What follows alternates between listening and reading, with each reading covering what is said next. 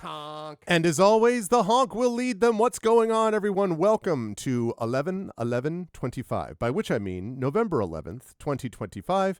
It is 1 p.m., so it's actually, what is that, 11/11/25, 65 hut. Anyway, good to see everybody. Welcome. I am super excited to have you all here and to have us as we continue with our game book playthrough of Lost in the Dark, illustrated by the incomparable TariToons. But before we get there, just a couple of reminders about ways to support our channel.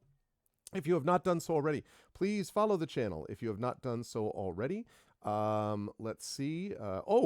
I just saw the note that you sent, Echo, and I will deal with that later today. It might be a lot later today because I got a lot going on today, but I shall check what you have sent, and thank you. Thank you in general terms. I won't get into details now, but thank you so much. I appreciate it, Echo. Thank you. Okay, so, but yes, ways to support the channel. If you haven't done so, please follow our channel. Please check out our YouTube with !ARV2 and subscribe to me over there. Discord is !ARVCord. Blue Sky, !ARVSky. Website, arvineleron.com. Financially, !ARV Shop is the merchandise area. Cool swag for yourself, cool stuff for the channel. Patreon is !ARVTreon. We're trying to get that number into triple digits. Again, you can get cool stuff for yourself and for the channel. Subscribing to the channel is always appreciated. Get those custom sub badges and emotes to use here, there, and everywhere across Twitch. And by the way, I have a special little promotion going on. So Twitch has this new beta program that they're trying out where they give people a certain amount of promotional hours. And they use those promotional hours to be able to give different channels, individual channels, some things. So I have 70 hours of promo time that has been given to me, and I've used 11 hours of it today. For the following purpose. We have a limited time discount, which is that you get 35% off 5 or more T1 gift subs. So if you do, if you send a gift sub, like a gift pack, you will get 35% off that 5 gift sub pack, which I think is kind of cool. It's just neat that they give these kind of promotional avenues. I think that's kind of a cool thing. And they even, like, I'm just looking right now, they show you, so like a 5 gift sub thing would normally be $30. It's now $20. 10 subs would be $60. It's now $38, and so on and so on. So anyway, that's very cool. They have that option available there, and you can actually see that if you're watching on, I don't know if it's on mobile, but definitely on the desktop, I can see it right there that they've added below it. So that's very cool. And yeah, definitely consider jumping on board with that since that ability is there. I also want to point out that we are only now about 72 followers away, if I'm doing my math properly, from 6,900 followers and the nice 00 follower count. So I think that's always a positive thing. So yeah, just a couple of notes about those sorts of things. On the publishing front, !Icarus, our graphic novel from Athos Arts, !Library, my Tales and Tomes, The Forbidden Library, that's my 5e adventure and sourcebook from Alligator Alley Entertainment, and Greyshade. Now there's big news on that, Greyshade. There's a couple of really big things there. First of all, Greyshade Renegade Heretic, as always, the Athos Arts published trilogy, my Grey Assassin trilogy, award-winning, critically acclaimed, available at that link. But also, the audiobooks I've been telling you about by Tren. So Tren did the Greyshade audiobook. You can get there right now. You can get that right now at this link. Also, the Renegade audiobook is coming out very soon. That is all in finals. It's all done, basically, and so it just has to be posted. So that should be coming out very, very soon. Tren did a wonderful job on Renegade. I was super honored and excited and everything to be listening to it. It was really great. So there's that. And then Heretic will be coming soon beyond that. So definitely go check that out if you want to consume your books in audio form with our very own Trent Sparks. And the other big news is the tabletop role-playing game of Greyshade. So I am very happy to announce, I mentioned this before during the Eberron stream on Saturday, but Brandon O'Brien, the designer of this game, which is coming out from Alligator Alley Entertainment, is going to be at PAX Unplugged in Philadelphia. He is going to be there running demo days of Greyshade. So he's going to be in the demo days section, and he's going to be demoing Greyshade for people for basically each of the days. He's going to be there for a couple-hour slot each time, and I will be there for part of that time. I'm going to be there on Sunday, so I will be joining him for part of that time as well. So it's going to be him demoing. I will be there too on Sunday, the 23rd of November, because this is coming up. It's basically, PAX Unplugged starts 2 weeks from this Friday. So that's very cool. Yeah, that's big news that he now has dates and times and all that stuff arranged as well. So that's very cool. So you can pre-order that game coming from Alligator Alley at that exclamation point Greyshade link as well. And as always, exclamation point BLM, Black Lives Matter, important to affirm and assert the significance and importance of Black lives. Exclamation point Help Now, the World Health Organization page on suicide prevention. Important to reach out to others when you need help and reach out to others when they need help as well. And exclamation point Ukraine, UKRAINE, to help the people of Ukraine as they fight back against an illegal and illegitimate war with bravery and courage. And send the message will do so for others in that situation in the future. Quick note here as I turn my camera on. Hi, everybody. Quick note on schedule. You can see that it's gotten a little colder out here in the Northeast. Just before I bring Tari on, a couple of quick notes, which is on schedule. I've got this going on right now, the Lost in the Dark game book illustration stream. Then at 4 p.m. Eastern, I will be over on GogCom's Twitch channel, and I will be doing Pen and Pixels and doing the more of Strange Antiquities. So I'm excited to get back into that game. Very interesting game that I started last week. And then I'll be back tonight at 9 p.m. Eastern with the amazing Our Vocalists voicing more Citizen Sleeper 2. So we've got a very eventful Tuesday coming up for you. Also want to mention, this has just been announced. I announced it literally about, I guess, an hour ago. And that is that we have an event coming up Thursday night. And actually, let me rename that. Writing event. Okay, good. And that is this event, which is happening this coming Thursday. Let me just make sure that that's actually placed the right way so that you can all see it. Great. Here we go. Right here, you can see it. And that is, we have an event coming up called, which is a writing discussion that draws basically from the stuff that we did at CanCon and elsewhere. And that will feature two Canadian writers, Premi Mohammed and Brandon Crilly, both of whom should be familiar to people who have been on this channel. And Valerie Valdez also should be familiar to folks who have watched stuff on this channel. And then me, I mean, you know, that Gregory Wilson guy who you may be familiar with if you watch this channel at all.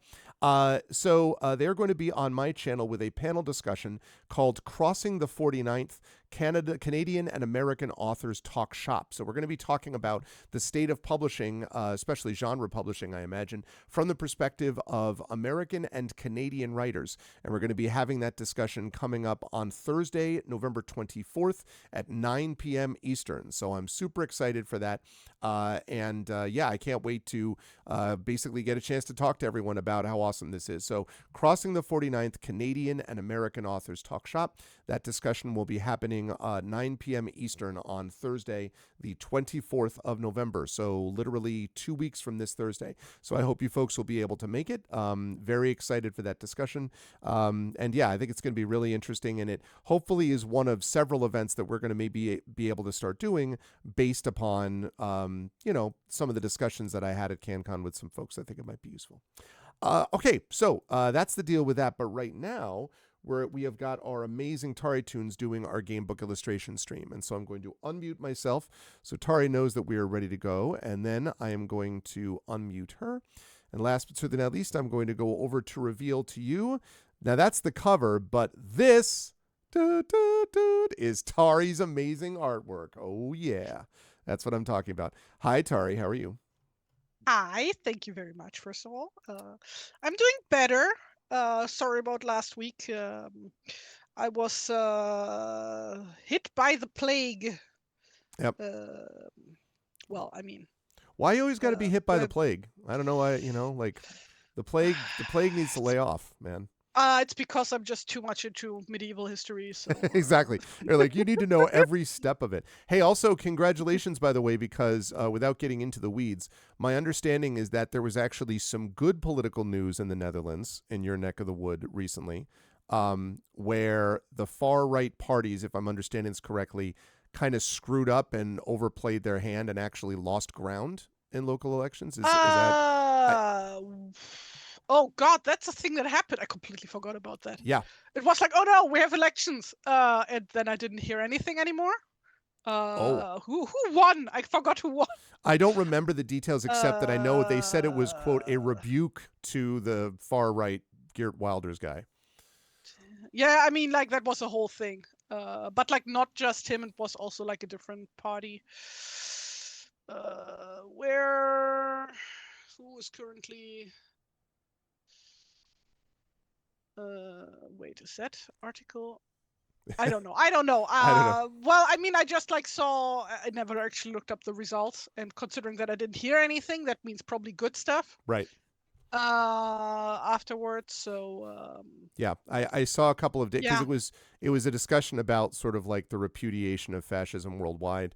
We had some good elections here that was doing sort of the same thing. So it's part of my own belief Yeah, about a see, I heard more about the mayor election in New York than I heard about like yeah. the fucking government election Well, in my own country, you know? it's a You see global how the views are. anti-fascist movement that I am happy to see us is doing it. We've done that before.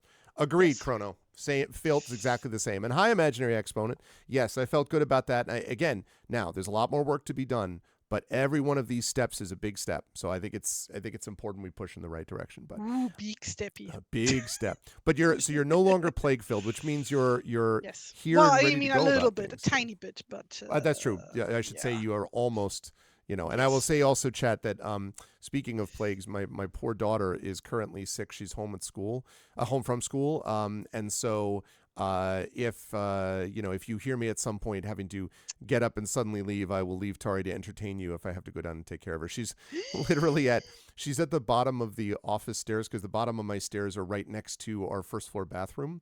And so I brought down, we have a sort of convertible chair sofa bed type of thing. It's a chair, basically bed. So I Yes. converted it so that she can lie on there, poor kid. But yeah, was not feeling great. Um, Soup. so yeah, I know. Well, right now, nothing. She's currently feeling it's a stomach bug. So I don't think she wants Oh. anything to do Oh with yeah, that. that's right. Well, but like needs to stay hydrated, especially now. Yes, she's got a big bottle of water that we filled up again. Yeah, she's doing fine with the hydration part. But anyway, so much love to my wonderful child. But otherwise, yeah, she'll be okay. My son had it too, imaginary, and it was out of his system in like 24 hours. It was like a pretty standard, type of thing. So, yeah. So, but I appreciate it. I will pass that along. So yeah, but we are here and we're ready to What get do you some. mean, like a stomach bug? Is that how you will pass it along? Uh-huh. Through the listen, okay. I have a mask that I Contagious. was wearing specifically to avoid that exact scenario Mm. because because no I wish that thanks. was an option here, which it isn't. Mm, Because people will have opinions when you wear masks in public, and you also can't buy them anywhere. really? Oh well, Yeah. this is just inside my own house. The day that people have opinions of stuff in my own house is the day they can get bent. Mm. It's like, but yes. So anyway, but I will keep everyone posted how she's doing. The cats were very cute. At one point, Sherbert was like, I was going up to the office, and Sherbert, my orange cat, was like sort of had been like kind of sleeping near or hanging out near my daughter because when someone's sick, he did the same thing when my son was sick in the living room on the sofa. He went and like curled up and slept there with my son. He's Aw. a very great cat. Anyway, but I was up in the office, so he was like looking up and down the stairs, and then he just basically lay out on the middle stair because he was like, I don't know, I'm just gonna keep tabs on both of you people. I like there, she's at the bottom, you're at the top. Like this is the best I can Oh do. yeah, that's something that my cat does as well. It's When like one of us is upstairs and the other one is downstairs, and it's stair time for her yes. because she wants to be with both of us, but that's not possible. So You can imagine how frustrated they get, right? Where they're like, "Why don't you do you not understand? yeah, Like it's very simple. You all stay in the same room, and then it's fine. You know what I mean? Like, yeah. um, She will tell us that very loudly sometimes, yes. like just So, complaining. but that's good. Yes, Ganesh especially had something to make up for because he broke a glass frame of mine the other day that I have to replace. So, but it's okay. I made it. I made up with him, and all that sort of thing. But we are here not to talk about cats, although that's great. But we are here to talk about illustration. So Let me just give people a sense of the character, and then you can show them what you drew last time and what we've got going on for this time. So, as a reminder, chat, this game book that we're playing is a little different than some of the ones we typically do in that we do not have, or at the beginning, we did not have a fixed character. So we basically were kind of creating the character as we went along, somewhat literally. And that's the whole design of it. So that meant that Tari did not have a thing, like didn't know what exactly the character was going to look like or even was all about. And so our character's name, as you can see on stream there, is Anne O'Tate, which is brilliant. Has a strength of 8, constitution of 14, dexterity of 15, intelligence 10, wisdom 12, and charisma 13. So clearly is as a barbarian. I think that's obvious. You can see is a basically a bard, and bard with a little bit of roguish qualities to them. 8 hit points, 12 armor class, 5 rations. And then you can see the artifacts has a backpack, has an insignia of rank, has a deck of cards, a bedroll, a mess kit, a tinderbox, a water skin, a small spade tool, 1 torch, a love letter, a lyre, and constructor's diagrams. Has a background of entertainer, skill proficiencies of acrobatics +2, performance +2, and right now our save point is 10. Basically, that is what our character is like. So before I talk about what we are doing today, maybe Tari, do you want to show the fine folks what we did for annotate illustration-wise? Well, just one thing. That was a character design. Because it was at the tail end of the last session, of the last book. Yeah, so we just brought up a character that's the introduction, basically. That is Anne O'Tate, and I particularly adore the colored blue and pink shadows on either side of that. I particularly love that.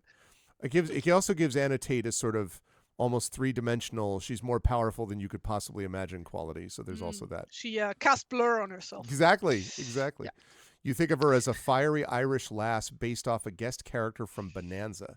Now that is a deep cut, Echo. That's pretty good. I'm curious because I've not heard of that before. So that was this one, and then this is what we're doing today. Now I know this is partly a warm up, but also I assume this is where are we? This is us waking up. Yeah, huh? This is us waking up. Yes, because that's basically what happens. We wake up in this collapsed passage, not knowing exactly what we are or what we're doing here or anything like that. I think I'm gonna have to do my progressives today because I'm gonna be reading too much. Okay. The guest character always referenced her father as himself. Okay. Oh, himself. Yeah, exactly. That's such an Irishism. Oh man. Okay, so we've got this. So let me pull up the himself is an Irishism. Yes. Irishism. So you're the same as himself. Instead of saying him, you'll sometimes hear folks Irish people refer to someone as himself or herself, which is pretty cool. What am I looking for? I'm looking for this. So I can pull up this. Okay. Which is the Adobe Acrobat. No Adobe. I don't want any AI ever. Also, if any lovely soul out there knows how to get rid of goddamn Copilot icons from Microsoft Word that I didn't ask for, I would certainly be grateful. Not using Microsoft Word would be a start. Yeah, but what about OpenOffice?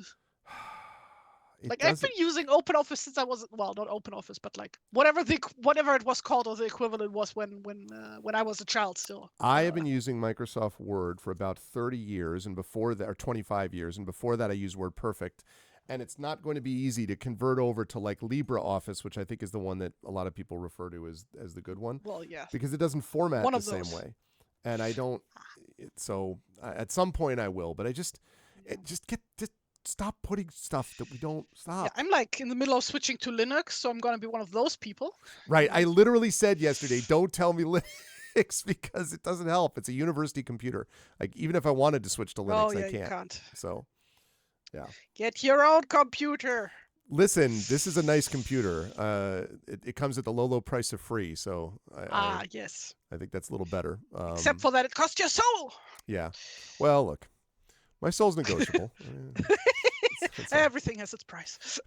Problem is when you have to interact with Office or work, I have no clue. Yeah, honestly, T-Bank, the thing is that like I guess I've used PowerPoint like once every few years at most, maybe.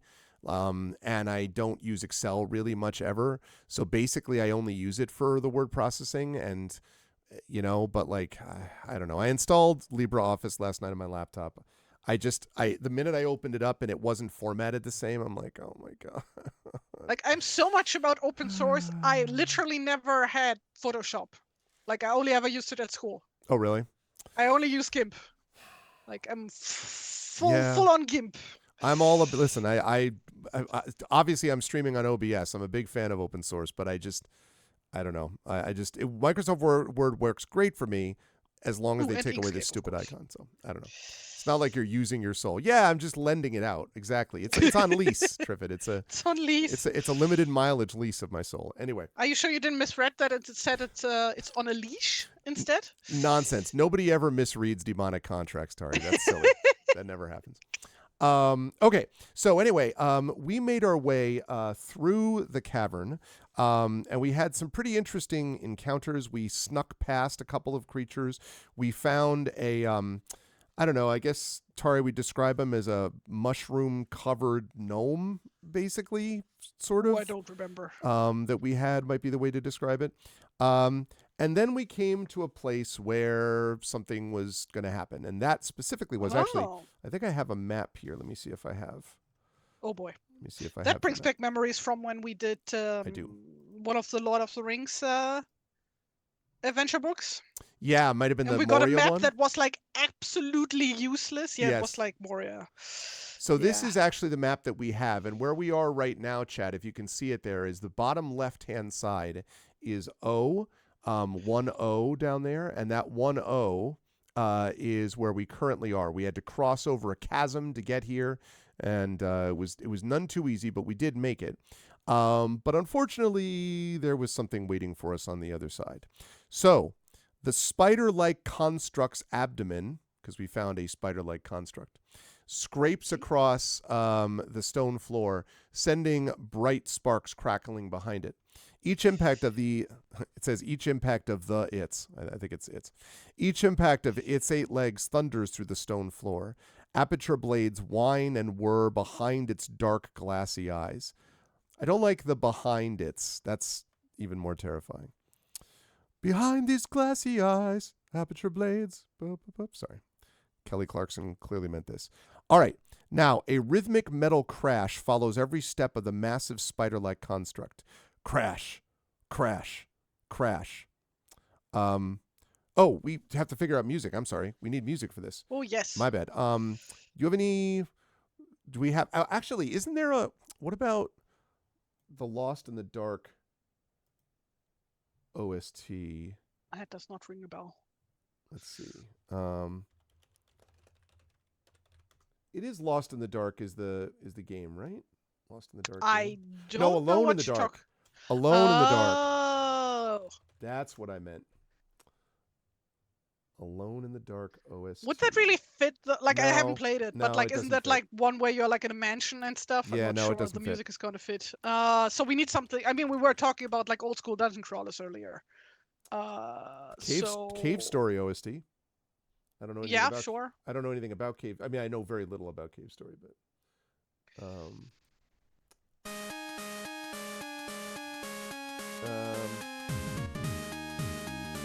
don't know.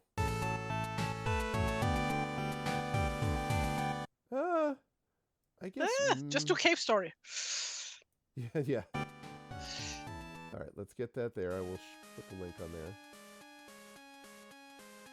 I don't know if I love the. Nah, I'm not feeling the 8-bit today. Well, you mentioned I haven't played it either, but like you mentioned, what's it of Grimrock? Let's do the Legend of Grimrock OST. I don't know if that fits. Isn't that like more a bit steampunkish?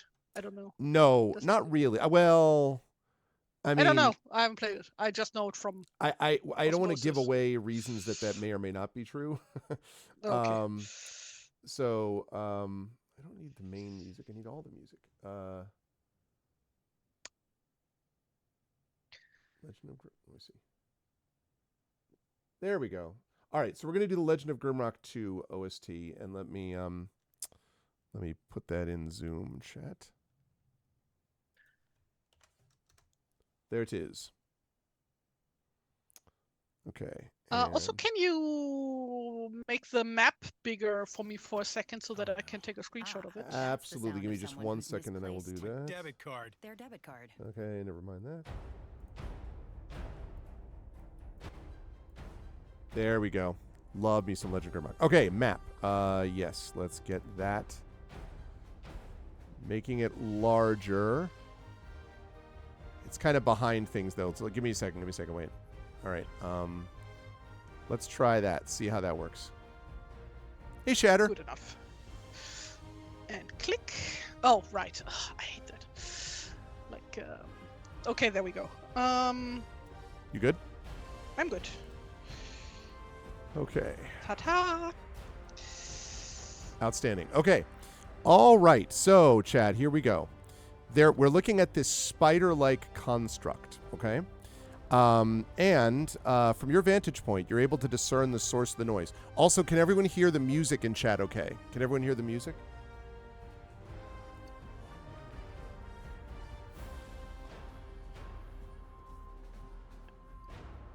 Barely? Okay. Let me turn that up a little bit. How's that? Better? Is that good? Is that too loud? Everyone can hear me okay? More or less okay. Music sounds fine. Good. Okay, cool. Lovely. All right. So from your vantage point, you're able to discern the source of the noise. Located at the top of the construct's abdomen, an armor plate hangs by a single bolt, bouncing back and forth with every step. You catch a glimpse of the interlocking clockwork system and a faint green light radiating from inside. Okay, so we're going to choose one action from the list below to interact with the world around us. Once we've made our choice, we roll a d20 if required, and we add our character stat modifier to our roll. So there's either stealth, which is I want nothing to do with that thing.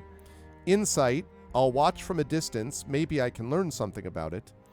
Acrobatics, if I could get close enough, I could tamper with the construct, although that requires Tinker's tools, and I don't think we have that. We do not. Or begin combat, so never mind the Tinker's tools. So either stealth, I want nothing to do with that thing. Insight, I'll watch from a distance, maybe I can learn something about it, or fight. So this is going to be our first moment, everybody, our first vote, which is, should we watch from a distance, insight check, DC 15. Actually, wait, that gets moved down, my bad. Okay, let's see. We avoid it completely. Stealth check, DC 15. Fight it. All right, chat. $ vote space 1 means we try to avoid it completely with a stealth check, DC 15. $ vote space 2 means we watch from a distance, which is an insight check, DC 15. And our third option is to fight it. And to be clear, we have a dexterity of 15, we have a constitution of 14, charisma 13, wisdom 12, 10 intelligence, and an 8 strength. In other words, I think fighting it is probably not advisable. So, yeah.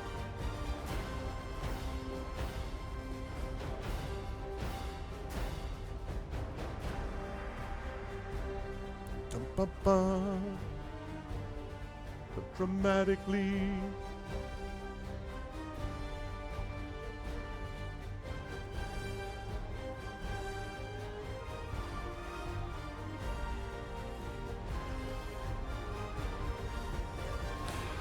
I wouldn't call it a weakness. It says that there is, at the top of its abdomen, there's an armor plate hanging by a single bolt.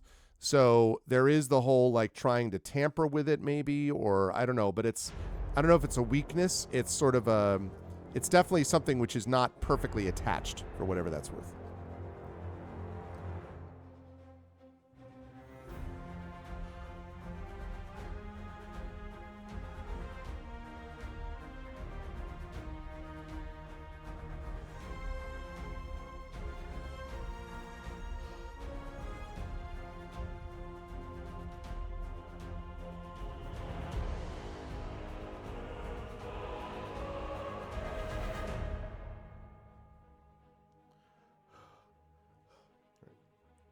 Clean these damn glasses off.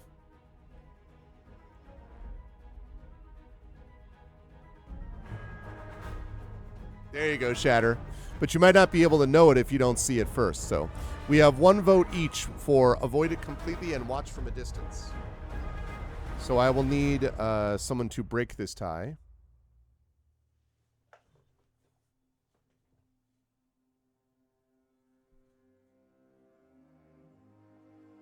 Watch from a distance.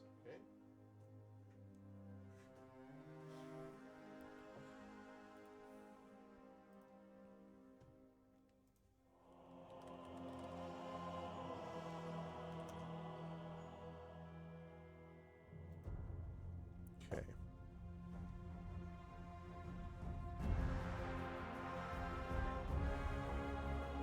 What's interesting is that we are proficient in acrobatics, but the thing that uses acrobatics is the thing that also requires Tinker's tools, which we do not have. All right, last call. Thanks for the cloud, and welcome everybody.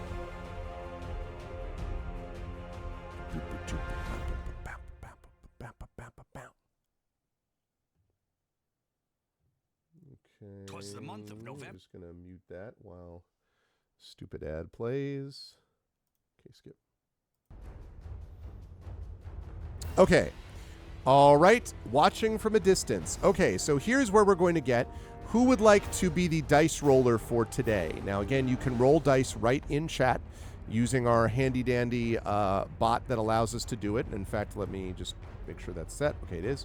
So yes, so you can do you can be a dice roller by just rolling in the chat.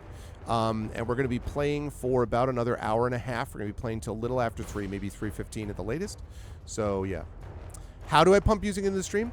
Oh, well, so what I do is I go to YouTube in this case to find the soundtrack stuff. And then I have desktop audio so on OBS. So basically anything that's playing on my desktop is going to be routed into OBS. Except for my microphone, which is a separate input. But anything else that's playing on my computer is basically going to be heard on the OBS. You just got to Seattle a couple hours ago. Oh, okay. Well, however long you can go is cool, Shatter. Obviously, no obligations. So, yes, who would like to... so, yeah, you just do that, basically, Prince Justin. Yeah, desktop audio and OBS. Yes, indeed. So, do I have a volunteer for rolling dice? And if you think you can do, like, a half hour, but then would need to switch off, that's fine. No pressure, just, much of the chat's success is relying on you. That's all. Just kidding.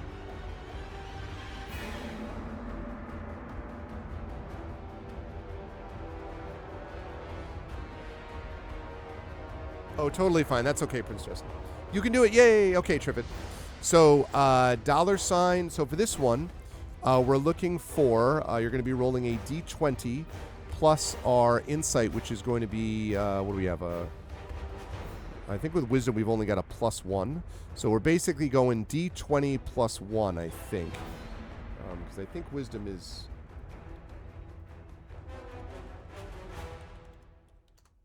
Hang on a second, my eyes are driving me nuts. Okay.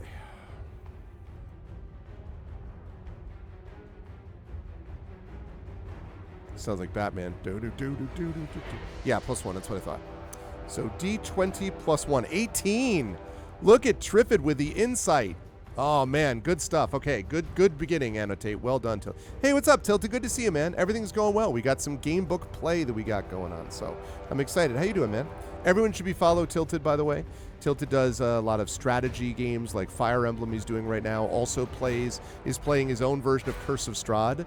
So if you watched my Curse of Strahd, and if not, how about you check out my YouTube, which you should subscribe to, which has that as a playlist. But so you can compare notes about how the different parties and DMs handle it.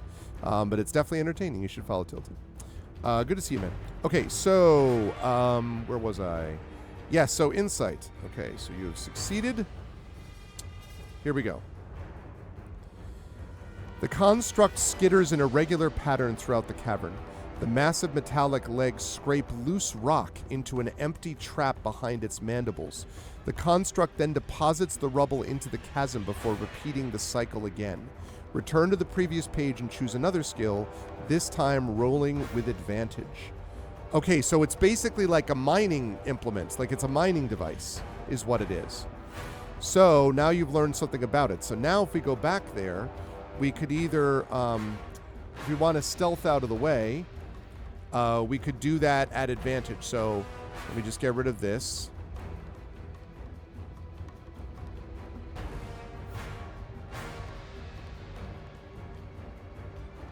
Okay. So now the question is, chat, do we avoid it completely, $vote space 1, or do we fight it, $vote space 2? If we want to avoid it completely, we will roll with advantage on that stealth check. So we will gain advantage on it if we do that. So it'd be very likely that we'd be able to get past it.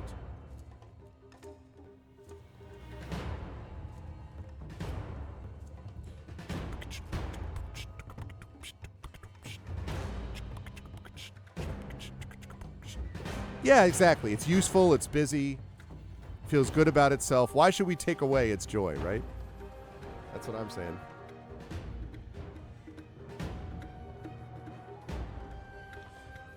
I was very curious to see, Tari, what your take might be on a spider beast. That's a construct that's actually a mining thing.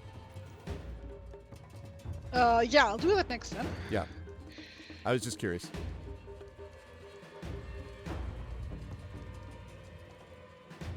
Okay, there we go.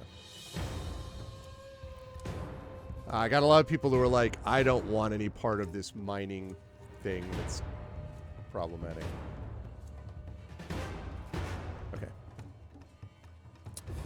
All right. It looks like I don't even have to do a last call on this. Chat is pretty definitive, but I'll do it just in case. Going once, going twice. Yeah, vote nope. Nope is not a valid option. Please try it. All right. We're going to avoid it. It seems like completely. All right. Let's see what happens. Oh, we got a snow squall outside. So it's official. November 11th, the first time that I have seen snow this year. I mean, this winter. Happy beginning of Carnival season to anybody who celebrates. And all that stuff. Happy beginning of Carnival. Relating to Snow Squall or relating to this date? No, it's 11/11.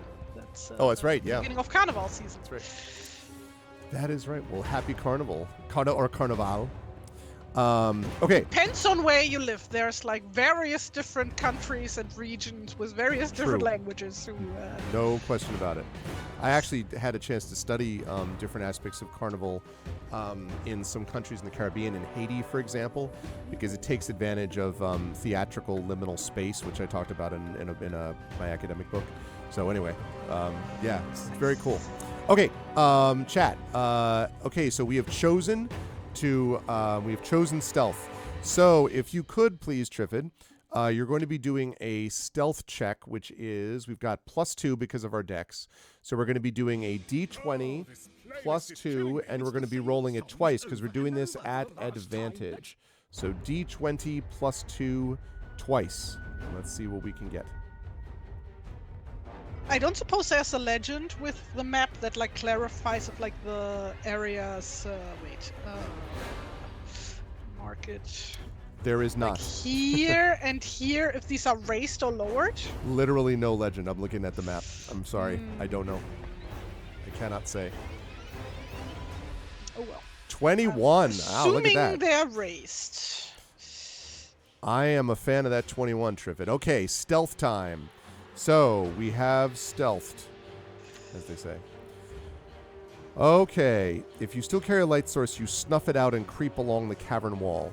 Unnoticed, you proceed to 1N, which is a locked door. The archway's keystone strains under the weight of the stone slab suspended above it.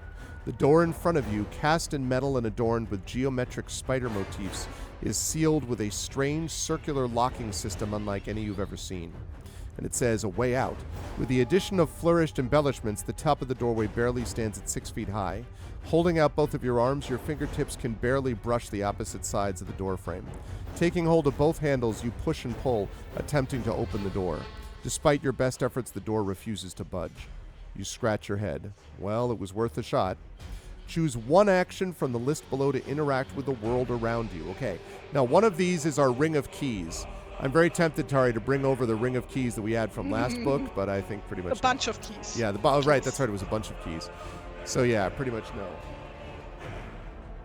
All right, so that's not going to be it. So instead, we have two choices, which is, number one is an athletics check.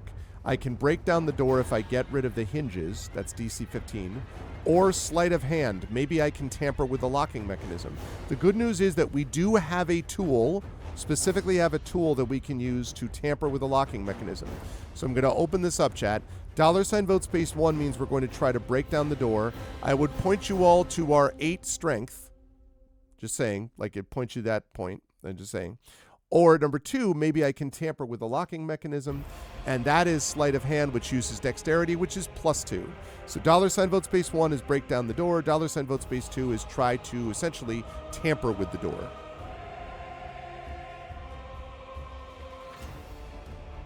Wow, this music fits very well. We got a big squall outside. Trees going back and forth, wind swirling, What's a snow. Squall?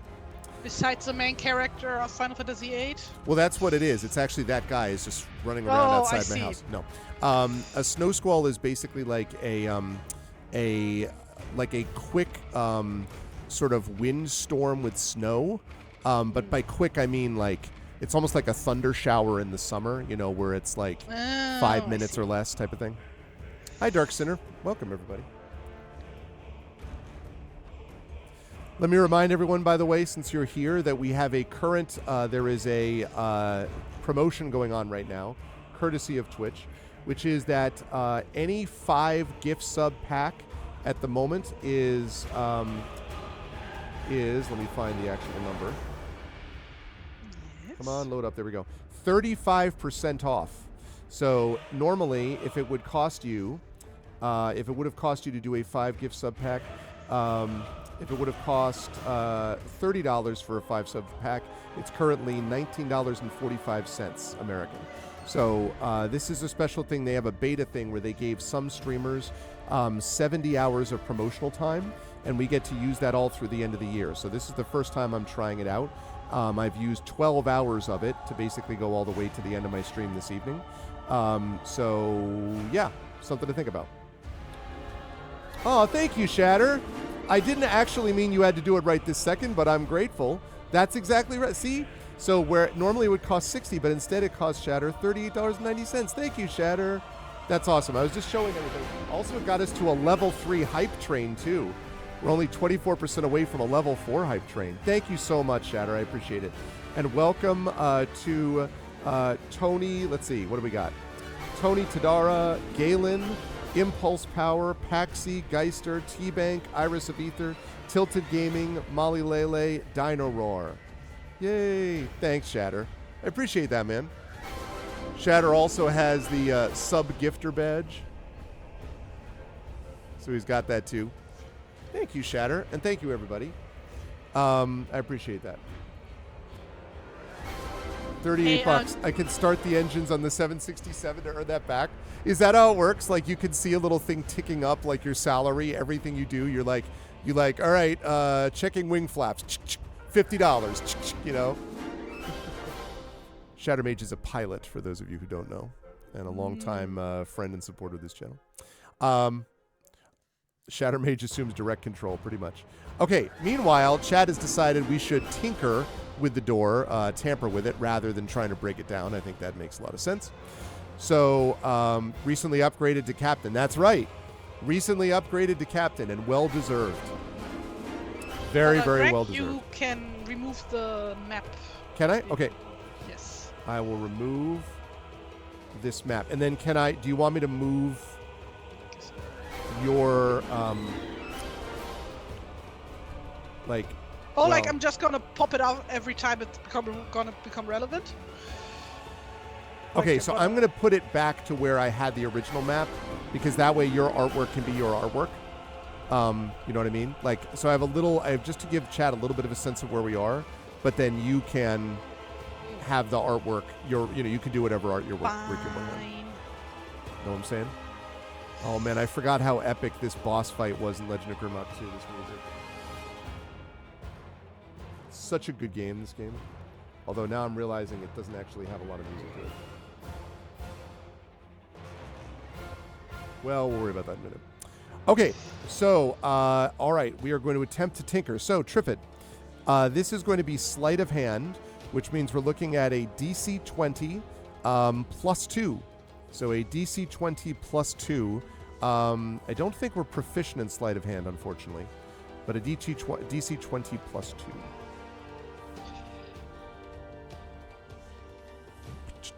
15 again gets it. Wow, I love this. Let's keep this up.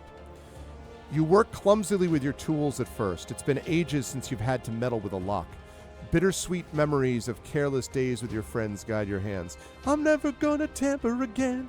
Guilty feet have got no rhythm. That's careless days of tampering. You remember breaking into Miss Vintner's wine stores early in the morning to take a few bottles out by the pond. Finally, you hear a soft click. With a bit of force, you're able to open the door enough to squeeze inside, which means we proceed to Act 2, chat, called The Temple. Well, well. Yeah, and you know what that means, Tari? I'm sure you're going to be happy about this. So there's another map. Oh. It literally just opened up. Is there like gonna be a different map for every section? Probably, right? Probably, I'm guessing. Then I'm just not gonna bother anymore with this one. Wah, wah. Listen to the bitterness. Like the. It happens. I was like, hey, I'm gonna make a more detailed map and stuff, and then we can like reference that one every time we need it. Yeah, I Womp, womp, sorry. womp. Okay, so we had a spider with like a mechanical spider that was actually a mining thing that was scraping rock into a little box at its back, and then it would go over to the chasm and dump the rock into the chasm. All right. I'm just getting to where I can put this new map, and then I'll post it for people to see. Box on its back. Act 2, by the way, is called The Buried Temple. The Buried Temple. It would make Temple. more sense to just have the entire abdomen be the box. It's mechanical anyway. Look, you're the genius artist. I have no idea how to do that. Genius, yes. Okay. Let's change that Dangerous. up. Premium. Enjoy Okay, let's also get rid of that Plus, commercial the because YouTube music app. absolutely not. Once- Skip. Okay. All right. So Act 2. All right. So here, chat, is what the map looks like. And it looks like, and its name is John Cena. Boop, boop, boop, boop. Okay. Boo! Boo! I couldn't resist. Okay. Here we go, chat. This is the Buried Temple. I'm not going to show you the full time. I'm just showing you at the minute. Right here is the Buried Temple. Careless tumblers. Exactly. Triffid has been on point today with the dice rolling. All right. Fleeting memories. Oh, we have learned some memories from this experience. There was a festival hosted by Lord Barrett's Manor in the Gardens. Your borrowed clothes from Lord Barrett's wardrobe were far too stuffy for the warm summer night. You sat alone on the edge of a fountain, resting your aching feet. You remove your boots to inspect the damage. Your heels have blistered from the new boots provided to you by Barrett. Amaranth noticed your absence and came to find you. Light shined from her hand as she healed your wounds. The two of you sat on the edge of a fountain and talked. You wish you could remember what she said. She unlaced her boots and gave them to you. You protested, but she insisted she was better off without them. You pitched your boots into the bushes and only now remember you had left them there. You wore Amaranth's boots from that day on. You abandoned the formal pieces of clothes, folding them neatly on the fountain's edge. You had much more fun at the festival after that, dancing and playing games with your newfound friends. So now we have more info, chat. Aww. About this, that we had Amaranth. Is this a friend? Is this a romantic interest? You know. someone who doesn't have boots anymore. Yes, das Boot. It ill booted them. Mm. I know every time anyone says that, then they're just like, that really means boat, right? Like, yes. We did not. Is that what you were going for? Yeah, you're also mispronouncing it. It's pronounced boat. That's boat. Yeah, I know. I was mispronouncing it just to get the boot. We got a visit from a hot tub streamer. That's a whole different amaranth, Shatter, and I can't believe you would have knowledge of that person. Greg, what were you doing at the Devil's Sacrament? I mean, listen, I was leasing my soul. We've already established this. I had to be very careful to make sure that I get the lease back, Okay, so, right. Oh, and I need to put a save point because this clearly is one. Save point. Act Test. Can you hear me? I can hear you. Okay, yeah, my headset was like doing a weird just now. I can hear you indeed. Okay, so here we go. Pieces. So we are at the postern, which if I look at here, I'm not doing a hot tub stream, Nari. Okay. Let's just be clear. That's not what's happening here. You take it up with Mr. Hotshot Pilot Captain over there. All right. I think he means a literal hot tub. I was waiting to see if there's any. I can't even make a joke about it. I'm just gonna let it do. I'm not doing it yet. Great. Two things a thing you will not see on this channel at any point is going to be a hot tub stream. I am here to tell you. Am I a hot tub? Now yes. I have to draw a hot tub. You know that, right? I've always been in a hot tub. My house does have a hot tub. Little known fact. My house does have a hot tub. However, there will never be a stream from it at any point. Not even a stream of water when you replace there the will water? be a stream of that. That's true. But a stream that will be for the internets, So we are at the postern, which is to the left of your screen. You can see it there. Just as a thing to keep in mind, if chat wants to go left, right, or sideways, that's what we see. So I'm very welcome for putting ideas in people's heads. It's very funny. Very funny. Okay. Pieces of ceramic tiles from the mosaic floor crunch beneath your boots as you enter, but beneath Amaranth's boots, I guess, as you enter the subterranean temple. The perpetual hiss of steam pours from damaged breasts pipes in the mortared walls, creating a fine mist in the rafters of the vaulted ceiling. Gathered provisions, boots, sealed documents, rations, and extraneous tools have been collected in a variety of empty receptacles for transport. Buckles, boxes, tarps filled with what someone deemed important, standing at the ready mere feet from the rear temple entrance. On closer inspection, what you see sends a shiver rattling down your spine. Torrents of dried blood cover the ceramic tile, smearing further down the hall. Lovely. Lovely. I'm glad to know that we've come into a safe, comfortable temple. That's great. And then it makes Wouldn't you say rather than a torrent, a stream of blood? A stream of blood. Like a live stream. A live stream of blood. Like a live stream of blood. All right, chat, we're live streaming this blood down this temple. No, please! Okay. If you obtained the amulet, well, we did not. I never knew there was an amulet, so I guess not. There is, however, a recovery room here, which is good. Recovery room 1A, 1L, and 2A. And sadly, the far too brief Legend of Grimrock soundtrack is over. Not really, not entirely.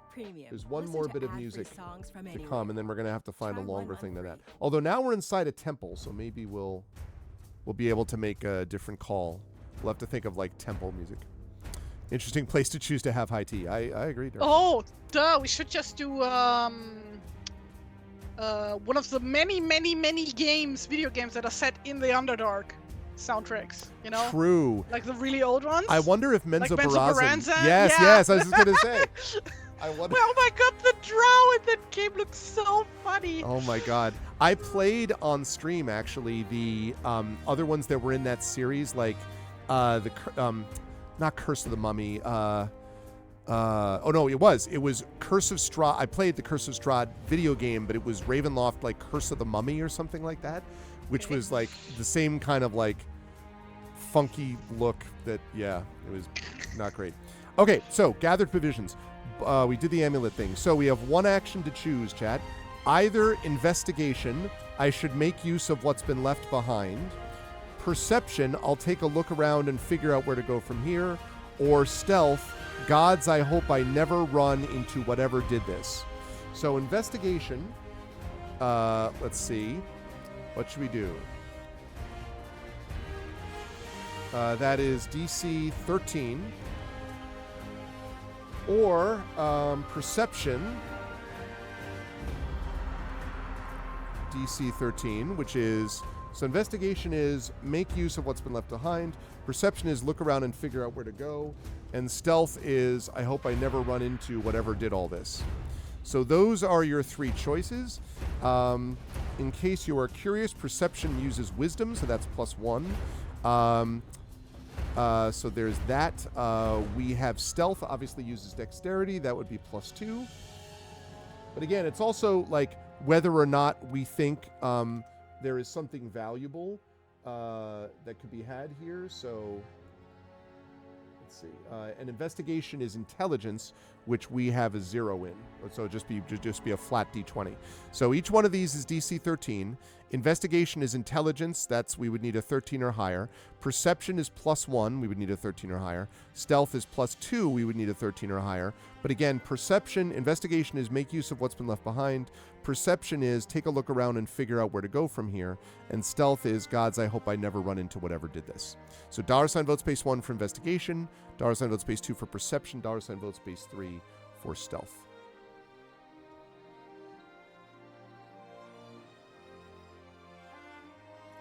Music by Scoring Helsinki. I low-key, chat, have a dream of getting one of my works, possibly Greyshade, made into a video game too, and having some epic orchestral music soundtrack like that. Yes, in fact, yes. That's one of several dreams I have. You know some of these dreams. No, it's like just like yeah, of course that's your dream. Yeah. Well, my other dream is, to have Jeremy Renner or Clive Owen. Not Clive Owen, Jeremy Renner. Liam Neeson's probably too old for it now, but Jeremy Renner or maybe Clive Owen play Greyshade in a film. That's all. Or Viggo Mortensen. I don't ask for too much. You don't ask for too much. Yeah. Just, minor Wouldn't actors. Jeremy Renner be like too much of a typecasting thing, though? I don't know, though. Does he do that thing?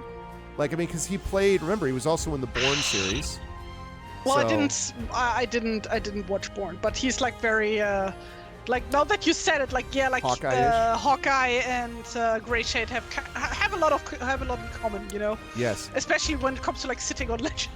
Well, the real issue, honestly, for him is he recovered enough from that awful, horrific accident that almost killed him. With the snowplow and everything. I think he's been doing pretty well in his recovery, but only Alan Alda is the one Hawkeye. Yeah, that's a whole different sort of deal. It could be a dream about streaming in a hot tub. Look, Dark Center, all right? That's for chat to dream about. I will allow... I'm not even... Nothing I say will end up well for me there, so I'm just going to be like, oh, my goodness, look at the snow out there.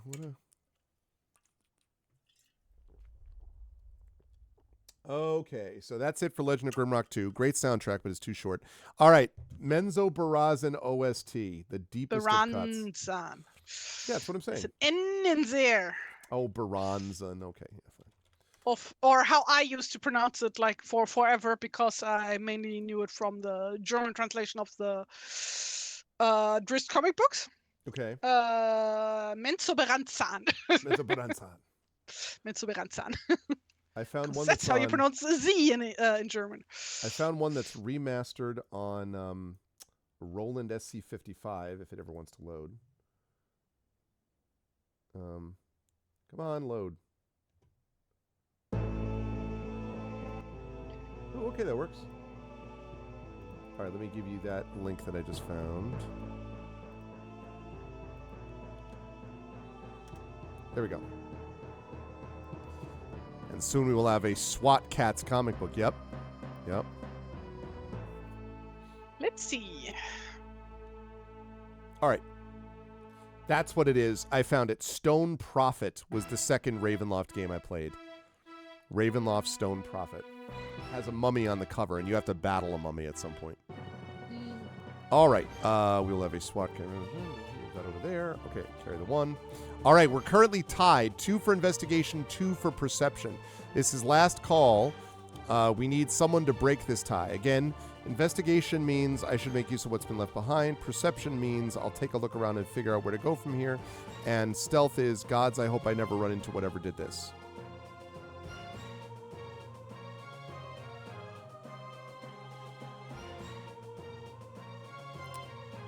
We got perception currently ahead.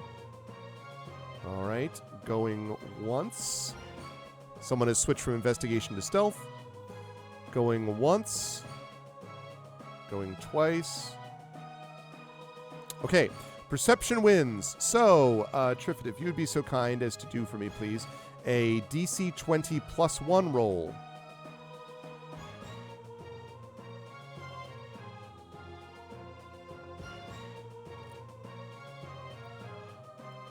DC 20 plus 1 roll. Yeah, well, Shakunis' method would be to do that and then to shank someone, right? I would think.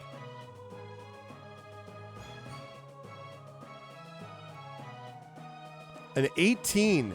Triffid just absolutely crushing it today. Good gravy. All right, so that worked. Peering down the hall, you breathe a sigh of relief, finding that you were alone for now, it says. Dried blood trailing away from the postern leads towards a small stairwell located at the back of the passage. The trail stops at the edge of a shallow pool. Water seeps from the door to the right of the stairs, running red from blood on the tile floor. A double set of wooden doors remains closed against the left-hand wall. A single ray of green light slips between the decorative metal venting that runs along the far wall.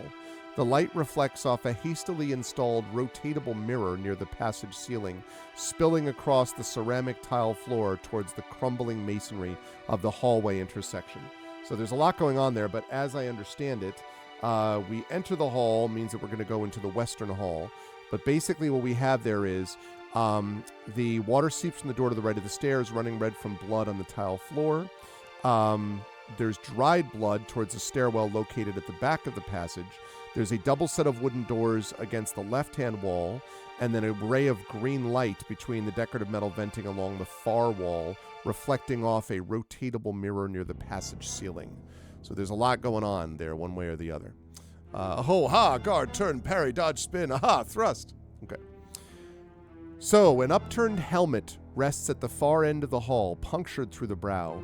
Smeared handprints clawed against the tile drag towards the far stairwell. The blood trail ends at the edge of a pool. Water continues to pour from the door on your right. So, ray of light. Bioluminescent mushroom caps spring from cracks in the walls, reaching like outstretched fingers towards you. Dried blood trailing away from the postern leads towards a small stairwell located at the back of the passage, stopping at the edge of a shallow pool. Water seeps from beneath the door to the right of the stairs, running slightly red across the tile floor, and to your left you notice a double set of wooden doors. A single ray of green light slips between decorative metal venting located along the right wall. The light, decorated towards a hastily installed rotatable mirror near the passage ceiling, spills across the ceramic tile floor towards the crumbling masonry of the hall intersection located behind you. The glint of something shiny among the rubble catches your eye. You take note of it before continuing your investigation. Peering through the metal grate adorned with geometric spider motifs, you see an arcane workshop. A fractured crystal nearly twice your size radiates a vibrant green light from the heart of a cold forge. Magnifying lenses suspended from the ceiling by hinged arms direct the ray of light through the metal vent. The entrance, a set of metal-plated doors, is located on the opposite side of the workshop. This is giving me, oh gosh, what is that in Skyrim? Anyone who's played Skyrim, remind me. It's like the artificer dwarves. It's like the Dwemer ruins, yeah, the Dwemer ruins. That's what this is reminding me of. So I'm not even a Skyrim fan, and I know that one. Yeah, Fosroda. Yeah, Dwemer. I couldn't remember. Choose one action from the list below to interact with the world around you. Okay, so we have a bunch of choices here. We have actually, and we have constructors diagrams. Oh, cool. We do have a thing that may actually help us with this. Okay, so this is what we got, chat. We could do an investigation. Shouldn't there be bodies left behind? Is the question there. That is DC 13. We could do perception.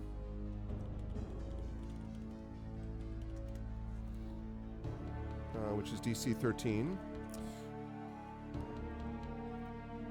So, investigation, perception. Perception is, I'll take a quick look around. Maybe I can find a way out of here. Sleight of hand. If we can do that. Yeah, I could light my path if I tampered with a mirror. I don't think we can do the fourth option because it requires thieves' tools or tinker's tools, and we don't have those. But we can do constructor's diagrams because we found them in the cavern before we came here, and that note says, this crystal, I think I've seen it somewhere. So it requires constructor's diagrams. All right, chat, so what's it going to be? $ vote space 1 is investigation. $ vote space 2 is perception. $ vote space 3 is sleight of hand. $ vote space 4 is constructor's diagrams. And we do have them. So that means that we could just get that for free since we have those. I'm reminded of this very small one-person fan game somebody made ages ago, which was a point-and-click adventure. Okay. About the Underdark. I think it was called Escape from the Underdark. I'm not sure, but it's reminded of that one. I had forgotten about that game. It wasn't a mod for another system. It was just its own thing. No, it was a completely handmade. Oh wow. One person. I think one person, hand-drawn point-and-click adventure. That's cool. Very cool. Very short though, basically a demo. Very cool. All right, chat. Last chance here. Last call. Again, $ vote space 1 is investigation. 2 is perception. 3 is sleight of hand, and 4 is constructor's diagrams, which we do have. So can't do the tinker's tools. We don't have that, but we do have the diagrams. I love it when a plan comes together.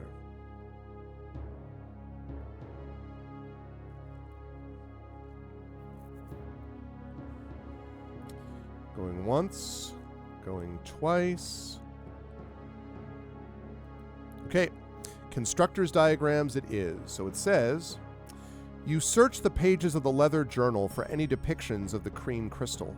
You find a technical diagram depicting a large mechanical warrior, the temple's defender, with a crystalline fragment embedded in its chest cavity. Yeah, easy for me to say. Chest cavity. Lines of arcane glyphs stretch from the arcane forge and wrap around the temple defender's core. It looks like this green crystal can power more than just the forge. I'll have to keep that in mind. I wonder if that means that that's something we want, the crystal? Although it says the crystal is twice our size, so actually I don't think we can do that. But maybe we could use the mirror to reflect on whatever it is we want to power, something like that. Or anyway, maybe we get to use one of those spiders. Oh, that's true. Maybe we get to ride the spider and call it our own and have it be a pet. Yeah. Yes. We call it Metallolob. She Metallolob.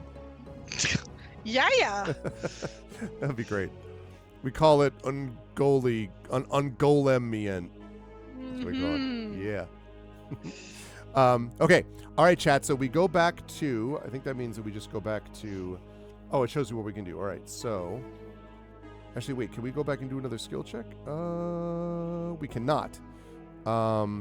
So that means that we have our tides of battle. All right. So here are our choices, chat. We could return to the postern, which is 1A on your map. And I'm going to, you can see it there. I'll make it a little bit larger in a minute, but you can see it basically there. So return to the postern, return to the back door. We could enter the double doors on our left. That is, should be 2A. That would be 2C, or not to C. That is the question. Enter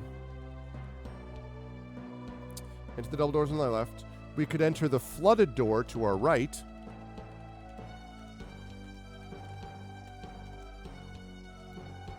That would be 2E. Follow the hall. That's 2F. Or descend the far stairwell.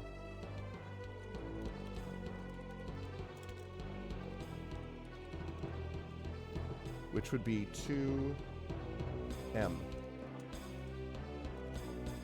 All right, now as you're making your vote, chat, take a look at this map and decide where you want us to go. Let me put that map up a little bit larger.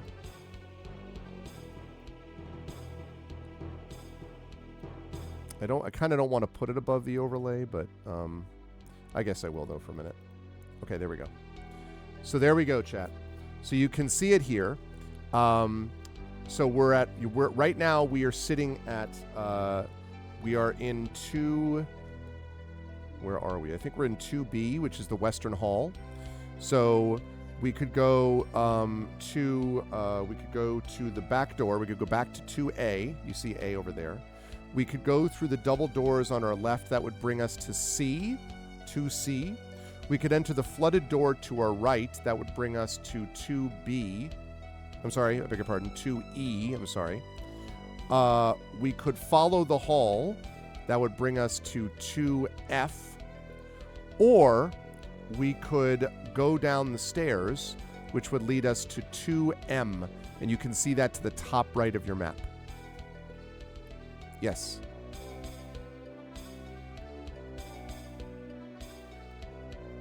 There we go. So $ vote space 1 means we go on the double doors on the left. $ vote space 2 means we, $ vote space 1 means we return to the postern. $ vote space 2 means we enter the double doors on our left. $ vote space 3 means we enter the flooded door to our right. $ vote space 4 means we follow the hall. That leads us to 2F. And $5 means we descend the stairwell into the cellar.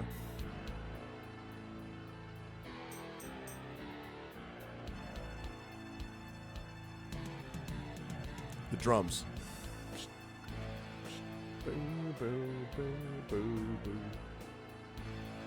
From 2C to Shining 2C. Oh, sorry. I accidentally added instead of deleting. There we go. I fixed it. It's 2A, not 21A. Sorry, Echo.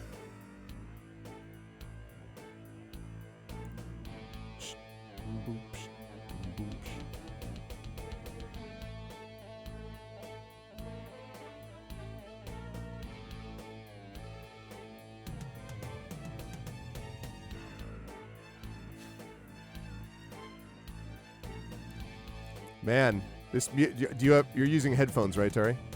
Yes. Are you noticing the stereo effect of this soundtrack? It's like wow, wow, I wow, have it like wow, very wow, quietly wow, on, wow. so not really. Yeah, it's like they're like very much spatial audio. Left, right, left, right. Listening to a Christopher Cross song. That guy's entire career is based on the Doppler effect. Okay. It really is.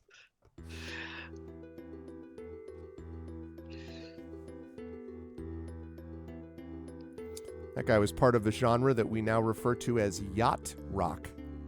Ah, yeah. That's, yeah, I can't even imagine what that's supposed to sound like. Yeah, it's all that, like, you just have to listen to a few songs like it and then you'd get it. Technically, Michael McDonald's song based on Sweet Freedom. Shine, Sweet Freedom. It's this 80s song. You are, like, it's really more about the subject referencing matter. music that I don't think anybody this side of the pond ever heard of. Oh, man. Well, you do know Michael McDonald, though, right? Like, you've heard the song, What a Fool Believes He Sees, What's Man Has the Power. The Doobie Brothers, Michael McDonald was in the Doobie Brothers. The Doobie Brothers did, like, War, What Is It Good For? No, not War. Oh! Not that Oh. one. Not that one. No, I'm wrong. It was Doobie Brothers was Listen to the Music. Whoa, whoa, listen to the music. They did that one. They did China Grove. Whoa, China Grove. Well, my temperature's rising. And this all stuff. Anyway, Nope. yeah. So they were a pretty big deal, Doobie Brothers. And so that song, What a Fool Believes, was a huge mega hit. And Michael McDonald actually was did session music for tons and tons of people. So you may know the Kenny Loggins song "Fly Through the Danger Zone" from Top Gun, Tari. Highway through. Oh, you mean the famous song from the hit TV series Archer? Yeah, right. Because that's why I know it. Yeah, no, I know. That makes sense that you would know it from there. But it's anyway, so Michael McDonald did tons and tons of stuff with Kenny Loggins. Like one of the Kenny Loggins famous songs is This Is It, Make No Mistake Who You Are, This Is It. Anyway, the one singing background vocals is all Michael McDonald. Oh, okay. Okay, enter the double doors. All right, we're going to do that because Chad is on board with entering the double doors. All right, we're going into 2C, everybody. 2C. A passable, narrow path sifted out from beneath the rubble is all that remains of the temple refectory. Improvised support beams crafted from splintering tables and benches are all that hold immense slabs of stone from crumbling further downward. Rock slide. Oh boy. You hear a sharp crack as soon as you step through the door. Oh no. Quickly scanning the room, you identify the source. One of the benches, bowing beneath the immense pressure of the rubble it holds it back, has begun to splinter in the middle. By the look of the bench, it's mere seconds from folding in half. Pebbles begin to clatter to the refectory floor. What am I going to do? We have to choose one saving throw from the list below to avoid being crushed under rubble. Tremendous. All right, well, we can either brace against the broken bench to slow the rubble with a Constitution saving throw. Our Constitution is decent. Actually, that's +2. So that could work. We could I have do Highway to the Danger Zone. That's true. We could do Dexterity, which is just run. That also is a +2. Or we could do Strength, which is quick, grab something to brace the rubble. We have a Strength of 8. I'm just letting you all know. All right, which saving throw is it going to be, chat? Is it going to be Constitution? Is it going to be Dexterity? Or is it going to be Strength? Constitution means brace against the broken bench. Dexterity means forget it, run. And Strength means grab something to brace the rubble. Con is +2. Dex is +2. Strength is -1, I think. So there you go. $ vote space 1 for Con. $ vote space 2 for Dex. $ vote space 3 for Strength.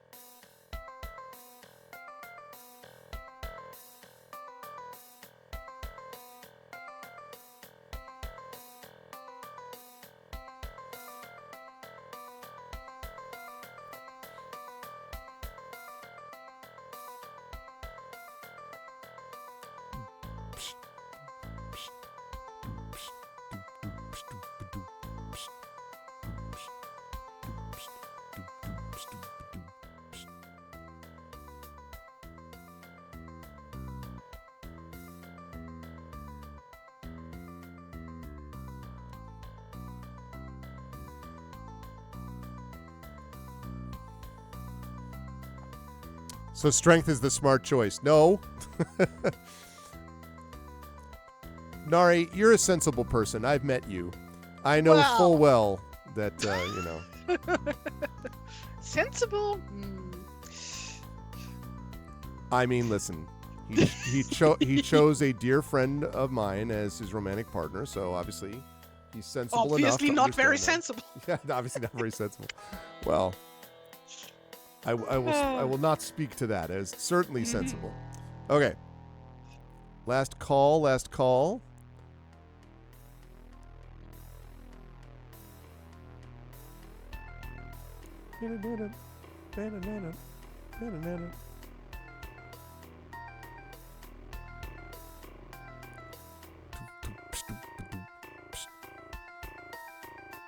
quite something, the soundtrack. All right. Sensible, possibly. A bit of a troll, definitely. Fair. All right. Going once. A bit of Dragon Spear. Yep. Going twice. All right. Chat is going to run, which was much the more sensible thing. Okay. So forget it, run. All right. So, Trifid, this is going to be a D20 plus 2 because we have plus 2 to our dex. D20 plus 2.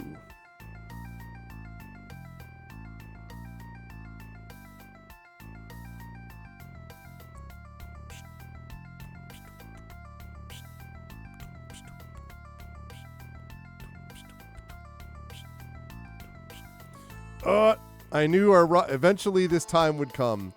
We roll an 11. Well, Womp, womp, womp. just as the wood... Oh, no, this is wrong. Just as the wooden bench snaps, you press your back against the plank straight... Oh, no, this is wrong. As soon as you turn to run, that's what I was looking for, your foot catches on a chunk of masonry, knocking you prone. The wooden bench holding the rubble finally snaps, sending chunks of masonry cascading down, burying you and the walkway. Take... Let me see.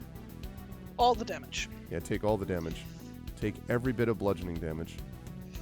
Take 4 bludgeoning damage. Oh, no, it says take 3. I'm sorry. I'm wrong. It says take 3 bludgeoning damage. I definitely will go with a 3. Take 3 bludgeoning damage from the heavy rubble. That's not too bad if we can take 3. Yeah. You know, you just roll. Take like, another just 80 points of damage. No, No, it's like take 10. Yeah, or take 10, 20. right. Take 3. Due to the significant damage, the collapsed refectory is now impassable.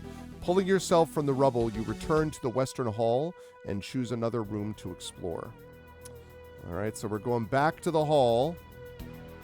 But this time, you can't go into the collapsed refectory.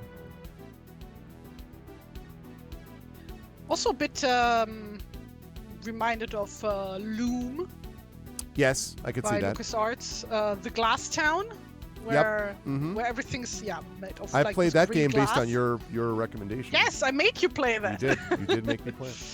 Ah, I love Loom. Such a beautiful game. Let's see. Okay, so we can return to the back door. So we're back in 2B, Chad, okay? 2B or not to be. So we can either, we're in the Western Hall, so we could return to the back door, which is 2A, or we could, we can't go to the double doors on our left anymore. We could enter the flooded doors on our right. And that is 2E. I might save this poll, actually, so that because we'll probably do this again. Follow the hall, which brings us to 2F.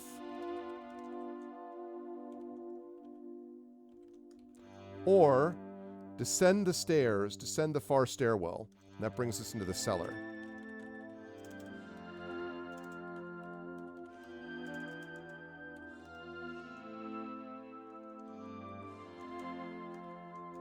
I'm going to save this poll.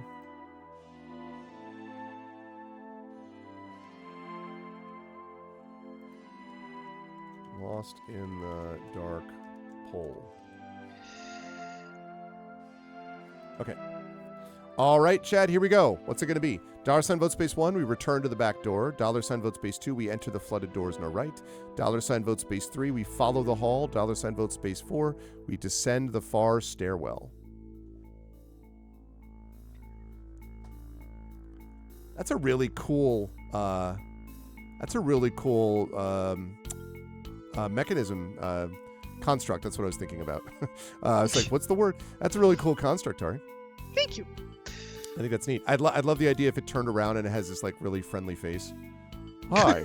You know, you're just like, Almost why? like more thing like these like completely unfeeling round glowing eyes. Yeah. Yeah, I can see that too. No, you can't, because I haven't drawn that yet. I can see it in my mind's eye. That's what I can see it in. A highly unknown mind's eye. I watched the other day when I was doing work, The Shadow, the Alec The Baldwin. Shadow? Yep. The Shadow. The Shadow. The Shadow knows. My father always used to loved growing up. He listened to the audio of The Shadow when he was a little kid. I don't know what that is. So The Shadow, well, the Shadow was I was just memeing. It was kind of an anti-hero, comic book hero, actually, sort of. And it was originally an audio drama that was done with Orson Welles as the Shadow voice. And it was made into a film in 1994 with Alec Baldwin, and Tim Curry is in it, and Ian McKellen, and like all of these people. Yeah. And it was kind of it sort of was a box office flop, but I kind of like it, actually. And it's very much like it's about this guy who's a very selfish guy who ends up he's like a drug trafficker and all this stuff, and he ends up stumbling into this temple in somewhere, I don't remember where, and it's might be Tibet, I can't remember for sure, but anyway, he finds there this guy who basically says, more or less, I'm going to kill you unless you set yourself on the straight and narrow and start helping people. And he teaches him to basically tap into the shadow within this character's soul. And then he returns to New York, of course. And he goes after guys because he can hypnotize people into not seeing that he's there. And he can also hypnotize them. He's like a very good fighter, but he can hypnotize them into not knowing he's around. And he creates this whole network of people who all work for him. Not because they have to, but because he's helped them out. So that's like a gratitude thing. And so the big thing was, who knows what evil lurks within the hearts of men? The Shadow knows. And then he laughs or whatever. So the film basically is sort of a version of this. And there's all these as I say, fairly big name people in it. And Alec Baldwin plays the Shadow, but it's pretty cool. It's very campy too. So it's listen, I know where you've got the bomb, Khan. You're not going to be able to do anything. It's that sort of see, very 30s, over the top stuff. But it's cool. Nice. Yeah. I mean, it's far from perfect, and it also has there are some unfortunate also stereotypes that are reflected in it, although It's hard to say. I know, yeah, what a shock. The movie where a guy from New York travels to Tibet or something. Yeah. To learn shadow to be magic. Trained. And then the main bad guy is this guy who's also, from the Far East. Anyway, it's got issues as far as that's concerned, although it doesn't necessarily lean into those per se. I just think it's got some very cool aspects to it. So all right, so we're following the hall. Last call for the hall. Hall call.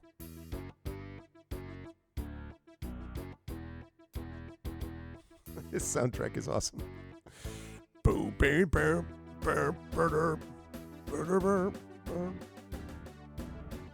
Okay. All right, follow the hall it is. So we are going to 2F. The southwestern corner of the temple has collapsed, spilling rock down the southern hall. With a bit of effort, you're able to scale the rubble without issue. Something reflective catches your attention at the opposite end of the passage, and it says capsule pipelines. A single brass pipeline, around 2 feet in diameter, runs along the apex of the vaulted ceiling, running parallel with the southern hall. Small hatches, sealed with an aperture locking mechanism, are staged at the center and ends of the southern hall. During your investigation of the rest of the passage, you hear faint skittering and scratching noises coming from the pipe above.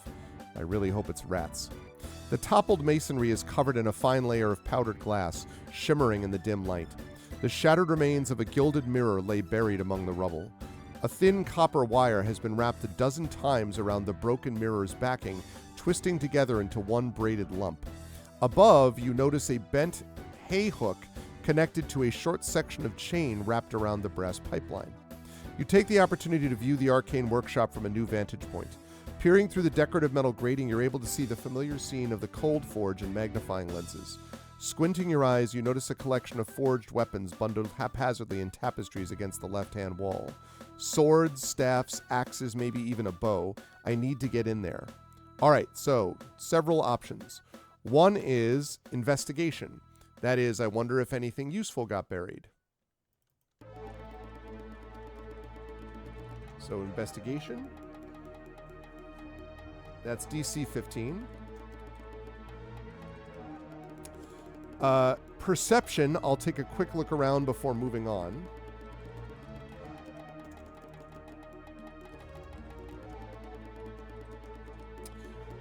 Sleight of hand. If I had something shiny, I could redirect the light. Requires a shiny object and light from the Western Hall. All right, we don't really have light from the Western Hall right now. We don't have a shiny object, so I guess we can't do that.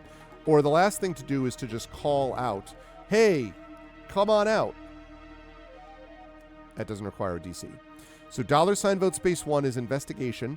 I wonder if anything useful got buried. That's based on intelligence, and we have a flat 0 on that, so it just would be a DC 20. We'd just be rolling a D20 trying to get a 15. Perception, I'll take a quick look around before moving in. That's DC 13. We do have a +1 to that, so that'd be 20 + 1. And call out, which is just, hey, come on out. So $vote space 1 for investigation, $vote space 2 for perception, $vote space 3 for call out.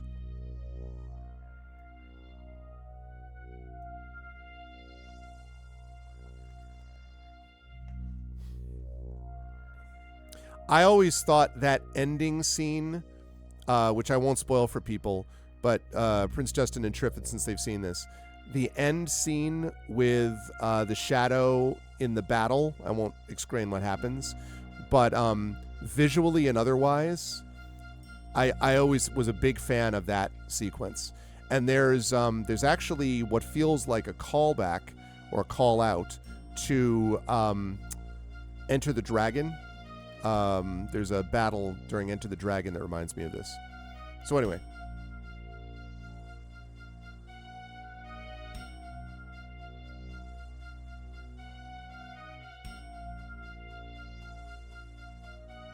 All right, we have 2 votes we have 1 vote for investigation. Yes. That is a good scene. That's a good scene, and so is the lunch is a good scene. Yep, agreed. I'm on to you, Khan. You can't get the beryllium sphere, and without it, you can't actually make the bomb. Baldwin was always good at being able to chew the scenery like that in those roles, so. And there was some thought that was going to become a franchise at some point. Yep.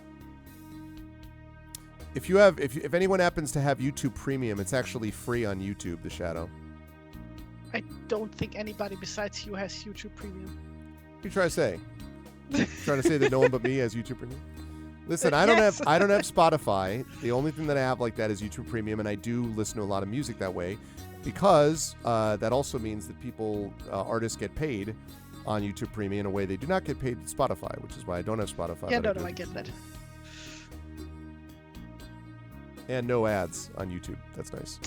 But of course, the be-all end-all is physical media. Well, yes. Buy CDs, people. That's true. Although it's hard to do that when I'm in a car without a CD player and I'm driving home. Well, that's a skill issue. Skill issue. You should have chosen a different profession that didn't require you to drive in a car. Or like a car with a CD player. Yeah, I get it. It's true. Like, I remember people like bringing like a Discman with them to the car, and then they had like this little cable thingy with like a fake cassette on the end. Yep, I had that too. To play a CD like to play CDs through the cassette deck of the car. Our older car, we have 2 RAV4s, and our older Toyota RAV4 does have a CD player, a new one doesn't, and we could Bluetooth connect. Like, there's a CD adapter we could probably get to do exactly that, but like, I also am able to just rip CDs that I have into MP3s actually, and then it can connect to my phone. Well, yeah, I too have a PC with a CD. But No, actually, I have a Blu-ray burner. You have a in Blu-ray my burner? PC. Oh, nice. Yes, like I made sure I got one. Nice. When I got my new PC, like last year, I think. Yeah, last year. That sounds right. Yeah, I would always do that because there's so many reasons still to have, as you say, physical media is a good thing. Yes. Yeah. I remember my brother's reaction was like, "Hey, and also put a Blu-ray burner that is like Blu-ray burner. Just get an external one." It's like, why would I have another doohickey to sit around if I have all the space inside? Yeah, exactly. You The put it inside the PC? thing that has room. Exactly. Yeah, right. I agree with you on that too, Prince Justin. I kind of like the Phantom, but I agree that Billy Zane is like, yeah, he doesn't do anything with it. I mean, now maybe part of that is the Phantom is not as interesting to me as a character as the Shadow, but it's in the same ballpark. But I agree with you that Baldwin was good at that type of stuff. Also, the other thing is too, Jonathan Winters, who you may not know, Tari, I don't know, but Jonathan Winters name rings a bell. Very well-known comedian, but he also shows up in The Shadow. So, okay. All right, perception it is. So we're going to do, that's going to be +1. So we're looking at the DC 20. So we're looking at a D20 +1, please, Triffid. Getting dark in here. I'm going to turn on some lights. Trying to roll. Perception. What's the reception? Perception, yeah. Perception. Do. And an 18 from Triffid, who just can't be stopped today. All right, going to take a quick look around. Beginning with the first door on the right, the scent of the scent of incense emanates from the room. The walls are softened by tapestries, and the floors are covered in cushions, books, quills, and inkpots. Quietly, you shut the door and continue on to the next. This room is packed with vestments, a wardrobe, and stringed instruments. Closing the door, you examine the adjacent eastern hall. Wow, stringed instruments. That might be good for us. Pieces of a massive construct warrior lay scattered across the floor, illuminated by the overwhelming presence of familiar blue bioluminescent fungal growths at the end of the hall. Okay, so again, chat. So first door on the right, there is incense, tapestries, and the floor is covered in cushions, books, quills, and ink pots. The second door on the right has got vestments, a wardrobe, and stringed instruments. We are a bard. And then the third one is the adjacent eastern hall with this massive construct warrior scattered across the floor in pieces, and there are bioluminescent fungal growths at the end of the hall. So knowing all of that, I'm going to clear that. We're going to load this poll. Okay, so return to... It's not quite the same. We have to return to the Western Hall.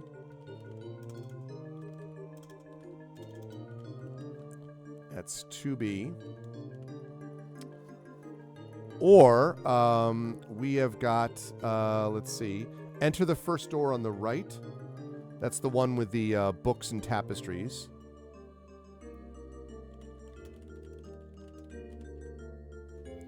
Which is 2G. 2G. Enter the second door on the right. That's the one with the vestments and stringed instruments.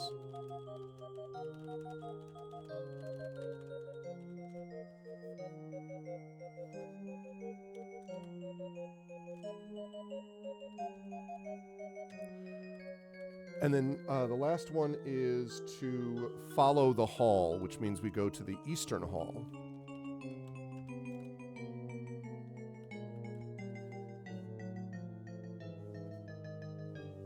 Which is 2I. All right, chat, what's it going to be? Return to the Western Hall, 2B, that's where we came from. Enter the first door on the right, and the first door on the right is that thing with the tapestries and books. Second door on the right, that's the one that has the vestments and the stringed instruments, or follow the hall. $, vote space 1 for Western Hall, $, vote space 2 for first door on the right, $, vote space 3 for second door on the right, $, vote space 4 for follow the hall to 2I.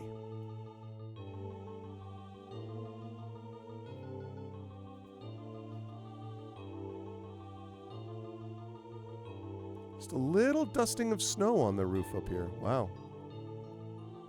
2 days ago, it was like 65 degrees. Which is like 10 degrees Celsius or something. Does it check out 15 degrees? I think that probably sounds about right. Yeah, right now, the weather here, the temperature here is 36 degrees Celsius.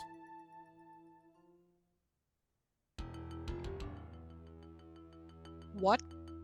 36 right now. 36 Fahrenheit. Yeah. Oh, Fahrenheit. Sorry. You said I Celsius? said Celsius. Yeah, sorry. And I was like, what? Yeah, That's Fahrenheit. like a hot summer day. Fahrenheit. That's what I meant. Was like, how are you getting snow with this heat? Yeah, okay. Climate change is so bizarre that Yeah, of it course. doesn't even. Well, I mean, summer hailstorms are a thing, so. True.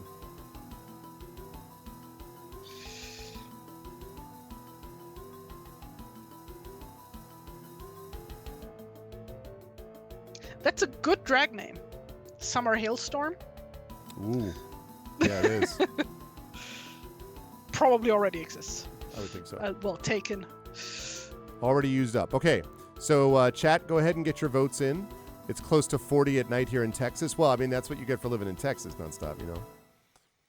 Although, I remember there was a snowstorm there during a major football game, although it didn't matter because it was indoors. I want to say it was near Dallas, like this is some years ago in Dallas, that really threw people off. So $ vote space 1 is return to the Western Hall. $ vote space 2 is enter the first door on the right. $ vote space 3 is enter the second door on the right. $ vote space 4 is follow the hall. And again, the Western Hall is where we came from. The first door on the right has tapestries and books. The second door on the right has vestments, like priests' vestments and stringed instruments.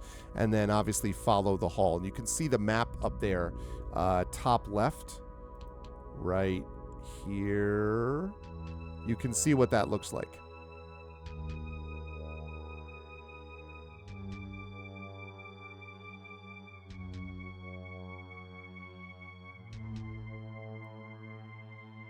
So we're in like some kind of spider temple right now, correct? Like it's set like geometric spider patterns on I the can't walls and tell if stuff? it's a spider, but yeah, but the thing is the thing you just made is like looks spidery, but it was obviously like a mining implement, you know? So I don't know if it's meant to be spidery or if it's just like, I don't know, like that's how they make it, like mechanical devices look like that. I'm not sure. Because we haven't seen any webs yet. We have heard a skittering, and a Not chittering. all spiders make webs. Hashtag not all spiders. That's true. I Did mean, you yeah, hear? Did but- you hear about the spider web they found underground? I want to say below might be Armenia, which is 1,500 square feet. I have and not. yep, and it has something on the order of. They said it was home to thousands and thousands of spiders. Gross. Yeah. Ugh. And it was in. Oh, and also that it was cooperatively made by two species of spider that do not like each other. Apparently, that fight each other. And the theory is that because it's completely dark, that the spiders can't see each other and so cooperatively work together. That's the theory. The cure to racism, just take the light away. Yeah. They also said that it extends up occasionally, so there are different parts in the Netherlands where it will just come up and you'll see the spiders. Ah, of course, of course. Just kidding. Yeah. Kingdom of the Spiders.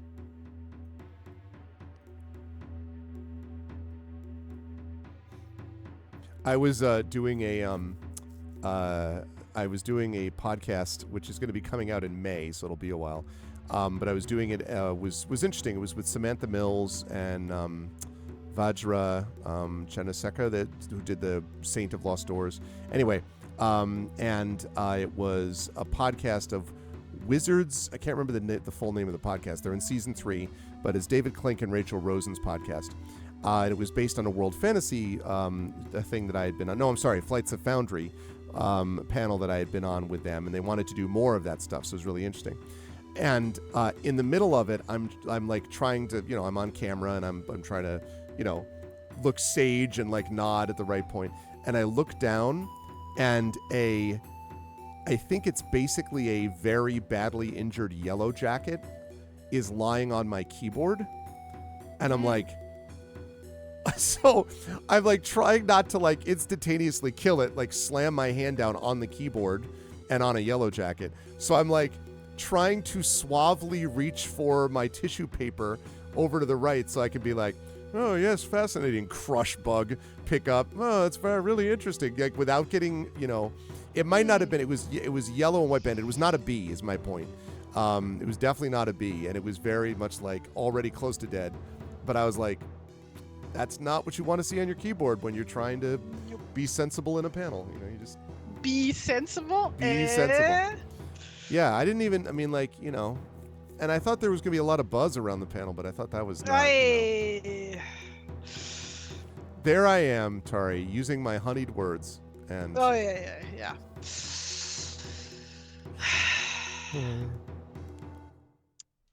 That stings. Yeah, it does. I don't know. We'd have to see what the hive mind of chat thinks, but how much longer are we going? We are going for about another, I would say, 25 minutes or so. Okay. Looks like we are going to enter the first door on the right. All right. First door on the right, which says the chapter house. Okay. So we're in 2G now, chat. A gnomish goddess is depicted in fresco paintings across all 6 panels of the domed ceiling, ensnaring avian-like creatures of immense size in metallic white thread. Resting in the center of the room is a circular table surrounded with cushioned benches. Quiet contemplation. A woody and sweet, almost citrusy scent lingers in the chapter house air.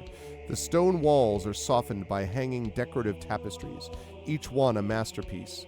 Hand-sewn colorful cushions arranged in small circles on the floor are surrounded by religious texts, papers, and the occasional ink pot and quill. Brass incense burners hanging from the ceiling dust the ground below them with fallen ash. Okay, so the other thing it says, by the way, is there's a fleeting memory. You remember how the creature's wings eclipsed the sky above you. Stringy bits of rotten meat flung from its serrated beak as it screeched. The remains of the creature's last meal, an unlucky merchant, still locked within its talons. You lost sight of it after that. A poisonous fog, conjured by the creature's dark feathers, fell over the valley. I guess this is after the whole amaranth boots thing. Also, this is an emergency. This is a recovery room, so that's good. Like having another recovery room, so that's 2G. But let's see what it asks us to do. So it says we could do Arcana, which is, I believe, intelligence. I think I remember something from my studies. So that would be just a flat 0. History or religion, which would be wisdom, that would be +1. Something in one of these books has to be useful, right? Religion, that's DC 15, that'll be +1. Or perception. I'll look to see if anything useful was left behind. And that's +1, but it is DC 13, so it's a little bit easier. So Arcana is a flat roll.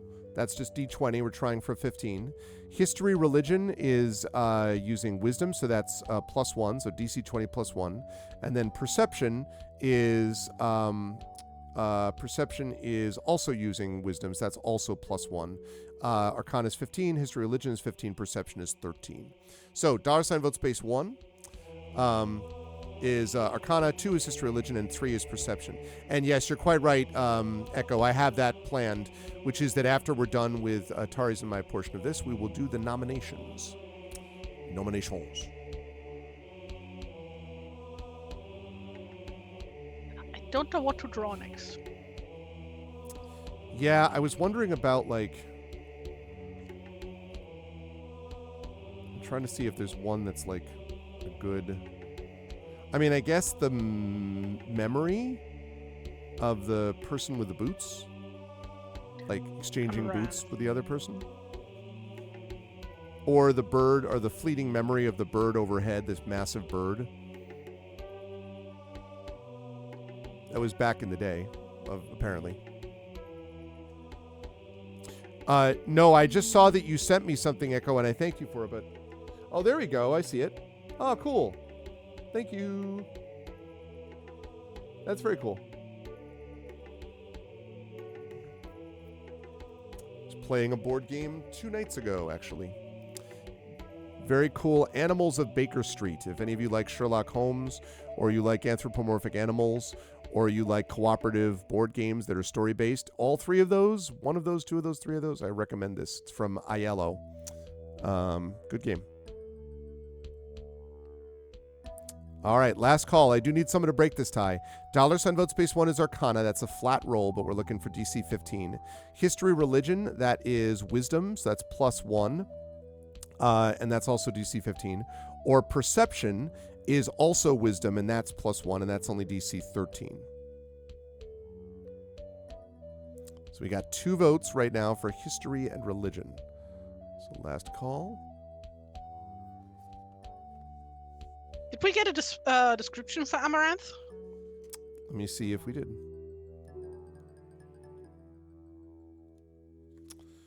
Let's see. So this is Lord Barrett's manor in the garden, sat alone on the edge of a fountain.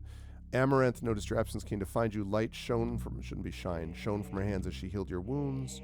Unlaced her boots and gave them to you. You wore Amaranth's boots that day on, abandoned the formal pieces of clothes, folded them neatly on the fountain's edge. Had much more fun at the festival after that day, and dancing and playing games with your newfound friend. Does not seem to have one. Let me see if there's one from the first. No, because we don't remember anything at the beginning. I assume we'll get more of a description later. But so far, that's all we remember. Also, hi to Rookend. And welcome everybody who's here. We've had some pretty, solid turnout so far. So that's good. Please spread the word. Let people know. I've already had a 10 gift sub thanks to the generosity of Shattermage, which is at 35% off right now for the rest of the day until basically after my stream tonight.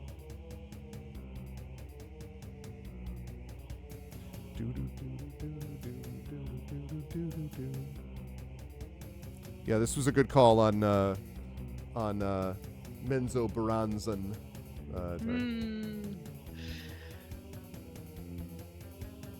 Okay.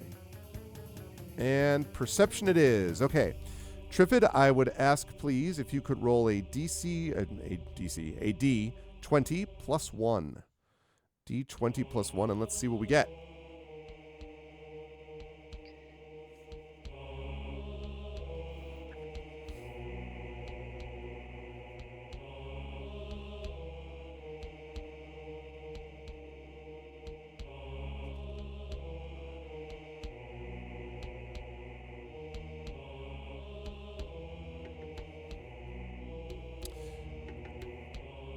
So yes, Triffid, if we could get at some point a D20 roll, D20 plus 1, would be lovely.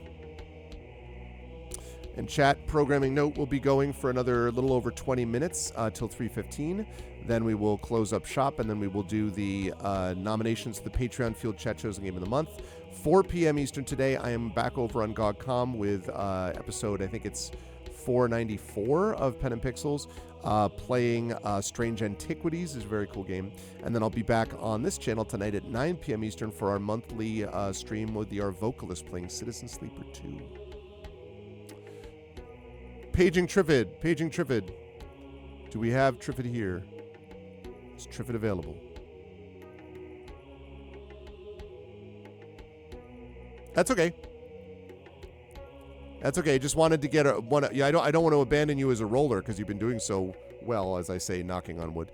We just need a DC 20 plus 1. 15. I think Triffid has literally missed one roll today. Everything else has been success after success. Okay. You circle the chapter house looking for anything useful left behind. Many of the books would be too cumbersome to take with you. You receive a rolled piece of parchment from beneath the table. Add 1 blank spell scroll, quill, and ink to your inventory, which we do not have.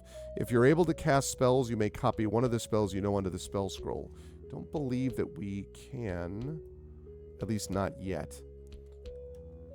Scroll. Let's see.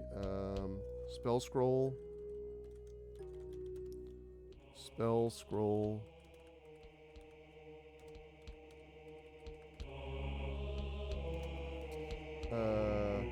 Quill and ink.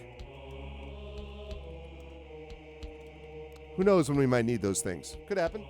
It's possible. Okay, which means we now return back to the Southern Hall. Okay, so when we go back to the Southern Hall...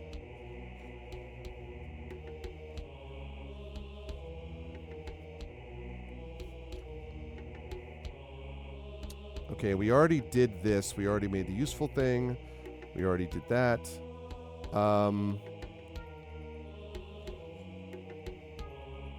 It's interesting if they're bringing us back to the Western. Okay, that's interesting. Well, all right, so what we have back here in the Southern Hall, so again, this is F on your map. If you look on the map there, F is pretty much the bottom of the hallway. I think that's wrong, though. Why would you go there? You're a G. I feel like we would be returning to the Eastern Hall. Yeah, that's incorrect. It should be sending us back not to the Western Hall, to the Southern Hall. It should be sending us to the Eastern Hall. That is inaccurate.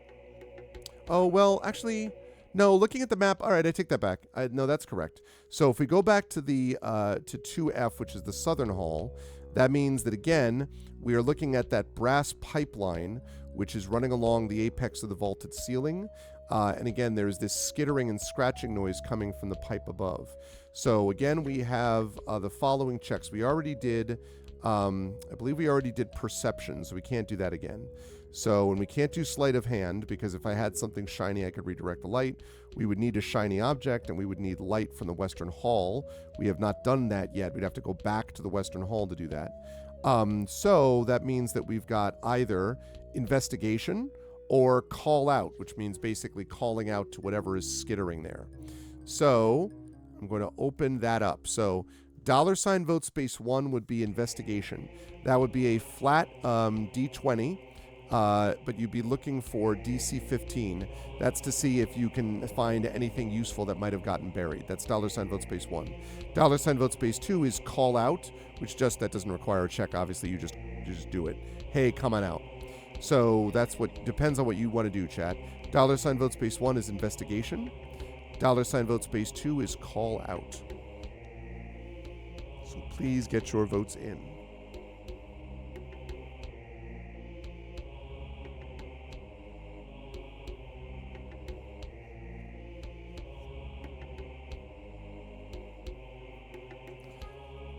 Please for to get your votes in.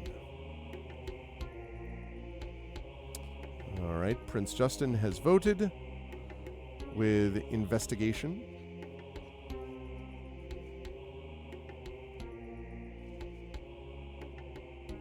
So far, 1 vote. Who else wants to jump in?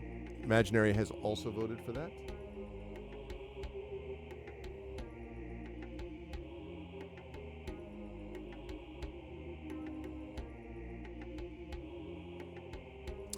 The vote echo is about, so we went back to the Southern Hall, which is 2F. That's F at the bottom on the map that you can see. So we already did a perception already, and we don't have a shiny object and light. So the vote is, do we want to $ vote space 1 investigate to see if there's anything useful buried in the rubble? That's $ vote space 1. That would be a flat D20 roll, looking for DC 15. Or just call out, because there's something skittering in the pipes above you, so you could just call out. That's $ vote space 2.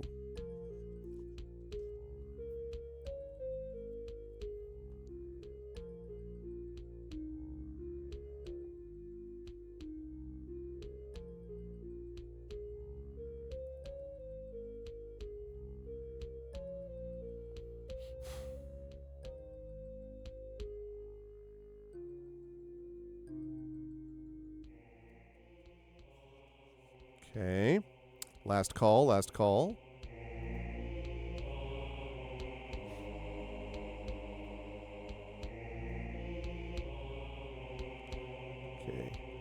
Going once.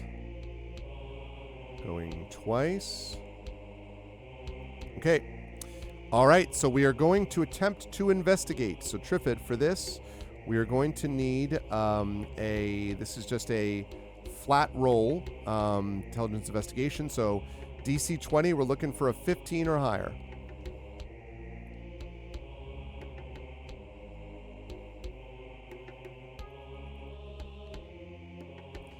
And an 18, one of the incredible runs we've seen on this channel of dice rolling. Good gravy. Go play the lottery right now, Triffid. Good stuff. All right. Picking through the rubble, something made of metal catches your eye. You find a holy symbol tied with a leather cord depicting a hand clutching a woven loop. Add one symbol of Yafanti to your inventory. So, holy symbol of Yafanti. Dang. All right. Holy symbol of Yafanti. Who or what Yafanti is? We do not. I have no idea who Yafanti is. Now I wonder if that's a thing that like people who would be like maybe familiar with any previous publishings from the setting would be familiar with. That's true, and I think they only had one before this, but maybe then they would know about, Yafanti, the classic Yafanti, the beloved Yafanti. Okay, so now what we've got, because you've already been to these other places, so now what we have is we can either return to the Western Hall.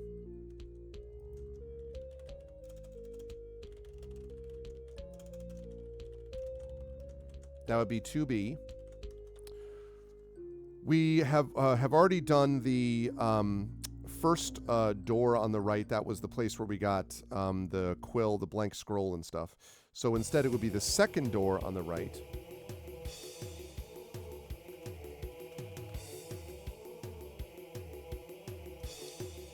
That would be 2H. Or follow the hall, which would get us to the Eastern Hall.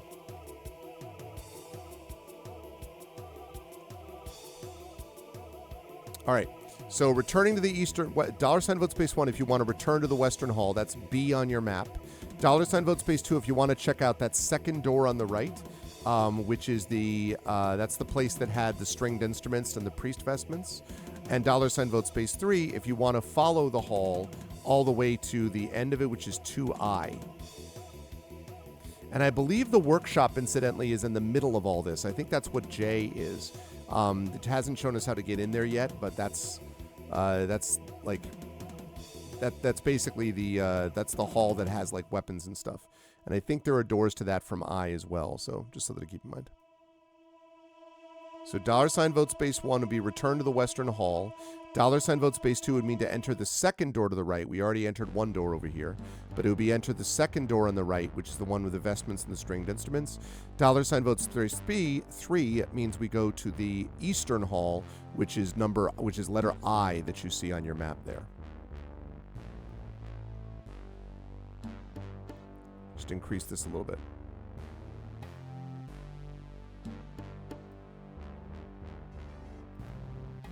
And it does look, according to this map, like there are doors on the eastern side of the room J, so that which you can access from I. So I could see that. And we already went in the chapter house, which is directly below, as you see. That's G. We have not yet gone to H. That's the second door on the right. And we haven't gone to I, which is the following the hall around. Currently, we have a tie between returning to the Western Hall and going to the Eastern Hall, basically. So let's see if we can break that tie.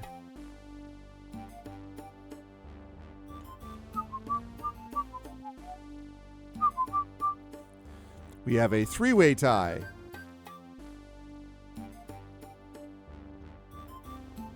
Do I need to tie break? No, it looks like Imaginary has changed their vote. Also called a bow tie. Okay, so looks like we've got that. So $ vote space 1 hall, 2 is second door on the right, 3 is follow the hall. All right, I'm going to last call this.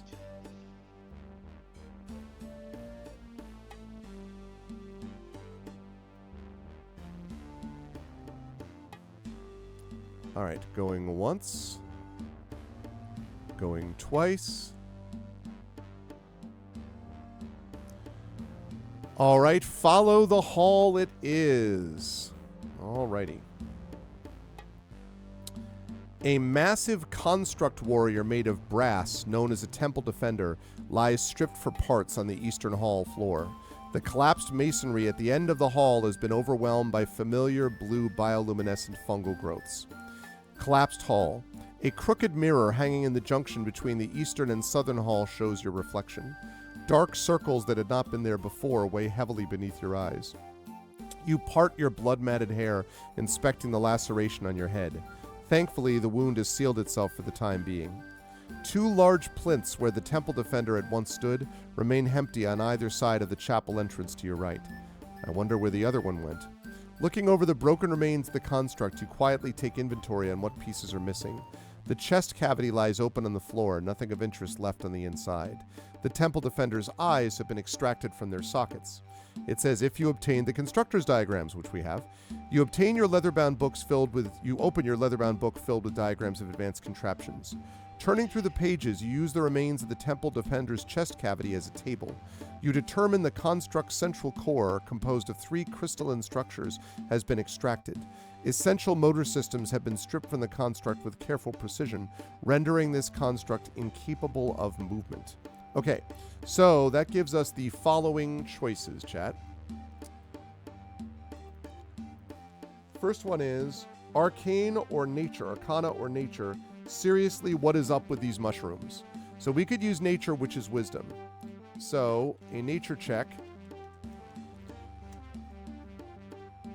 which is a DC 13, and that would play +1 to that check. $ vote space 2 is perception. Maybe there's something useful lying around.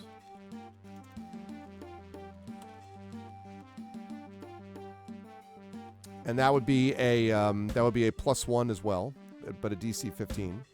Investigation. Now this one, I wonder if there are any useful parts left. Now this one's interesting because investigation is a flat roll for us, and it's DC 15. However, we could roll at advantage because we have the constructor's diagrams.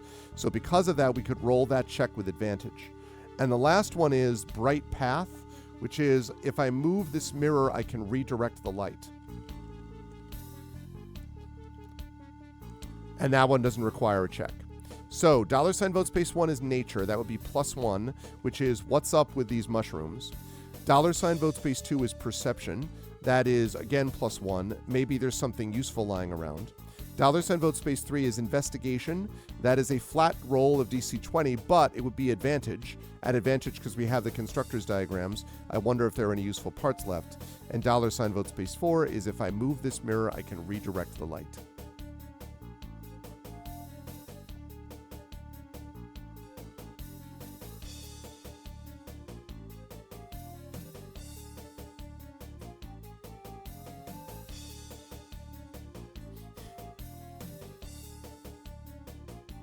All right, what's it going to be? We have 1 vote so far for Bright Path.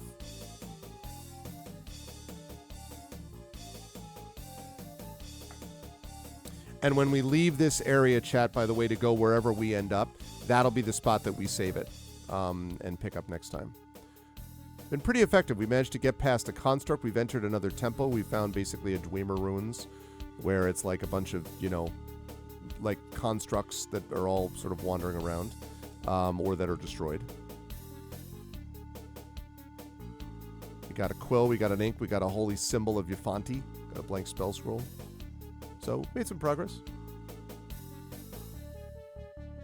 I have a feeling that Yafonti might be some kind of Lolth equivalent. I was wondering about that too.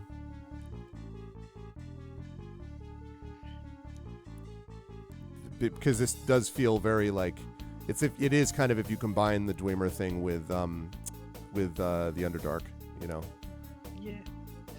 Mushrooms, spiders. Mushroom spiders? Mushroom spiders. Oh, that'd be terrifying. Well, I mean, we mushrooms have with that 8 Pokemon. legs. Wow. Okay, not with 8 legs.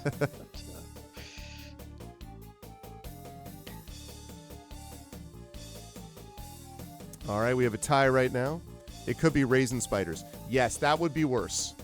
And in fact, I'm a little terrified that you've considered that option, Prince Justin. I'm a little appalled. Just a bit. Just a trifle. All right, $ vote space 1 for nature, 2 for perception, 3 for investigation, 4 for bright path. We do have a tie vote, So let's have someone jump in if they can, please, before I call on Tari to tie break. Tari break, if you will.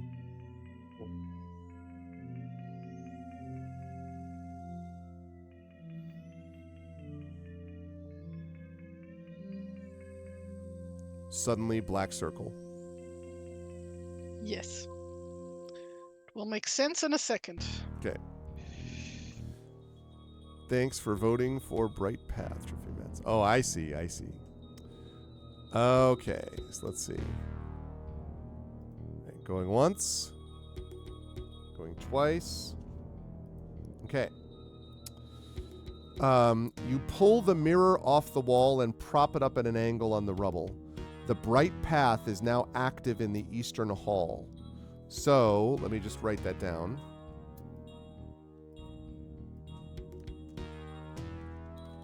Bright path active in eastern hall. That could be important.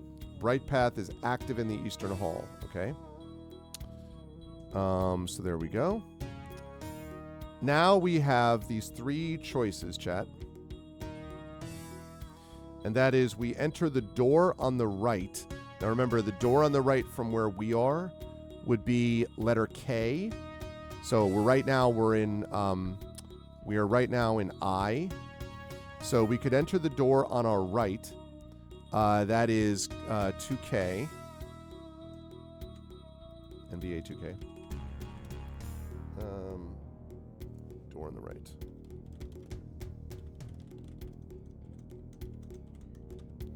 We could return to the southern hall.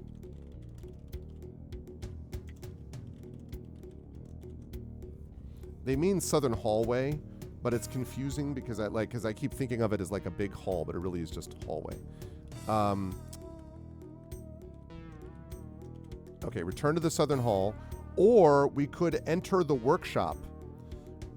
Proceed to the Forge Master's workshop. I mean, that's pretty awesome. Enter the workshop. That's the one that's to the left. That is 2J.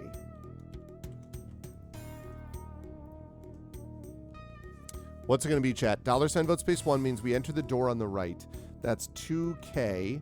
And I think that might be the chapel, it says. $sign vote space 2 means return to the southern hall. That's where we were. That's 2F. $sign vote space 3 means we're entering the workshop, which is the big room to our left that has the weapons and different things in it.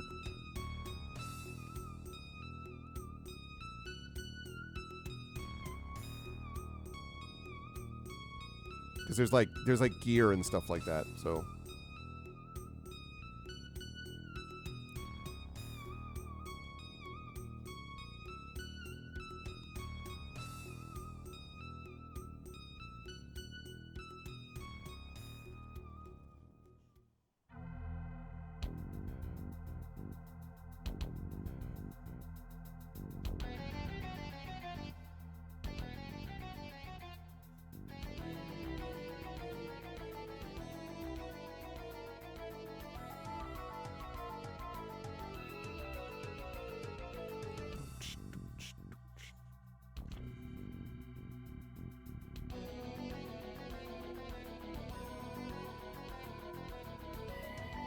Ooh, this is cool. All right. Any other votes, chat? Get your votes in now. $sign vote space 1 is enter the door on the right. That's the chapel. $sign vote space 2 is return to the southern hall. $sign vote space 3 is enter the workshop on the left. And as a reminder, that workshop on the left is what we were trying to get into, he said with a wink and a nod. We said we wanted to get into J.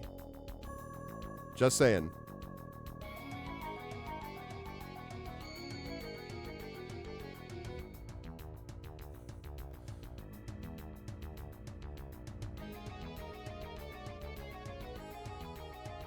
Guitar riff, though. Okay,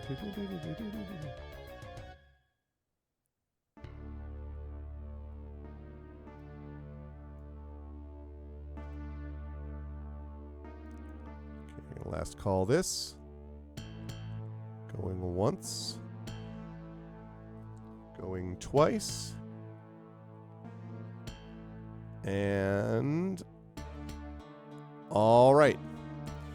We have decided to enter the workshop, and this is where we're going to it's actually, we're going to stop here, but I want to read this because this is actually important. It'll be important for Tari too because of the illustration stuff. So, a Forge Master's Workshop. A vibrant green light fills every corner of the arcane workshop. Steam spills from a burst pipe running along the ceiling, spraying a fine mist throughout the room. Your attention is stolen away by the haphazardly bundled collection of forged weapons. The Forge Master's Last Stand. In the far left corner of the room, small spider-like constructs lay broken around the bloated remains of a gnomish woman. Her tangle of graying curls, matted by congealed blood, sticks to the side of her disfigured face. The gnomish woman wears no armor nor cleric robes, dressing instead in simple tinker's clothes. A braided mithril brooch, which it spells here B-R-O-A-C-H, but unless they mean that the mithril is broaching the subject, they mean B-R-O-O-C-H, pinned to her apron strap glimmers in the green light. If you wish to take the brooch, B-R-O-O-C-H, add the Forge Master's brooch, B-R-O-O-C-H, which says it is shiny, to your inventory. All right, chat, quick. Oh, incoming? Okay. So quick vote, chat. Should we take the brooch or not? The shiny Forge Master's brooch. $sign vote space 1 is yes, 2 is no. Do we take the brooch? Go ahead and get that vote in quick. Shiny brooch. We need a shiny object. We do need a shiny object. So $sign vote space 1 is yes. Why are you voting no, Echo? It's guaranteed a trap. Oh, that's fair. I could see that. That's a possibility.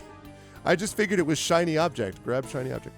$sign vote space 1 to say yes. $sign vote space 2 to say no to grabbing the shiny Forge Master's brooch. I will say, Echo, I think it's only fair because it does show it here. It does not show that it's a trap here. Like, I can see the whole thing. Oh my goodness. Board Game Heaven Raid. Heavenly Raid. Oh my God. Thank you so much for the raid, and thank you for letting them know, Echo. I appreciate it. Welcome, everyone. Also, thank you to Board Game Heaven for the pin.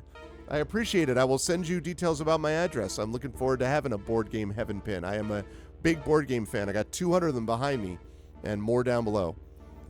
So good to see you. Thank you so much for the raid, Board Game Heaven. Definitely folks should follow Board Game Heaven. I got to check out board game stuff. Thank you to Juan Lebedev. Thank you to For the Poll. Thank you to Paru. Thank you to Draconic Dude. I know Draconic Dude. Thank you to David Alexander. Thank you, everybody. I do need to run. I have a fantastic stream. I appreciate it. Thank you, Board Game. Thank you again so much. Yes, definitely everyone should follow those people. I agree. And thanks for definitely run. Do what you got to do. But thank you. I appreciate it. And free sub given to Board Game Heaven as well. Thank you to the anonymous gifter. Welcome, everybody. We are finishing up with our gamebook illustration stream for this month. Right now, we have just entered an arcane workshop where we see the remains of a gnomish woman. I was describing what you see when the raid happened, but we're trying to decide whether to pick up the shiny Forge Master's brooch or not. So far, we have 2 votes, and it's a 3-month gift, too. Wow. Well, thank you to the anonymous gifter. Thank you, anonymous gifter, and welcome, Board Game Heaven. Welcome into the Arvanauts. So, $sign vote space 1. Thank you again for the raid. I appreciate it, Board Game. And for the pin. So again, $sign vote space 1 means yes, we pick up the shiny Forge Master's brooch. $sign vote space 2 means we do not pick up the shiny Forge Master's brooch. So we're going to do that, and then I'm going to show you what we get, and then we're going to wrap up and do nominations for the Chat Shows Game of the Month, but I'll let Tari go before we do that. But first, we need to finish this up. Yeah, exactly what Echo just did. $sign vote space, and then you do either 1 for yes or $sign vote space 2 for no.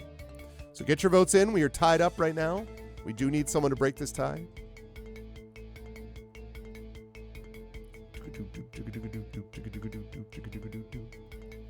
All right, Tari has voted 1. What? Oh, sorry, not Tari. I was looking at your drawing and I said Tari when Triffid voted. My bad. Both of you have the letter T. I was like, I'm not even logged in right now, so no, Triffid voted 1. My bad. Okay. All right, we're gonna last call this. Going once. Going Going twice. All right. We are picking up the Forge Master. You were instantly destroyed. No, I'm just kidding. That doesn't happen. Okay, so we have the Forge Master's brooch. And it is indeed shiny, because we need a shiny object elsewhere. So we got one. Okay. Shiny. Okay. A gilded anvil stands on a marble platform in the center of the workshop. On closer inspection, you find 3 interlocking circles of arcane glyphs carved into the platform.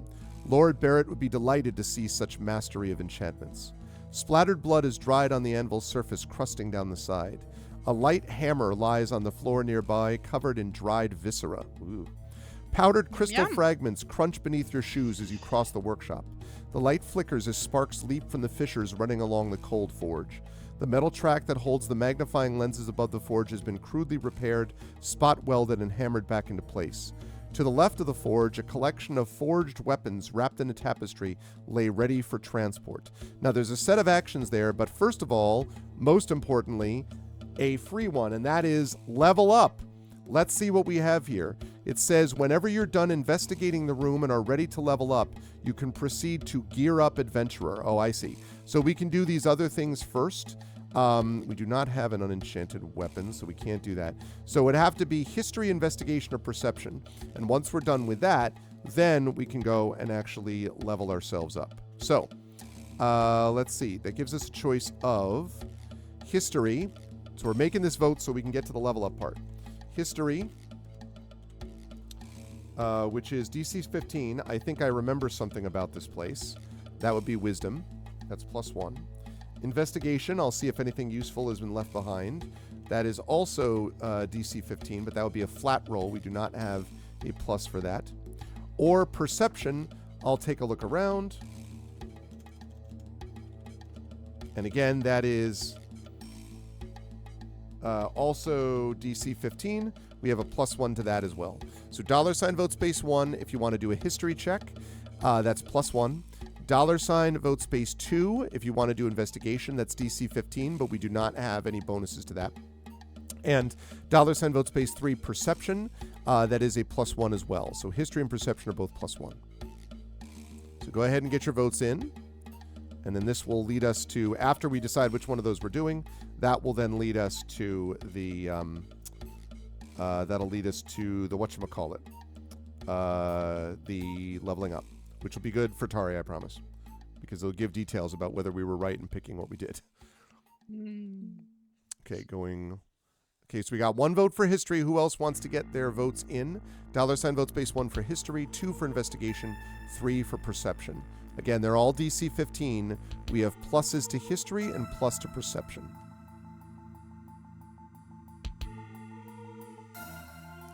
All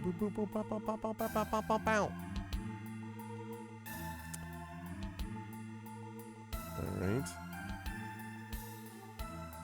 2 votes for history. Any others? I'm going to move this along fast because I want to make sure we get through this so we have enough time for nominations. Going once. Going twice. Okay. History it is. So we're looking at D20 +1. This will be your last roll of the night, I suspect, Triffid.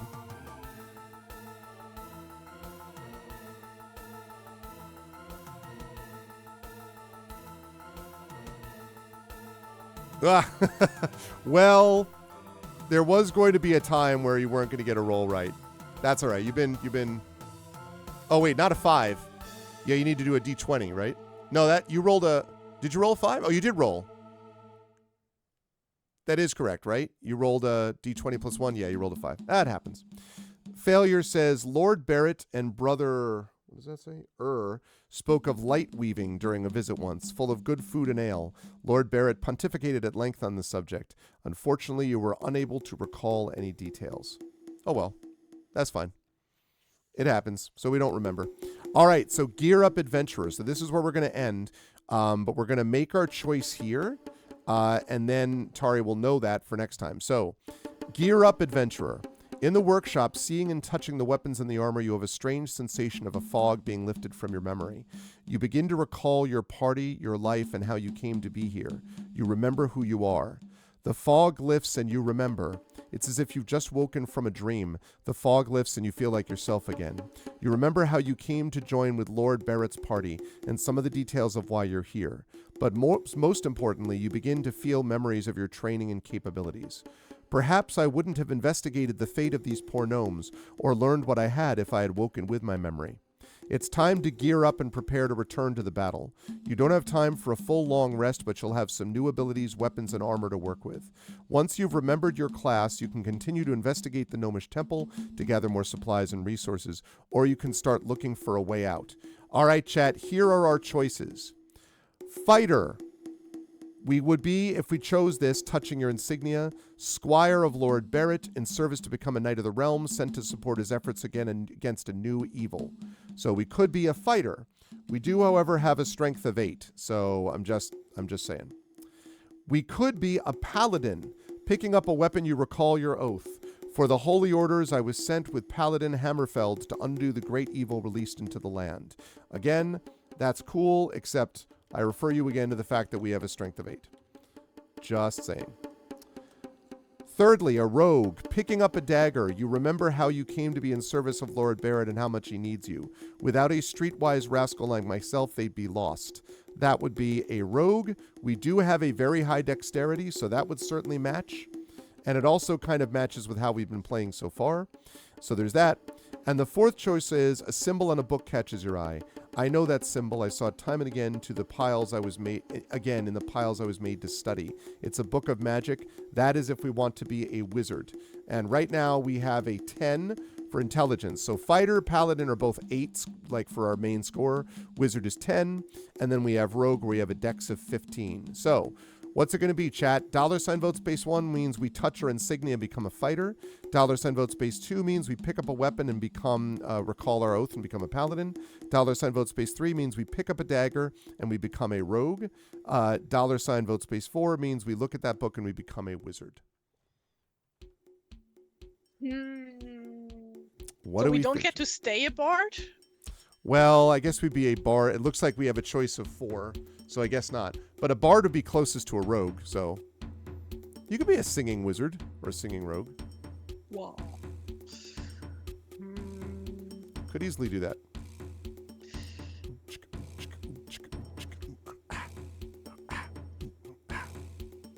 Dance to the king, dance to the king. Digging this music. All right, so far we have 1 vote for rogue, 1 vote for wizard. So as a reminder, we have a 15 dex, we have a 10 intelligence, if that matters to folks. $ vote space 1 is fighter, $ vote space 2 is paladin. Those are both for strength of 8, so I don't know about that. $ vote space 3 for rogue is a dex of 15. $ vote space 4 for wizard is an intelligence of 10. Boop, boop. Boop, boop.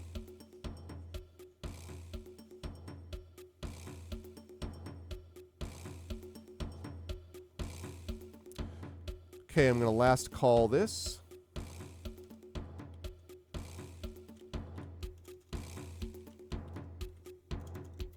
Gear up. All right.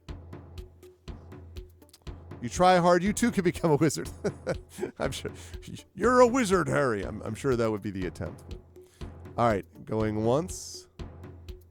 Going twice. Sorry, nonstop. Have to be next time. All right, we have chosen to be a rogue. I saved them from betrayal, and I can save them from this demon. So, Tari, this is just so you know what the rogue is. We have a bardish rogue.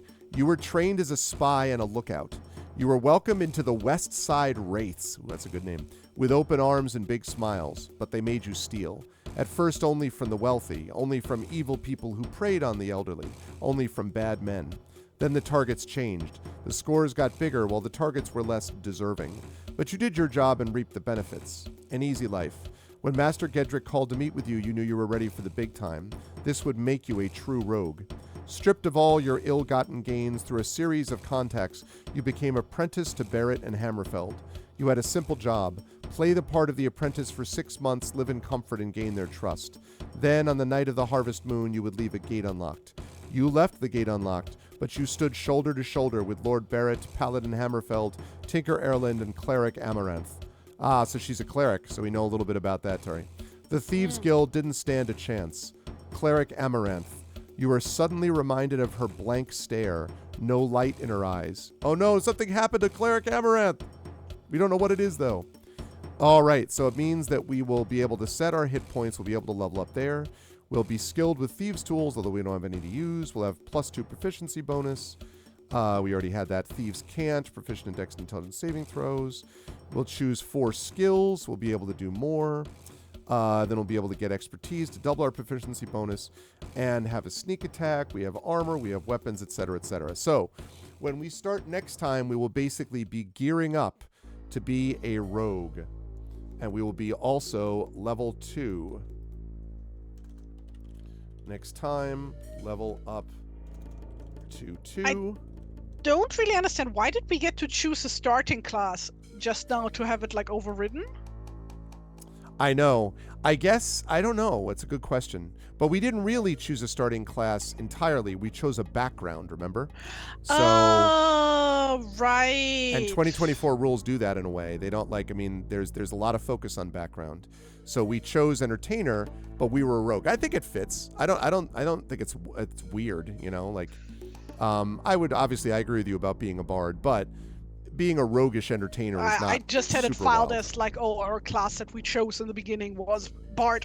Yeah. But I guess not. Nope, entertainer. I think we were imagining it as a bard though, like imagining her that way. But all right, so that is what we're going to be doing next time, chat. When we get to this, very cool though. Now that we actually know who we are in this strange place, and we were sent to investigate these gnomes and find out what happened to them, and that's going to be our job. We will discover what has happened next time. All right. Well, Tari, do you want to show the lovely folks what we have? Do you want to work from the beginning, I guess? So, a scald. Yeah, exactly. No, stop. So this was our character design, which I did last session, but still, since nothing else happened in that session. And now we know she's a rogue who stood with the right people.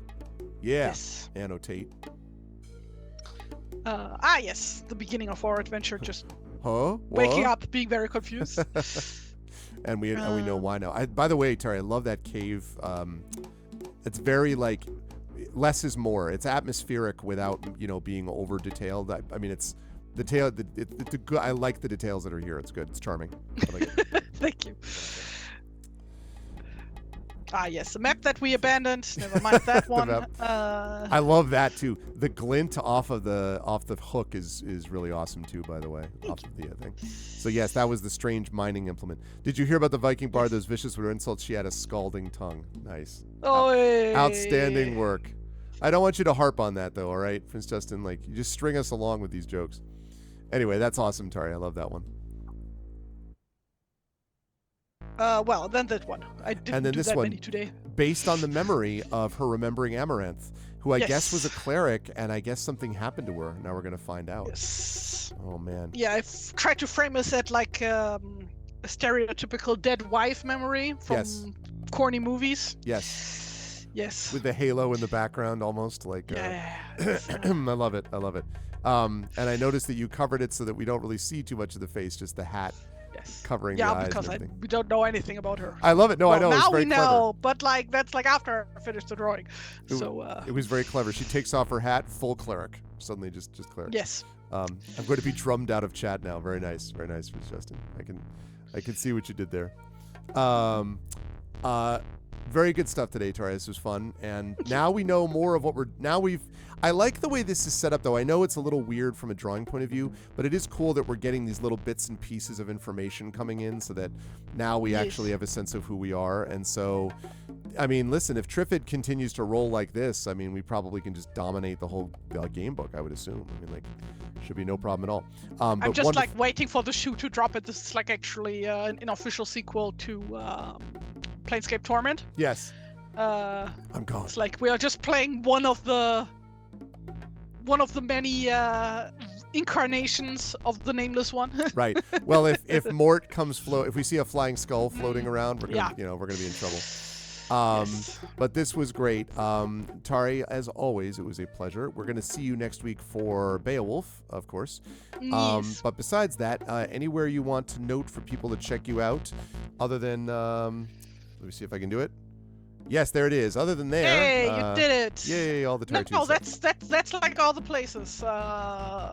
It's like my website, which is just my Tumblr basically. Then on Kara and on Blue Sky, which is where I occasionally post my art. Like the past week, I've been like a bit of on a duck thing. Okay. So some duck art, Disney duck art.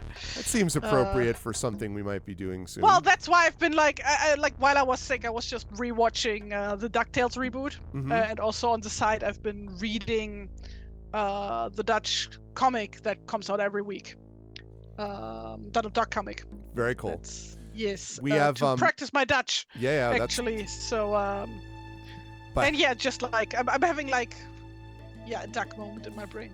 We chat just for a note. We made this sort of announcement by accident a couple of weeks ago, which was my fault.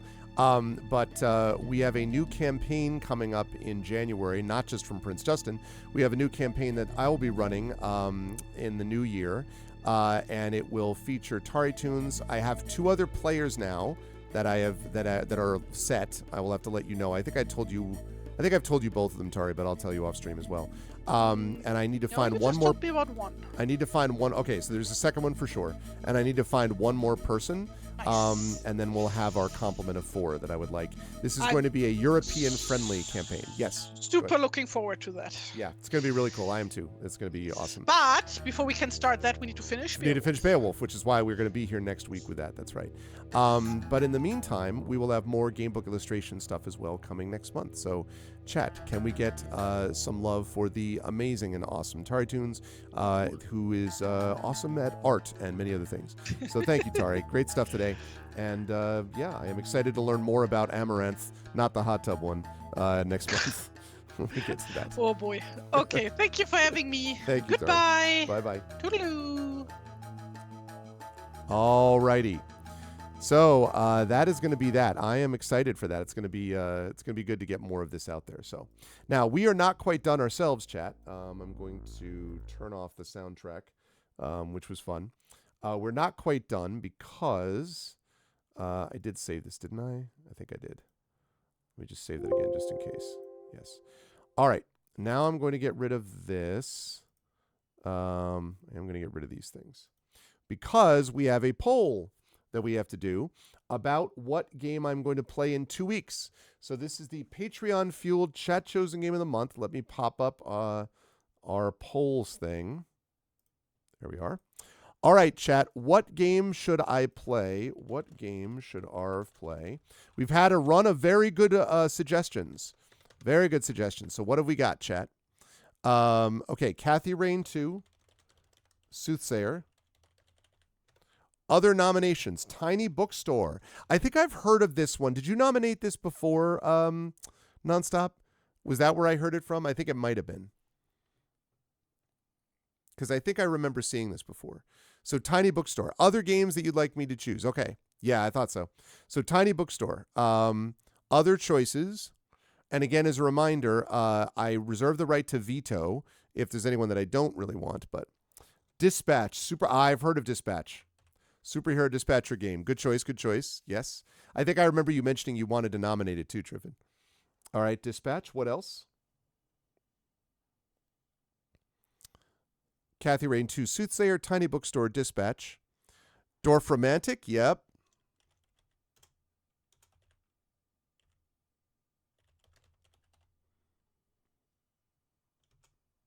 You were going to nominate Dispatch as well? All right.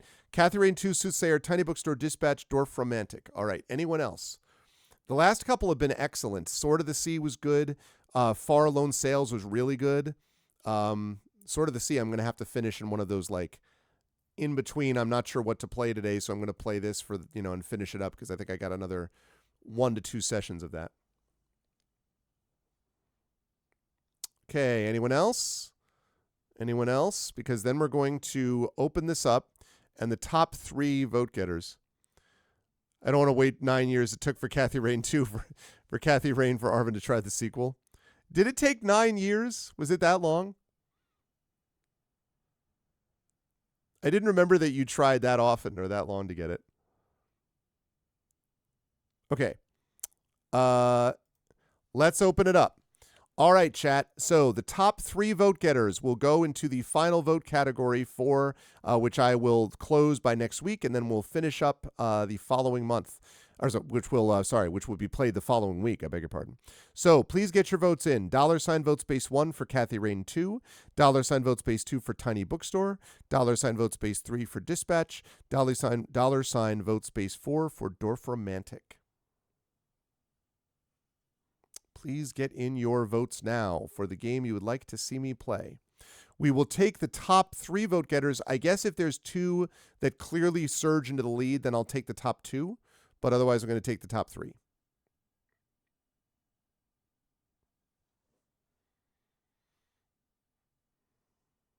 And I don't think we've actually had a game that someone really wanted me to play that hasn't eventually been chosen. Like, it sometimes takes it. One person, one vote. Yes. That is the way it goes.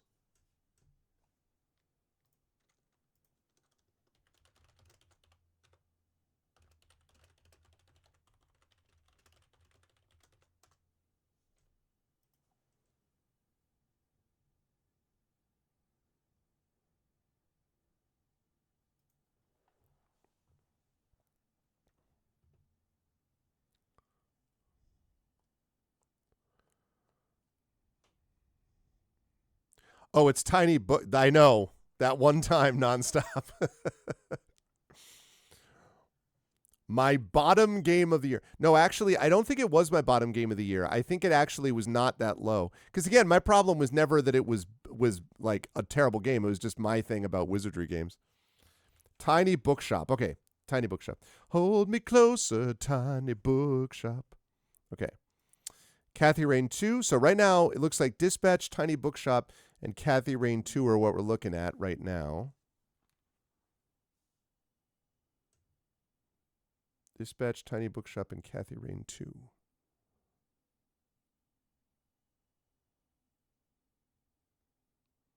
I'm going to last call this. As of right now, that's what's going to show up in the final. Dispatch, Tiny Bookshop, and Kathy Rain 2. Going once. Going twice. Okay, so that's it. So there we go. Those are the 3 choices, chat. We're going to be voting between Tiny Bookshop. This again, we're going to post this up. The wonderful mods are going to post this under a linked thing. So for next game, so that will be Tiny Bookshop, Dispatch, and Kathy Rain 2 Soothsayer. Those are the 3 choices. You will have until next week to get your votes in there. Thank you, Echo, is always much appreciated. You'll be able to get your votes in there, and then the winner of that will be closed down after next week, and I will play that the week after on the 25th, I believe it is, Thanksgiving week in the States. And we will be, we'll be playing that game, whatever that happens to be, whatever the decision of chat happens to be. Okay, so we're going to link that up with next game. All right, chat. So that is going to do it for me for today here. Actually, no, I shouldn't say that because I'm going to be back here tonight. That's going to do it for this second, but it's not going to do it for me streaming overall. Not even close, because next up is GogCom. I will be over there at 4 p.m. Eastern, and I will be streaming the Pen and Pixels, and I will be streaming Strange Antiquities. Had a lot of fun with this last time. Thank you, Triffit. Thank you to Echo and to Triffit for managing that. So I will be doing that, and I'm very excited about that. The Strange Antiquities had a really good time with this. So I'm going to be playing that at 4 p.m. Then I will be back on my own channel, on this channel tonight at 9 p.m. Eastern, with the amazing Our Vocalists, fully voicing the game known as Citizen Sleeper 2. It's a very cool game with some very cool characters, and it's very much worth checking out if you have not done so already. So that's happening also. And then I believe tomorrow night, if I'm not mistaken, we have got Community D&D with the Shadow Crew again, with Shadowed and Drew and Tilted and Yoy and Hoodie. That's all happening tomorrow. And then Thursday night, I will be back for, I believe Thursday night I've got geared up.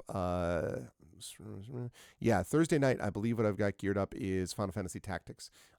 which I am super excited for to continue to play that amazing game. So that's what we got going on. But right now, I got to go over and get ready for my stream on GOG and also check on my daughter. So if you like what you saw and heard today, please follow the channel. Please check out our YouTube at !ArvTube. Subscribe to me over there. It's free for you to do that. Really does help us out.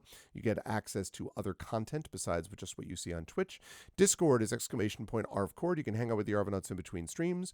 Blue Sky, !ArvSky. Please join me over there. That is always appreciated as well. And the website for this, arvanelleron.com. Financially, !ArvShop. That's the merchandise area. You can get cool swag from the channel for yourself and also support the channel at the same time. Patreon is right there, !ArvTreon. We're trying to get that up to triple digits, so please consider supporting us there. Again, you can get cool stuff for yourself and cool stuff for the channel. Subbing to the channel is always appreciated. You get those custom sub badges and emotes too here, there, and everywhere across Twitch, so please do that. On the publishing front, !Grayshade is, Icarus is my graphic novel from Athos Arts. !Library is my Tales and Tomes, The Forbidden Library. That's my 5e adventure and sourcebook from Alligator Alley Entertainment. And !Grayshade, some big news about that today. Grayshade, Renegade and Heretic, the Athos Arts published trilogy, the Grey Assassin trilogy, award-winning, critically acclaimed. You can find that at that link. You can also get the first audiobook of Grayshade from our very own Trent Sparks. The second one, Renegade, should be out very soon. It's already finished so it just needs to be posted. So pretty soon we will have Renegade going up there. And then we've got Heretic, which is going to be going up in not too long from now, which Trent is starting to work on now. That's the final book in the series that will be made into audio form. So for all of you audiobook fans, check that out. And don't forget to pre-order the tabletop role-playing game of Grayshade, which is kind of a mix of Dungeons & Dragons and Blades in the Dark, might be the way that I would describe it. The designer of said game, our very own Brandon O'Brien, is going to be at PAX Unplugged in Philadelphia demoing this game, and I'm going to be joining him to do that on Sunday as well. So you're going to have a chance to see us hanging out and demoing Grayshade. It's going to be a good time, and I'm excited for that. So you can pre-order that coming out from Alligator Alley at that !Grayshade link as well. And as always, !BLM, Black Lives Matter, important to affirm and assert the significance and importance of Black lives. !Help Now, the World Health Organization page on suicide prevention. Important to reach out to others when you need help and reach out to others when they need help as well. And !Ukraine, Ukraine, to help the people of Ukraine as they fight back against an illegal and illegitimate war with bravery and courage, and send the message we'll do so for others in that situation in the future. Thank you today to my wonderful mods. Thank you to Prince Justin. Thank you to Shattermage. Shatter, thanks so much for the 10 gift subs as well. I appreciate that so much. Thank you to Triffity Mats for being awesome as always. Thank you to the best mods in the business. See you over on GOG, Echo. Thank you to my wonderful Patreon supporters and subscribers. Thank you to Prince Justin, Shattermage, Triffity Mats, Nonstop, Tilted Gaming, Echo Alpha, and Imaginary Exponent. Again, thank you for that gift sub pack to Shattermage. And thank you to my viewers. Thank you so much to Airmaster, to Amiga Cami, to the Anonymous Gifter, of course, one of my favorite people. Thank you to Babylon Zool. Thank you to Big Boss. Hey, Big Boss. Thank you to Dark Sinner. Thank you to Darthelwood. Thank you to Darth Valandra. Thank you to David Alexander, to Dr. Hubs, to Draconic Dude. Thank you to Galara Dragon, to Galen, to Gonk the Potato. Thank you to I'm a Cat, Jagtris, Cav K. Thank you to Live Suing. Hey, Live. Thank you to Mr. Tinderly. Thank you to Nostalgic Rhino, of course. Thank you to Retro. Thank you to Rush Pirate. Thank you to Sakira, to Surfins, to Tama Sanabaka. Thank you to Techir Tandagasa. Thank you to Vugainen. Thank you to Yerazil. And special thanks today to Board Game Heaven for the raid. I really appreciate that. And thanks, of course, as always, to my friend TariToons for her amazing work in illustration. And again, you'll see Tari again next week when you'll be there for watching as we play some more Beowulf Age of Heroes. All right, I got to go over to GOG and get prepped for that stream. I will see you folks over there for Strange Antiquities and Pen and Pixels, and then I'll see you right back here at 9 p.m. Eastern for the Our Vocalists with streaming Citizen Sleeper 2. That's going to do it for now. Much love to all, and I'll see you folks in a little bit over on GOG.com. Until then, everyone, please be good to each other, and have a good afternoon.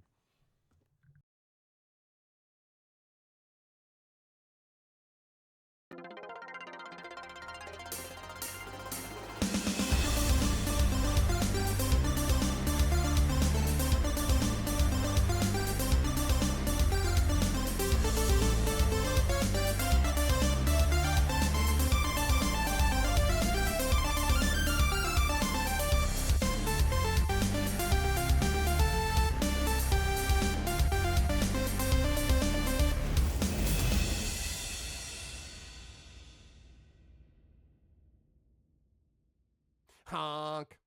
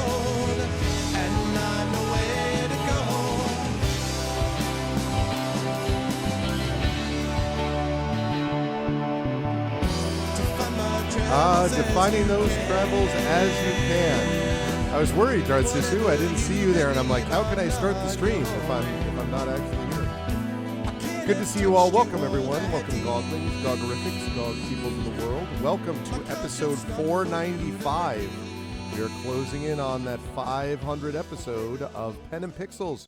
I am your host, Arvin Eleron. This is the show that we do here every Tuesday, focusing on story and narrative in games here on GogCom's Twitch channel. And I hope that everyone is doing well and is looking forward to some more of the game that we are currently playing, which is Strange Antiquities. I'm very excited to get back to this game, which I really enjoyed last time. I was sort of like, I did not know entirely what to expect, but I really was kind of getting into it. So I am excited that we're going to get back and be able to play more of it. Before we do that, though, just a couple of reminders about ways to support the channel here on GogCom's Twitch channel. If you haven't done so already, please make sure to follow us here on GogCom's Twitch channel. Please consider subscribing to us here on GogCom's Twitch channel, and consider clicking through and checking out our own channels, because we have our own Patreons and subsystems and stuff like that that we have on our individual channels. So please consider checking us out over there as well. That would be much appreciated.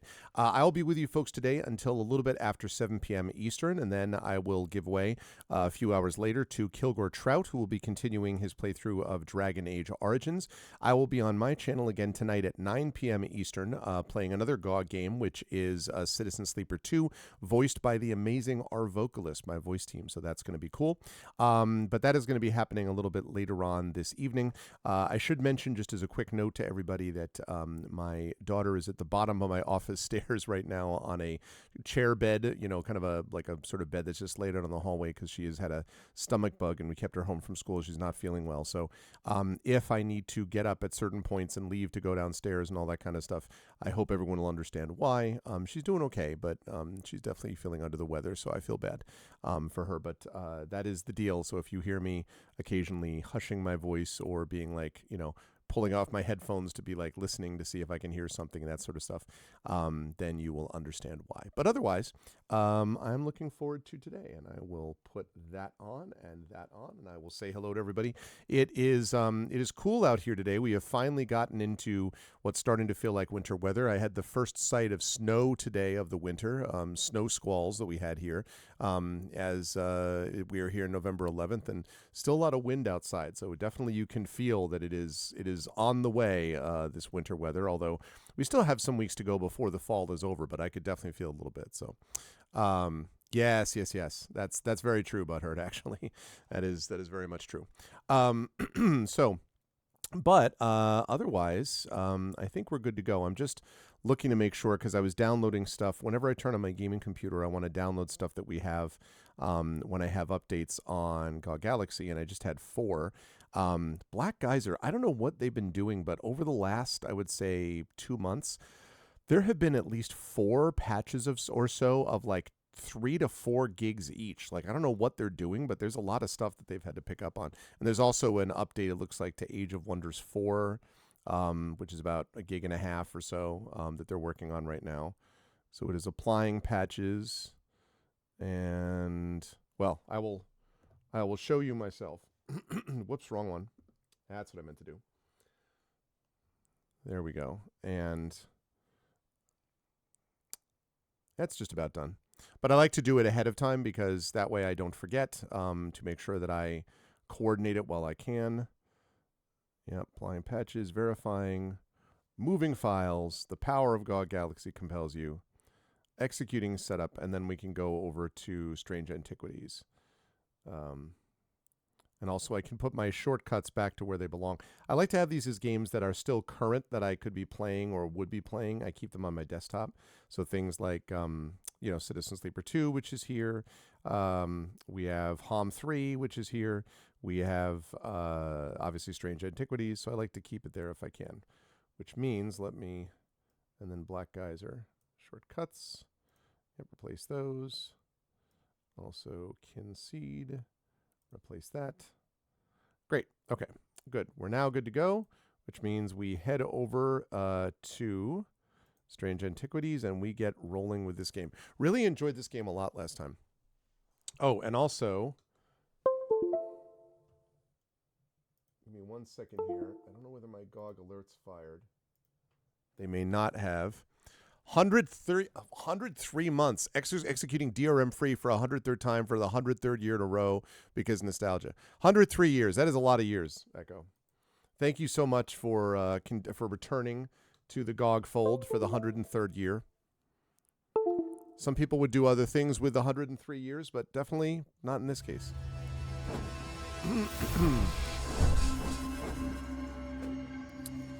Alrighty. Confusing because you have to start game and then you have to do this and then you have to continue. That's where we are. Strange Antiquities. Yeah, I really had a lot of fun with this game. Okay. Day 7, Wednesday. Okay, what have I got here? There we go. Now the GOG alerts are on. Oh, late arrival. Oh, I see. Well, thank you so much, Echo. As I say, I'll respond to that later on today. And of course, there is a book. As we talked about, there is a book that will be headed your way soon. I still haven't been able to get to the post office, but sometime within the next day or two, when I get 3 seconds, I will be able to do that and then send it off your way. So thank you, Echo. And again, happy birthday to you and to your brother as well. Okay. What am I doing? The Thaumac Fields.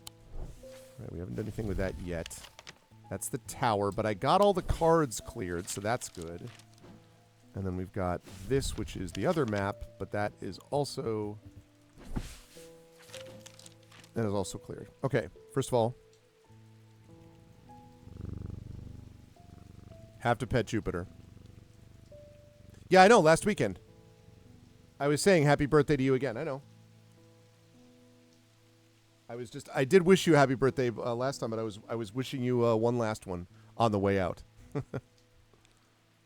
What could I change if I had 103? That's a good question.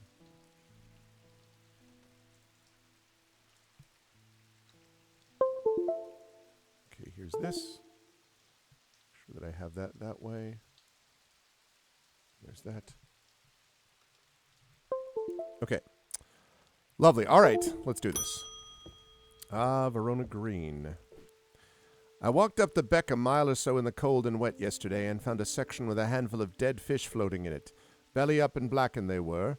This leads to dredge. Not sure what to make of it, but I don't like it. I'm on my way to Calgarth Hall now. I spoke to Dr. Robinson earlier, and she said the 2 women they found there are still the same tri-state as the others, and a trance and eyes all black.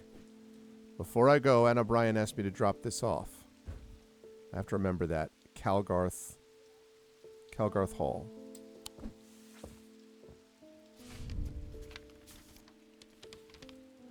When we were kids, we used to explore an abandoned house on the lakefront. We'd take a boat out to the northern tip of Naylor Island and row across from there. You know the one I'm talking about, second from the left in the row of 4.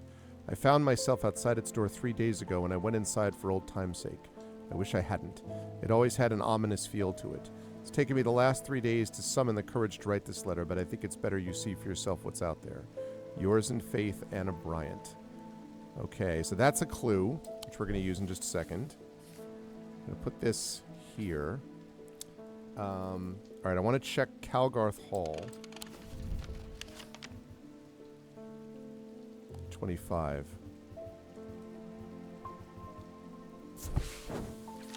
Calgarth Hall stands stately and pristine. Its grand architecture is testament to the Calgarth family legacy. Inside, generations of wealth and influence are on display at every turn. But with the girls taken ill, no visitors are welcome. Oh, okay. All right, well, so...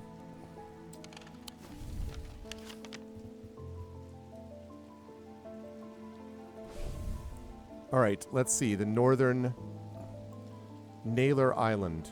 Second from the left in the row of 4.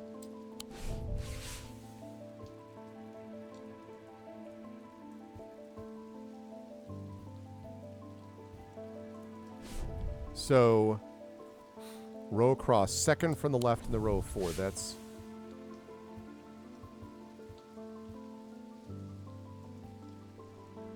Second from the left in the row of 4. Abandoned house on the lakefront.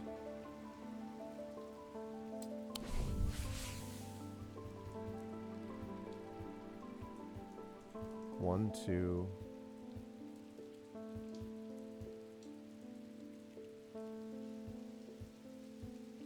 Yeah, here. I don't know exactly what I was expecting to find. Anna's letter was quite vague after all, but I certainly wasn't prepared for this. In an alcove of the house, peering out through loose mortar and crumbling brick, is a macabre shrine of sorts. The skull of a stag is mounted above the opening, its antlers smeared with a dark red substance, and large melted candles pool out onto the wooden floor on either side. That's lovely.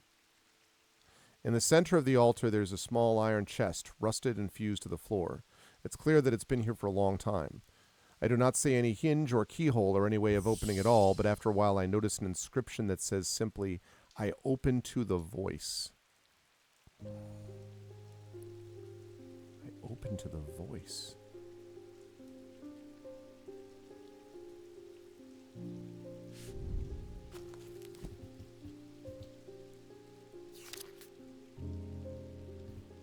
The voice of Serenos, probably?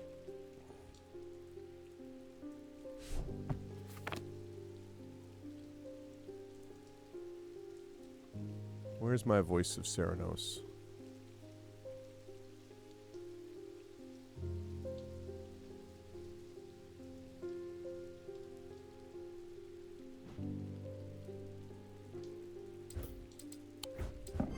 The chest opens to reveal a golden totem. I can't imagine who would have stashed it here or why, but it doesn't look like they're coming back for it anytime soon. A cat! We've discovered a cat, chat. Chat cat, if you will.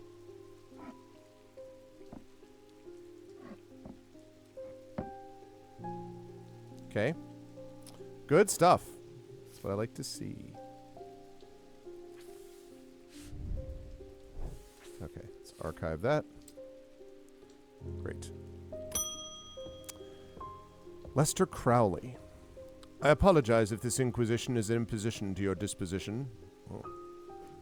It is not my intention to bring to your attention a matter of contention, blenchen. I have an inclination to perform an incantation of flirtation, and the mortar with the pestle with the brew that is true. For your part, a leaden heart of the thaumic art. So a love potion.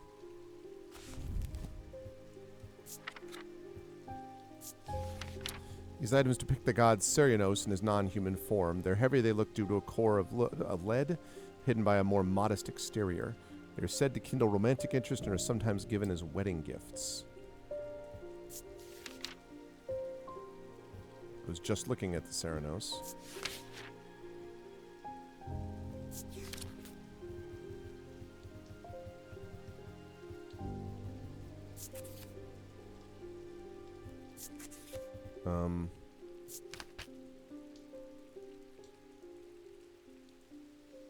Okay.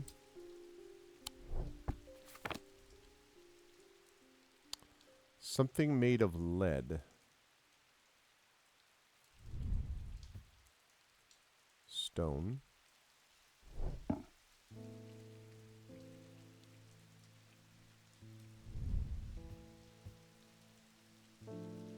Light pink.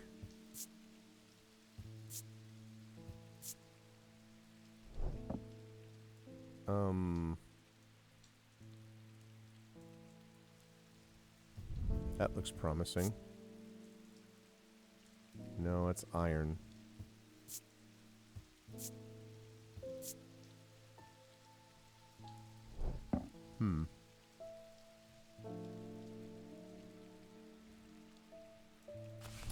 It says it has a core of lead?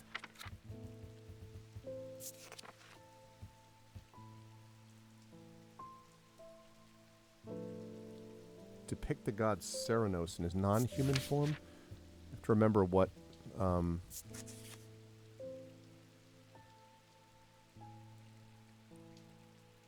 non-human form would be stag.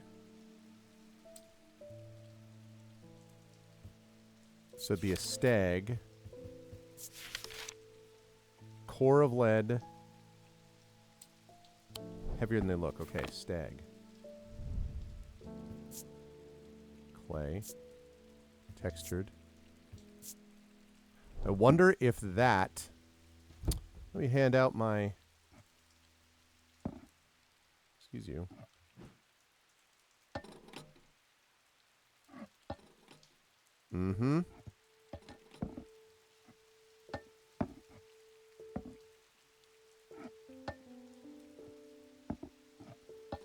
Heavier than 2 pounds. This has got to be it. Yep.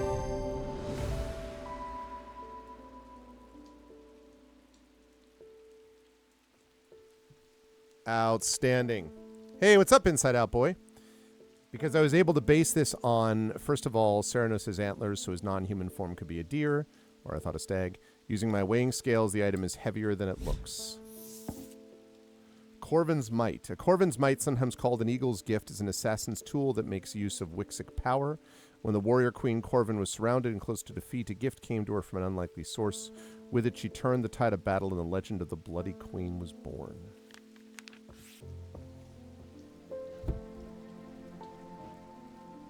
Okay, good.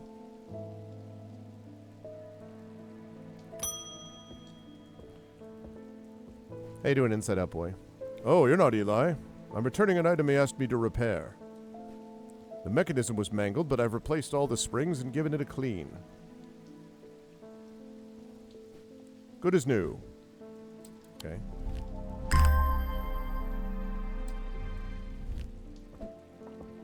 Thanks, Broseph.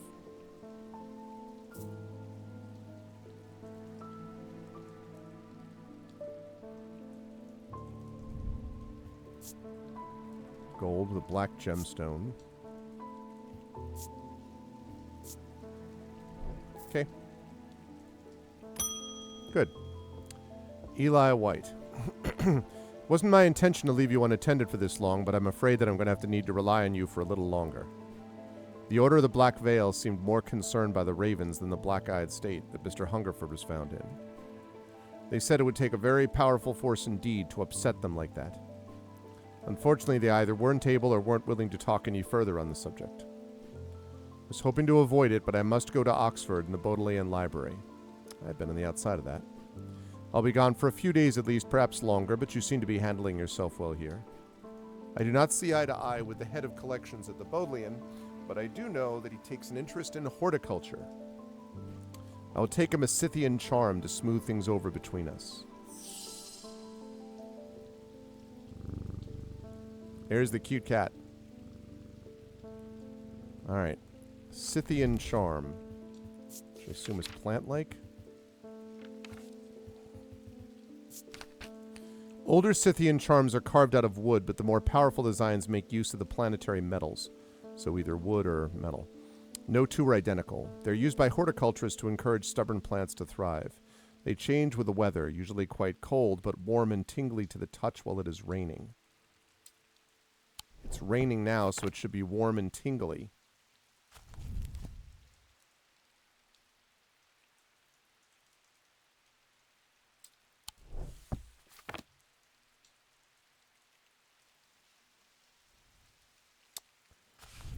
Oh, man.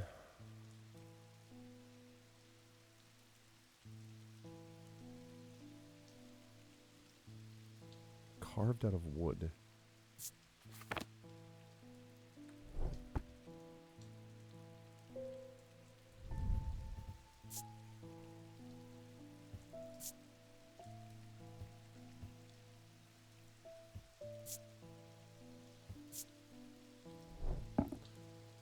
I think that's it. Wood.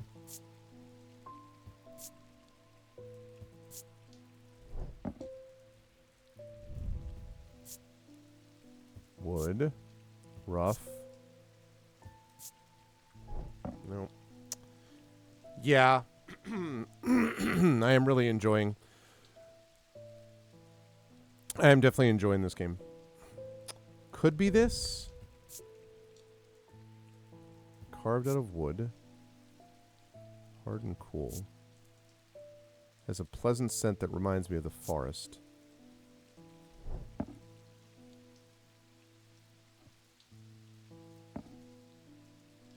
Wait a minute.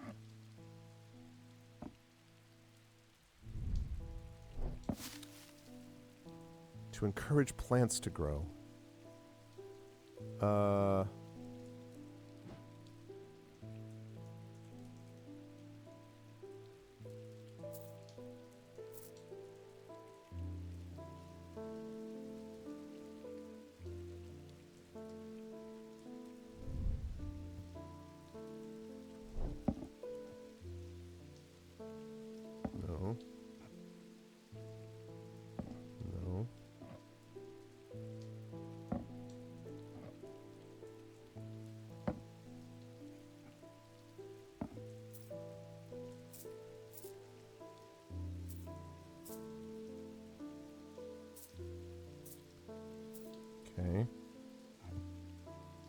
No. No. No. No. No.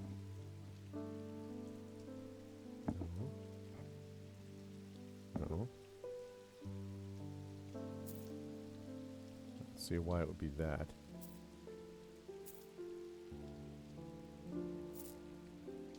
No. No. Carved out of wood or the planetary metals, they're all unique. No. No. I was hoping one of these was going to make the plant grow or have like an effect on the plant. Come over here.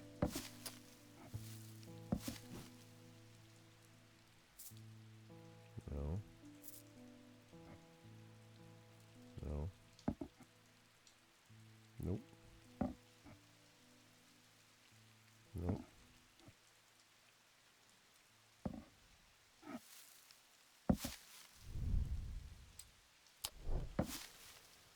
Huh.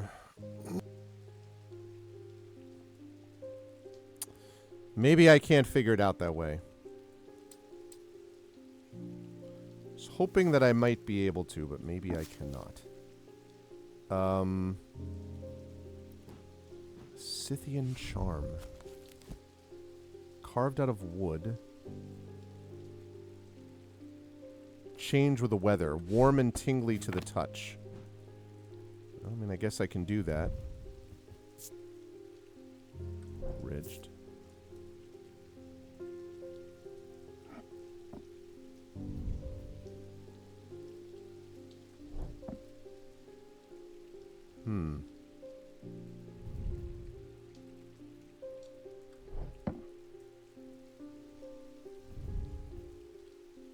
Pitted.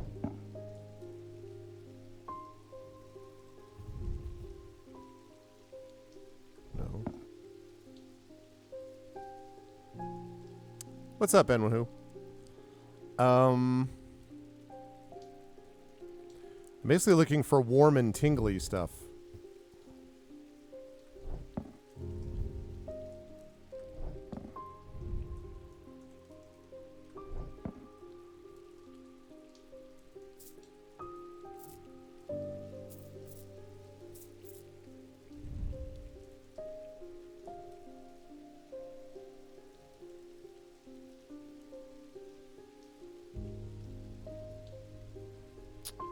What is it made out of? Iron. I mean, I guess. Could be that. Well, well. Obviously, we're going to do well in this session, chat, because look. Ganesh has graced us with his presence. We have a cat in the game. We have a cat in my life.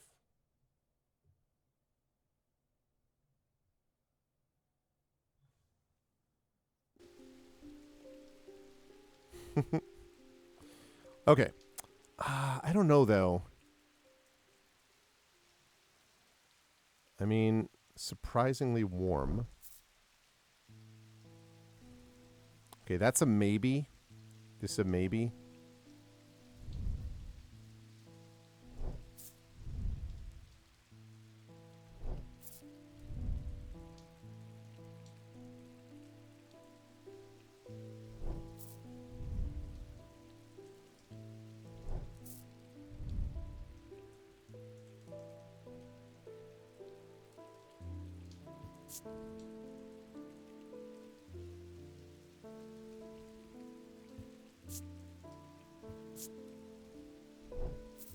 It's a possibility also.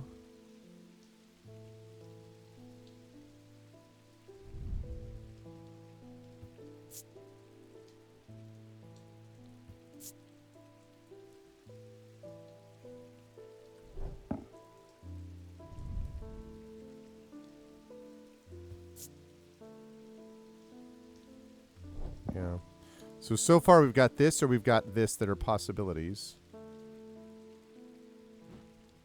Let me give this a shot because of the plant thing. Nice! I thought because of the plant thing that might help it. Gold and silver, planetary metals. Leaves hint to the horticulture, use the item, and it vibrates in the wet weather. Well, I didn't even think about that. A diverging hook is a way to carve thoughts from the mind of another. If done with skill, the third party may have no realization the thought was ever there at all, but it is all too easy to leave a mind in disarray. Even with approach with care, the unanchored thoughts are easy to lose track of. They have a single gemstone from each of the thaumic branches. Nice. I want to check something. Warm and vibrating with energy. Oh, that should have been the key, yeah. All right, I got it. It worked out. Every time when Jupiter wakes up. Francesca Robertson. I'm at a loss with these patients. They aren't responding to anything I've tried so far, and I haven't been able to find anything in the literature that fits their symptoms. I'm finding they become violent if they aren't restrained, and they're always trying to leave. If nothing else, Dranthium tea from a restful mether might get a moment of lucidity out of them, but if you've got any ideas, then I'm all ears.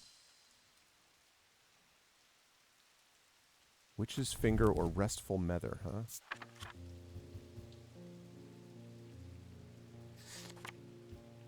Well, let's take a look. Witch's fingers are said to be the severed digits of the Witch of Undermere, capable of inflicting intense pain, but the goal is supposedly purification of the body. A most unpleasant experience, but a last resort that has cured some and finished off others. I mean, so there's that, or... Mether is the thaumaturge's link to the inner mind. Hot tea made from the Dranthium plant is drunk from them taking on different properties depending on the type of mether. This particular type can be used to enter a meditative state and bypass the rush and clutter of consciousness, promoting clarity of thought. So, the thing is, I have a choice here. I can either try to give her a witch's finger or a restful mether. The witch's finger is the extreme... Witch's finger might fix them or cause problems for them, and the restful mether might get some moment of clarity out of them. I think I'm going to try the witch's finger here.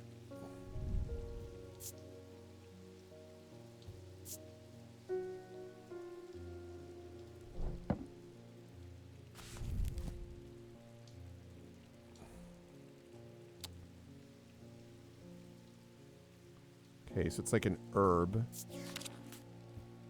But the witch's finger... High Green Church, home of the witch.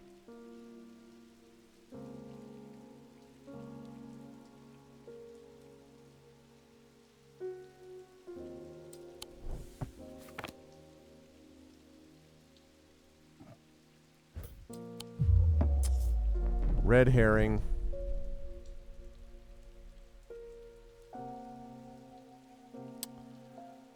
Witch's finger. Yeah, I was worried about it being too strong.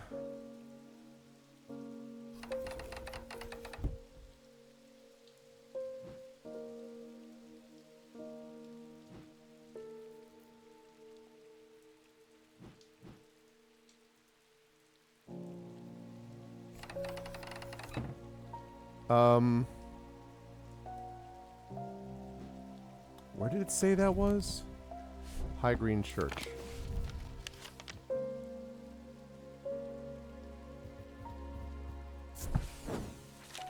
The church is old and the roof is in need of repairs. Moss and lichen add splashes of color to the otherwise gray exterior. I wander around to the back of the church where an old yew tree stands. Its gnarled branches scratch gently against faded gravestones in the breeze. The pastor strays into my moment of quiet reflection and imparts some local lore. The tree is known as the Witch of High Green Church, and there are those that believe it to have unnatural power. While the tree lives, the witch's fingers cut from its limbs are alleged to provide healing through pain. Ah! So, it is made of wood. That gave us more information. Okay. All right. So that makes me think of this because this is a witch's... I bet it's this. Because that's a witch's item. Yep. Called it. Witch's finger. On visiting High Green Church, I was able to learn the witch refers to a yew tree, and this item is made of yew. Also features a symbol of witchcraft. Yeah. A small item known as a bones guard can be placed in any liquid to render it safe to drink. King Cedric the Meek was well known to be terrified of being poisoned, and so always drank from the same goblet and always placed a bones guard inside. He was stabbed to death in 1203. Well, these objects bear the mark of the antidote. Okay. Lovely. Now, that's going to be a thing later on, the fact that we chose that as opposed to the Menther, but in this case, I was like, if there's no other obvious option, then we may need one of them to be truly healed. But we'll see.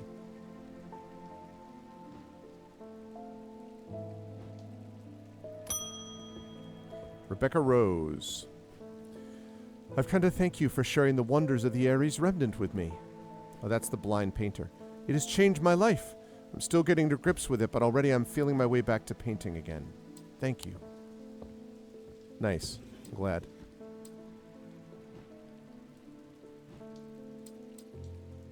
Okay. It's a pretty good day. Pretty good day. He knew what he had to do. Oh, yes, I should, just for those who weren't here. So, this is the story we've learned so far. The black mare thundered through the icy rain, shining wet in the silver moonlight. Her cloaked rider was exhausted, cold, and soaked to the bone. He knew he would not survive the night if he did not reach Back Barrow. A deep pain radiated down the side of the rider's head where he had sliced himself with the diverging hook, and his thoughts were scattered and torn. He could not see out of his left eye. 2 days earlier, the rider and his fellow adventurer were deep underground, exploring the tunnels below the Kirkhead Tower when they made a discovery. Their elation at their find would soon turn to horror. At the end of a long passageway, after days spent clearing away dangerous rockfalls, the duo came upon a chamber. In it they found a small stone tomb, too small to contain human remains. Inside was the reason they had toiled so hard, a small black casket, a very valuable small black casket. They knew enough not to open it, but perhaps too little to fully understand the danger it posed. At camp that night, one of the pair had awoken with pain in his left eye. He was alert to the threat at once, recognizing two things at the same time. One, a part of his mind was not his own, and two, the casket wanted to be opened. He knew what he had to do. Without hesitating, he took hold of his diverging hook and used it to cut away the infected part of his mind before it could spread and consume him entirely, which is what brought us back to this.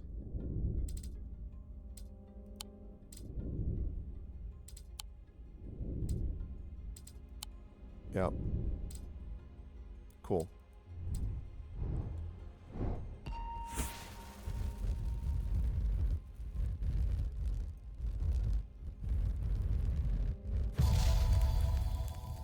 Here we are, a new clue card. I am closest to the sunset, but furthest from the sunrise. Okay, so far to the west is what that would mean. Day 8, Thursday.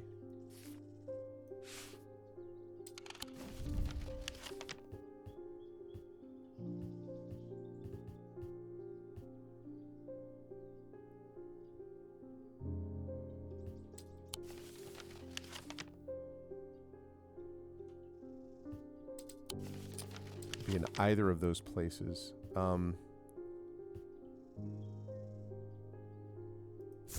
Tower.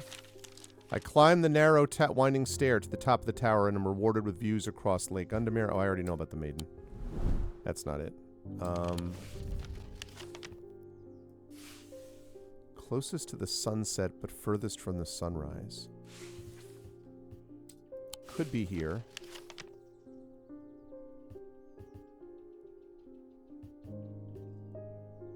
Yeah. Closest to the sunset, furthest from the sunrise. So that would be west. Yes, let's go. The view from the tower is quite beautiful, but it's what I find inside that catches my attention. In the middle of the room is an unlighted wooden chest, and within that, not one, but two, thank you, smaller wooden chests along with a cryptic scrap of paper. Ooh.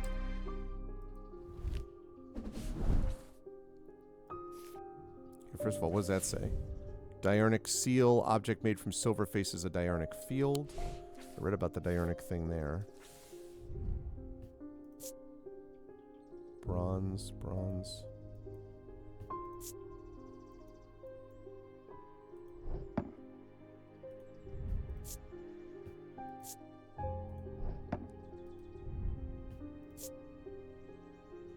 Wood, gold leaf, polished.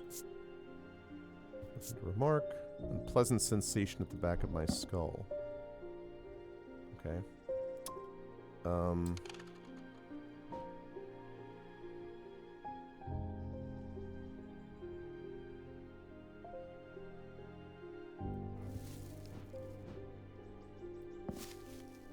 2 plants next to each other. These are all unidentified.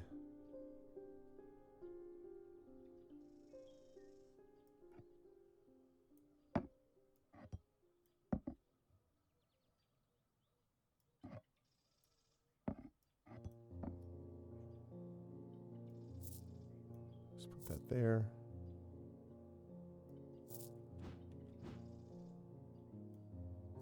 Okay.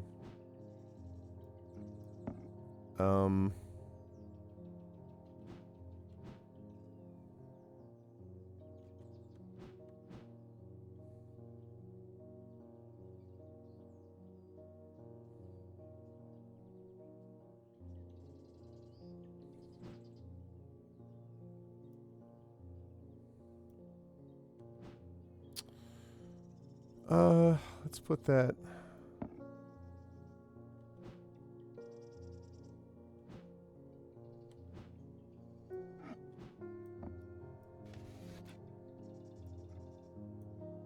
Okay. Hello, Jupiter.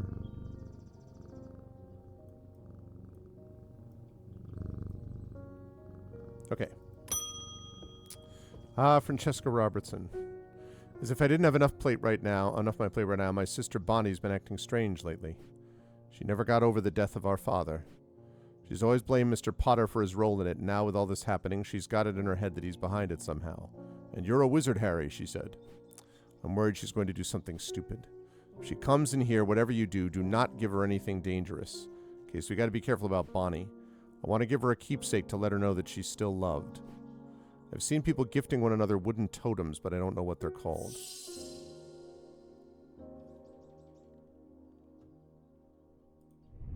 Might be Selenic. This one? Yeah. Carved totem associated with the night.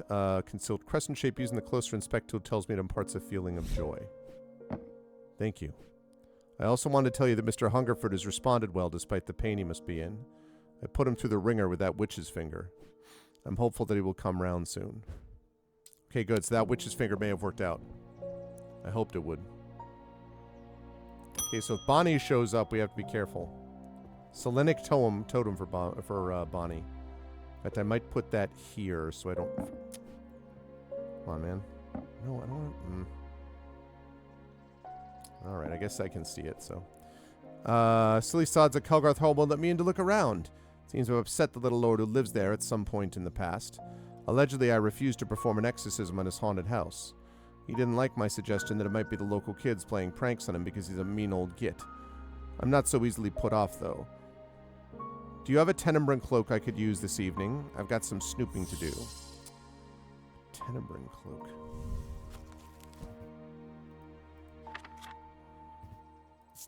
Well, a Tenebrine cloak. Upon activation, a Tenebrine cloak can create a sphere of enshrouding darkness that will cloak all within its reach. Single stone set in bronze gives power to these totems.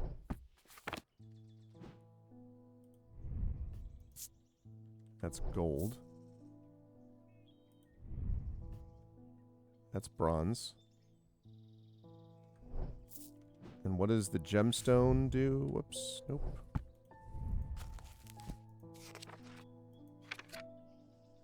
Stone of the earth and of nature.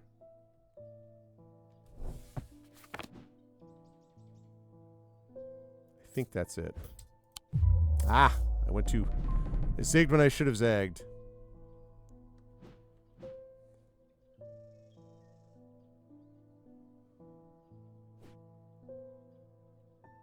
Single stone. Bronze. Green gemstone. God damn, dude.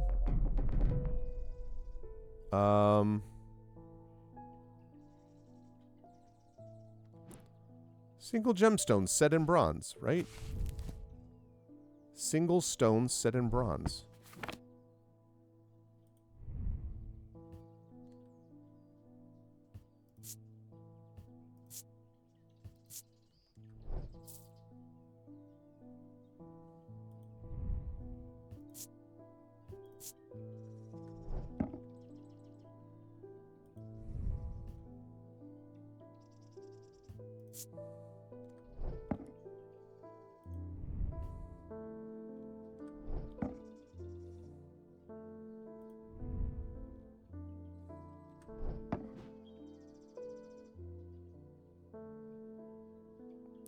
Single stone. It is imaginary. It is very chill. Single stone set in bronze. It's iron.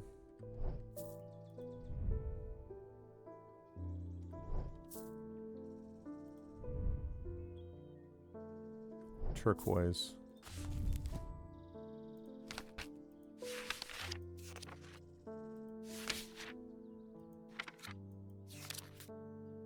Anchor between body and mind. Stone of water.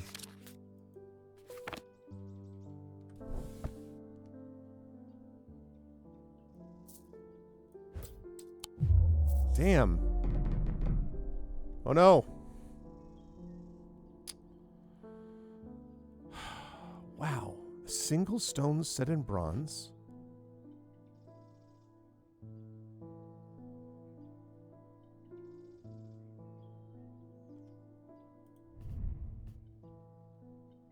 It's gold again.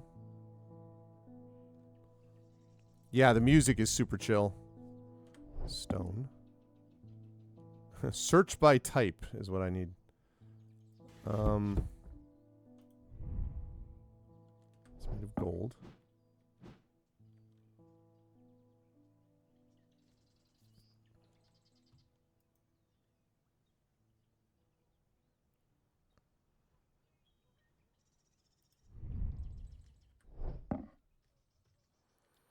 It's so weird. Like,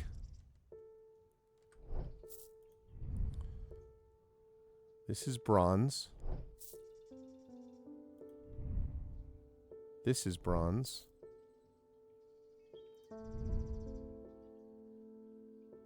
It's gold. Gold. Gold.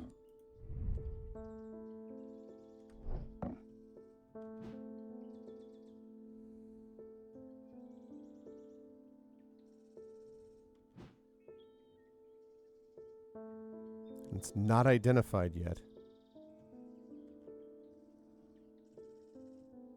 It's possible I don't have it.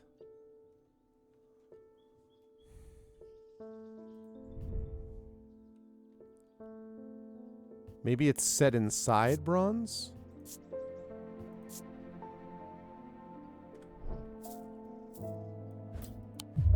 Damn it. Oh, man. Okay. Gotta get through this.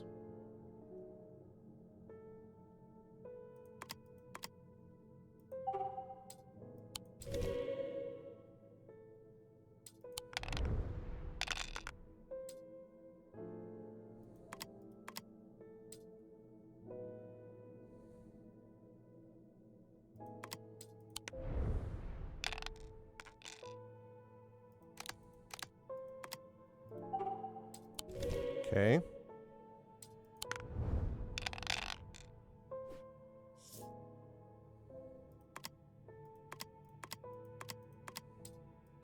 Oh, no, no, no, no, no, no, no, no, no, no.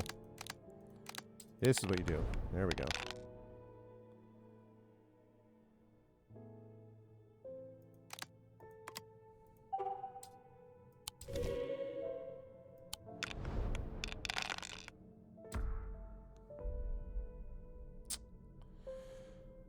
That's unfortunate.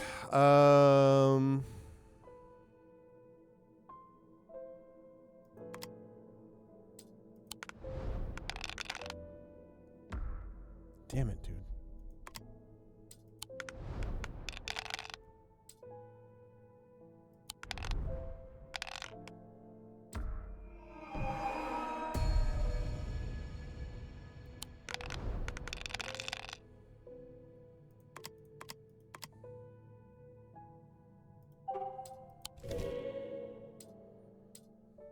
Okay. Now I just need a 4 of whatever kind. Thank you, Jupiter. Thank you. Nope.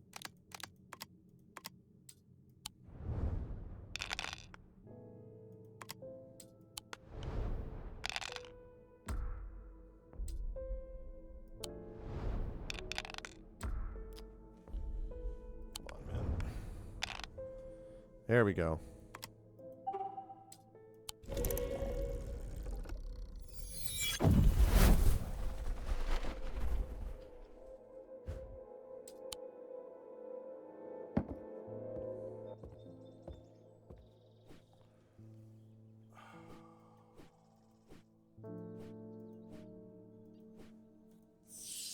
I am so confused about this Tenebrine Cloak. I mean, okay, so Tenebrine Cloak.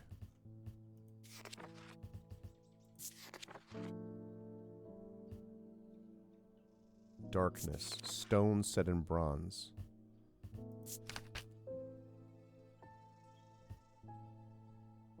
Maybe a shadow hold?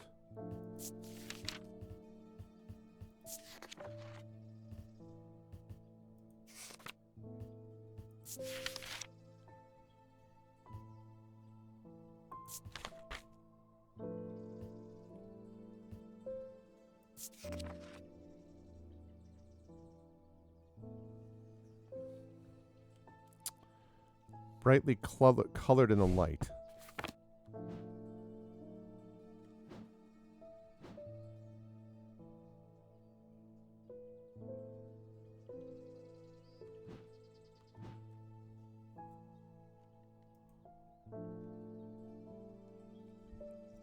I know. It's really useful.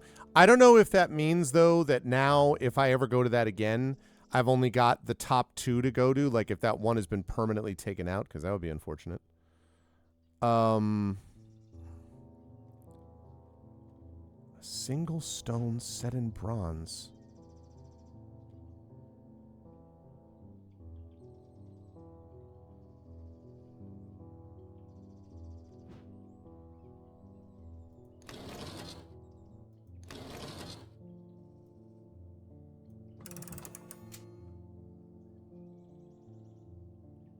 It's not permanent? Okay, cool.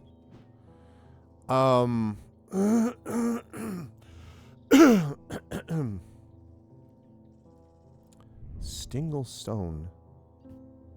A single stone set in bronze. Why is this not it?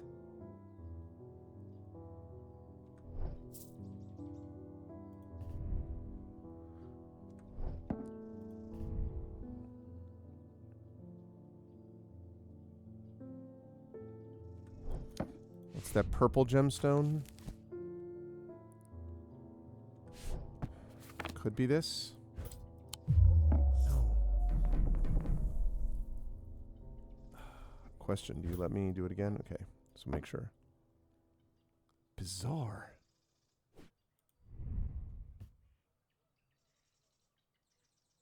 This is iron.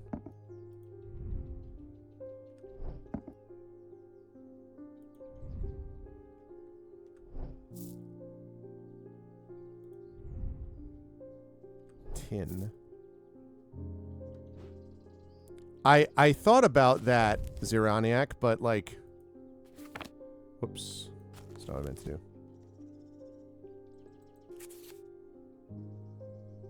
Dark stone for dark purposes. That would suggest bloodstone.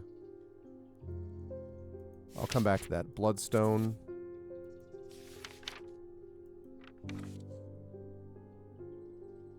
And maybe onyx. Okay, so some black stone.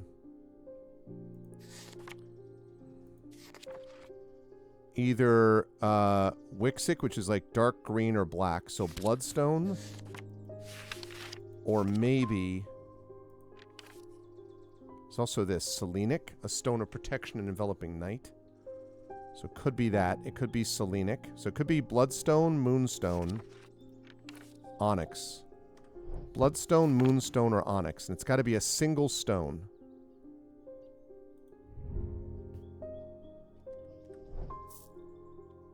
Bloodstone, moonstone, or onyx.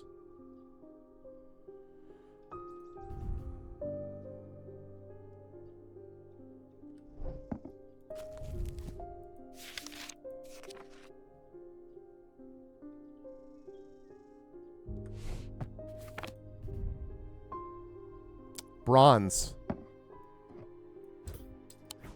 Yep. Good call. Thank you, Ziraniac. That extra stone, knowing about that extra stone really helped. Boy, they really can throw you off. But yes, this one moonstone is Stone of Enveloping Night. Good call. St. Cedric's Thunder. St. Cedric's Thunder is used to store the power of a single thunderclap. Alchemists have been trying to harness this power for centuries, and there are rumors that some have indeed successfully used it to transmute base metals into gold. They are placed on the tops of mountains to charge them during storms. Gemstones can be used to prevent the charge from waning over time. Okay.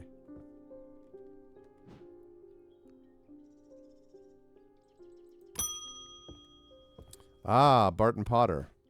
I bumped into Eli at the station yesterday before I left for Oxford. His train was late, so we had a brief chat, and he suddenly remembered something he wanted to tell you. I told him I'd pass on the message. In other news, I've got a little something for you if you're interested. It's going to cost you, but it's worth it. A map of the catacombs. Very rare. Worth a lot to someone in your line of work, I imagine. All I'm asking for in return is a Valant. Okay, well, hang on a second. Keep forgetting to mention it'd be helpful for you to read Dr. Robertson's booklet on curses. You'll find in the cupboard hidden in the counter. Cupboard hidden in the counter.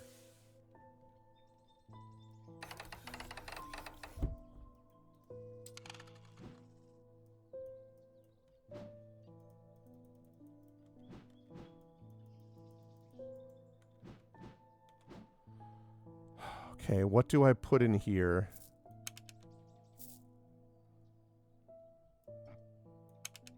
No.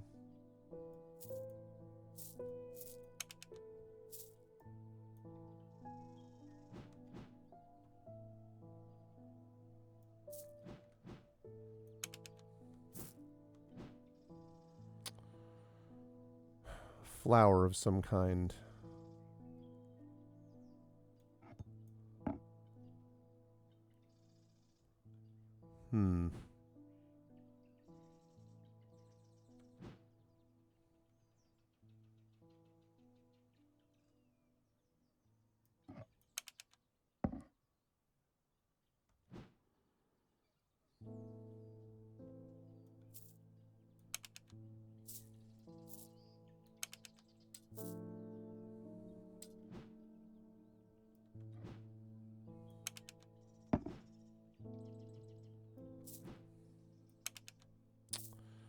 I mean, this thing is probably going to be useful. There's a trick to this one? Oh, boy.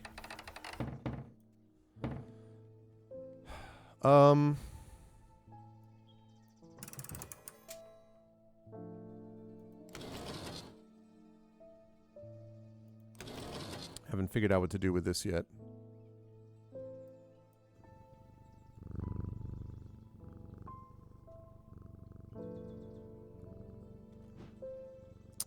Could also get this guy a Valant. Do I have what I need to open this? Because I assume this is where the Book of Curses is. Is there a way to open this? Like, I'll know when the time comes? Oh, about the clock, you mean. Do I have what I need to open this now, though?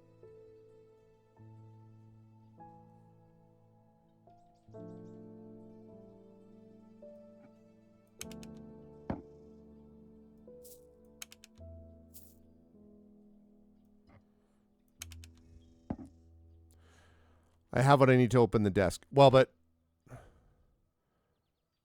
What desk? You mean this you're talking about? Or you talking about this? Talk about this, right? Because I don't think I have exactly what I need. I think I'm missing one piece. Talk about this one?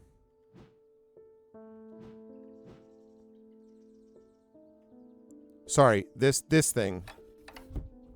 This, okay. I don't think that would do it.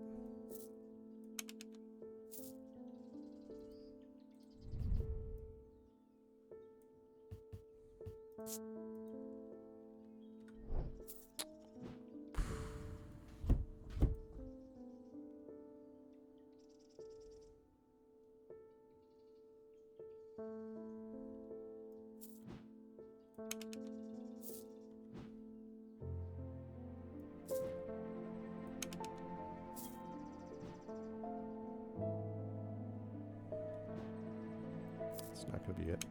I'm looking for something that's like... All right, let me give this guy a Valent first. Let me deal with that first, and then I'll come back to thinking about it.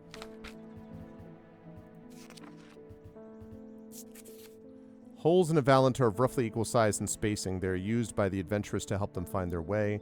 A curious pulse can be felt where its power concentrates. Okay, so we need holes. Think about a compass and a pulse.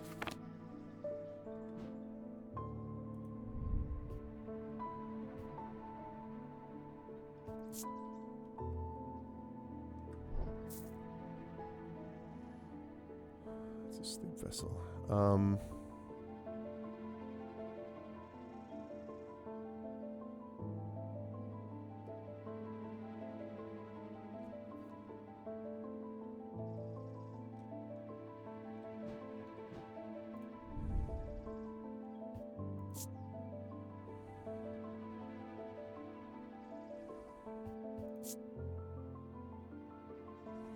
That's about the water.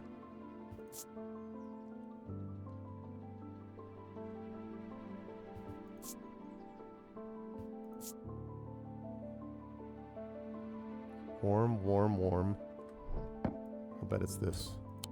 Of course it wasn't that. What am I talking about? Why would it ever have been that? In no way would it ever have been that, ever. Certainly not.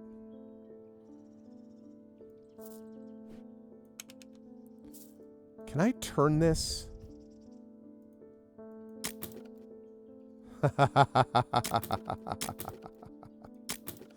Clever girl, clever girl. All right, that's pretty freaking cool. Uh-huh. Wait, what? That's it. What are you talking about?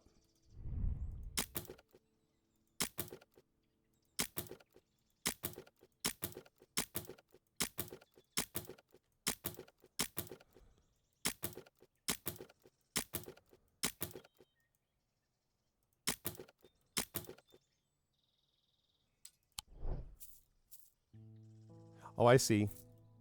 I get it.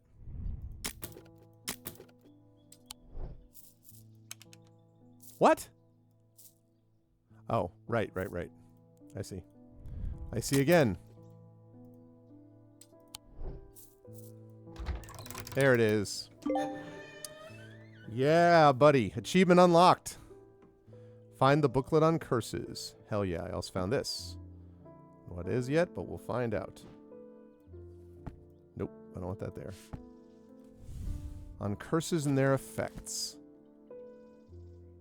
Nice. Okay. Hey, what's up, Hilness?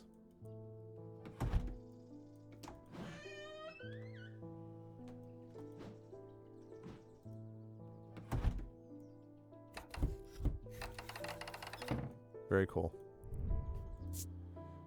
Green organic material. How are you, Hilness? Good to see you, man. Wood. Hard, thin and delicate. Sounds hollow when tapped.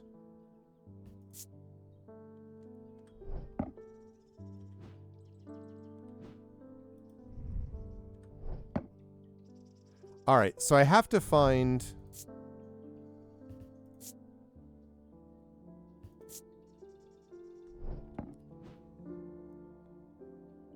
Not my cholesterol. I'm doing well. That's awesome.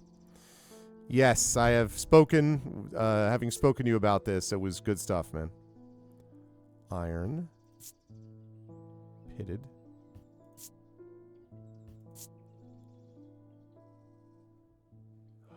Why do you have nothing to remark?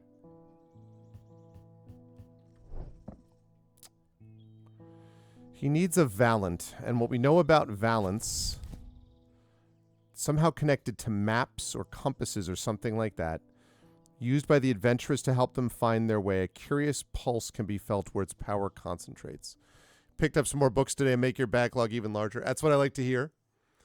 The TBR list grows ever larger. What'd you pick up, Illness? So I'm looking for something with holes.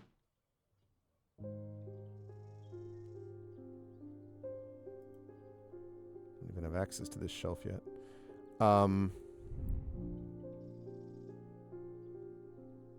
Feel a pulsating power like a beating heart.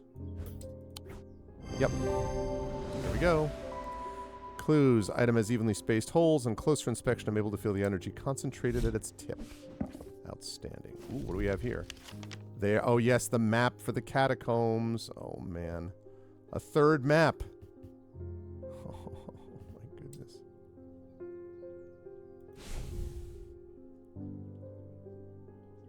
Okay.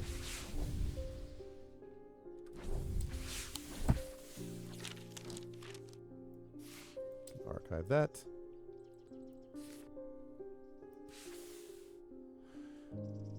A biography about Nikola Tesla, nice. Indiana ghost folklore, and the Irish Assassins. The Irish Assassins? What is the Irish Assassins one about?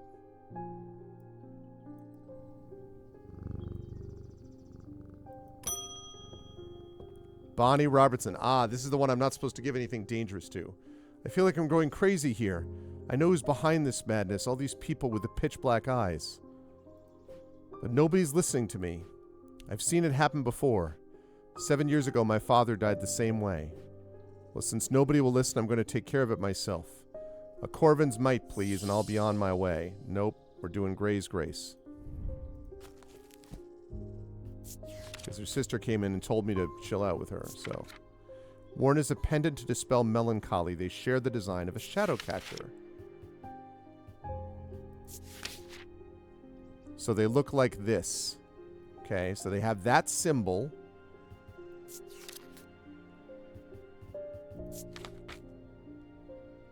A pendant that has that on it.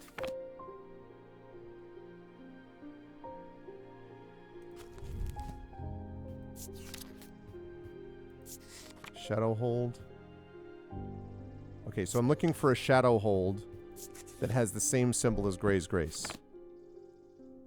Shadow hold that is the same symbol as Gray's Grace. Okay, so first of all, where's Shadow's hold?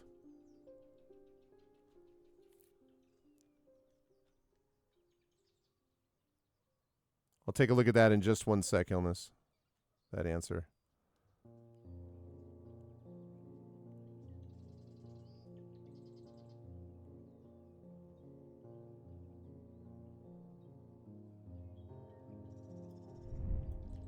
Okay.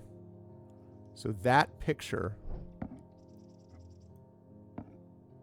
just until I can find the same thing.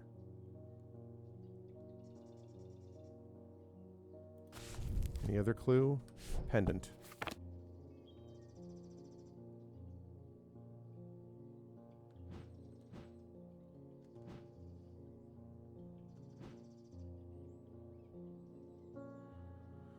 Okay, pendant.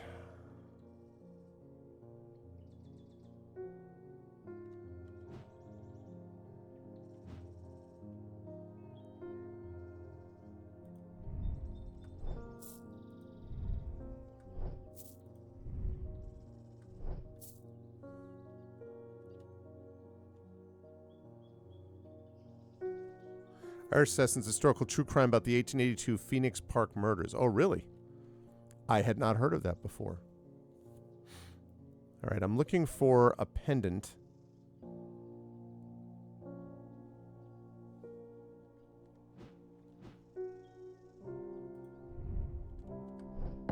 No.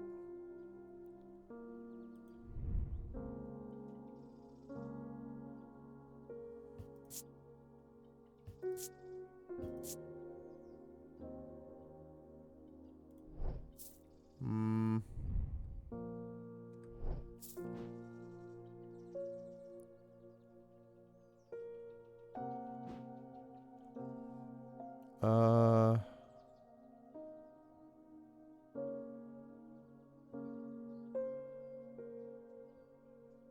What happens when it doesn't look like it has the same markings as this, right? Share the design of a shadow catcher.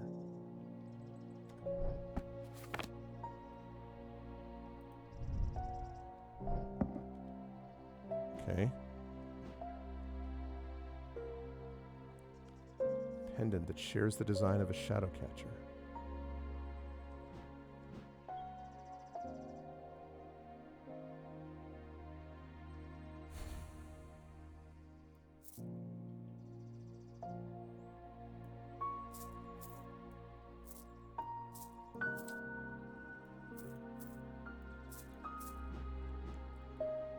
I'm going to pick up these so I can, like...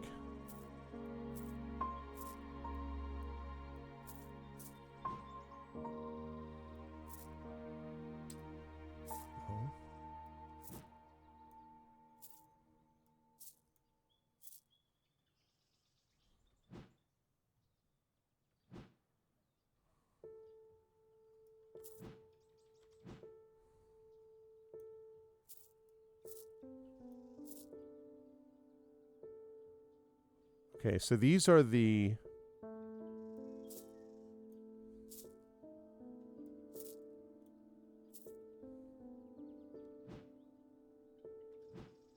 Besides that, these are the pendants I've identified. I'll put this down here so we can move these.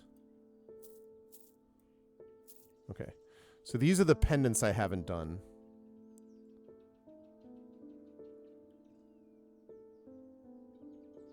Shadowcatcher. It's all the pendants, right? I've identified all of these, yeah.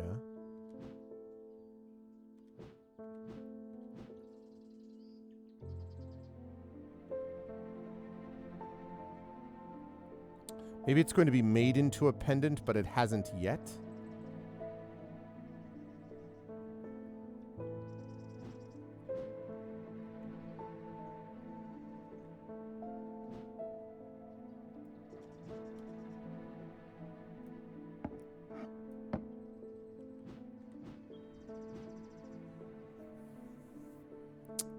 Maybe it's a pendant that hasn't yet. Anyway, that sounds really cool, though, Illness.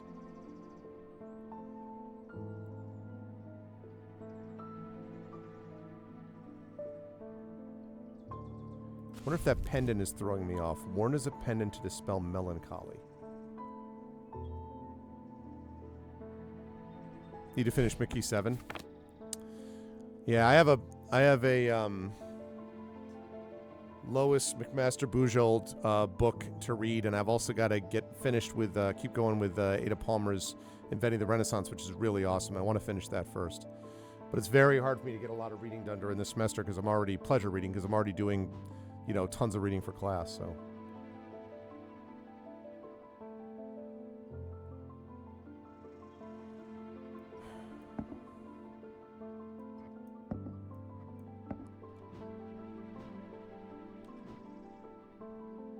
Where is a pendant?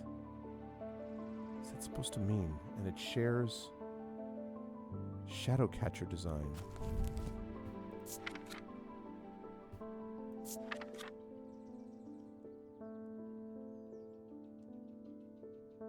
Yeah, it shares a Shadowcatcher design, like this.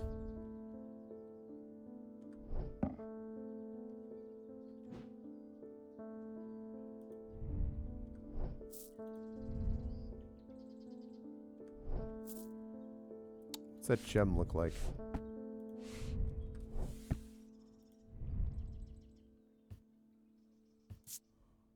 Turquoise.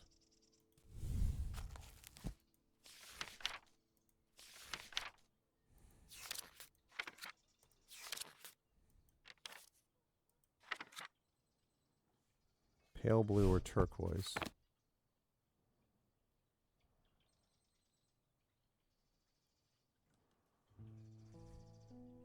Oh, did you?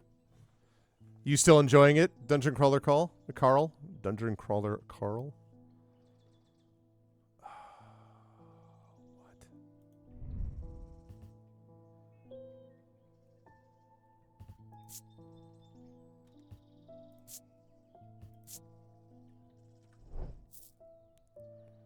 Yeah, I gotta get reading some of Dungeon Crawler Carl.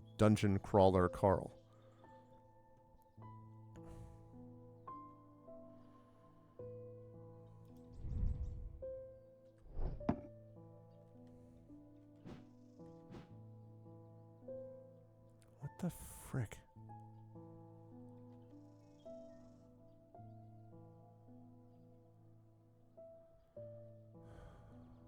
Can't be two things, can it?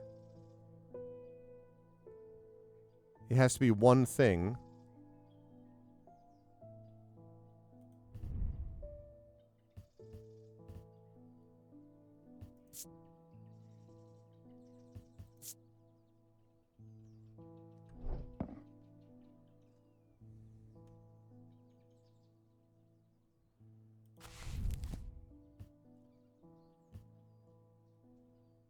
That's not the one I need.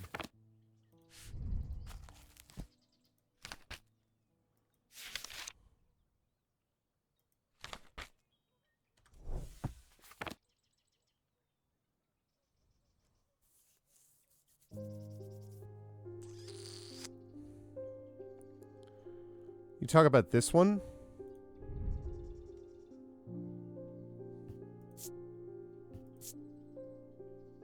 Heart feels lighter.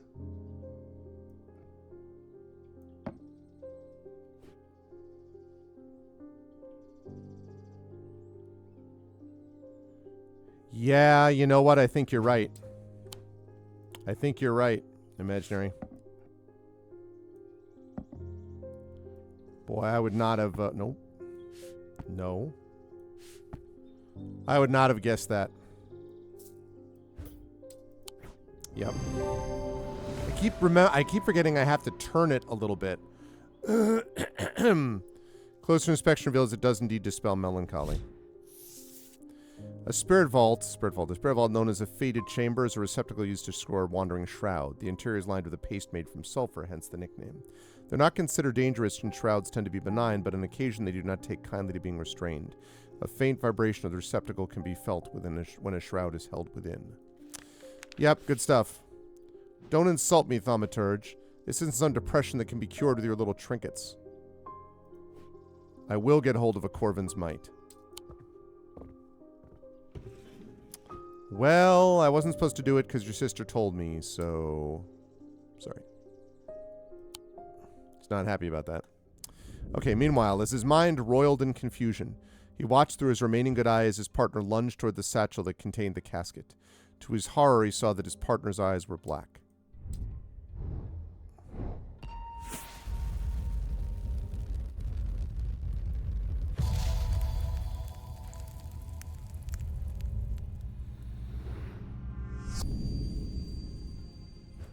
Come to my window. That looks like catacomb, actually.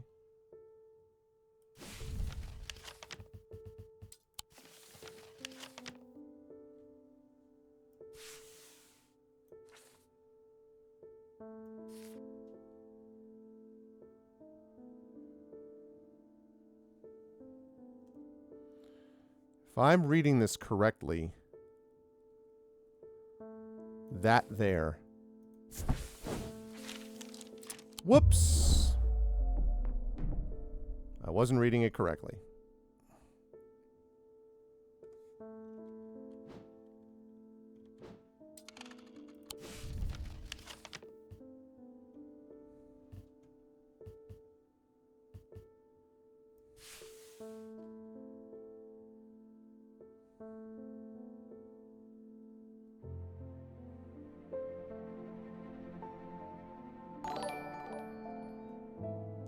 Thank you for the raid, Pendle Steven.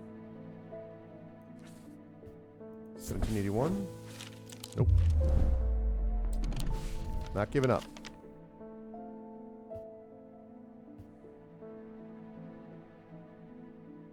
So it wasn't 1701, and it wasn't 1755. Here we go. I knew it was one of them. I squeezed through a partially collapsed passageway and emerged in a small chamber. Glinting in the flickering torchlight, I catch sight of a pendant draped across an old gravestone. Outstanding.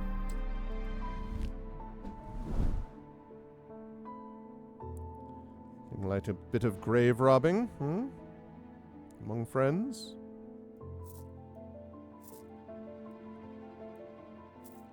Okay. Thanks for the raid, Pendle Steven. I appreciate it. Constant Bader. My awakening ceremony takes place at the convent tomorrow. I will need a talon. An Emphesian talon, huh?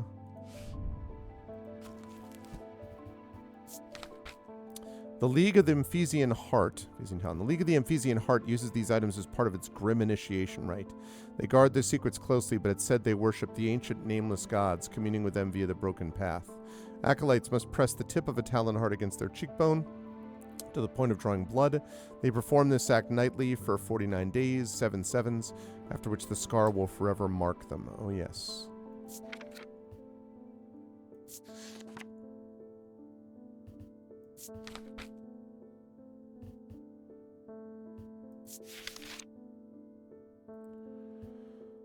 So blood.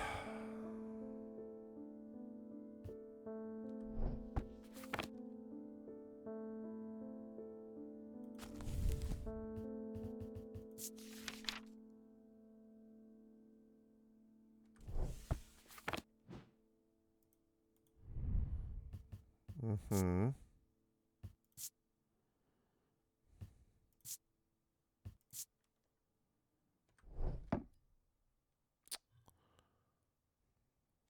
SteamWorld Heist. Oh yeah, you know, I think I may remember you having come in and talked about that before. At least I think possibly. You still digging it? You still enjoying the game? Oh my gosh. What was...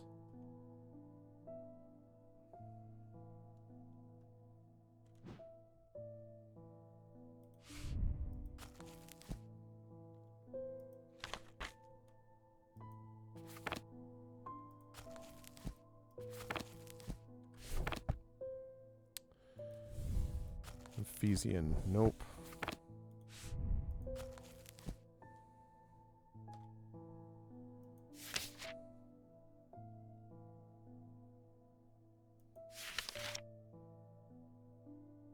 Okay.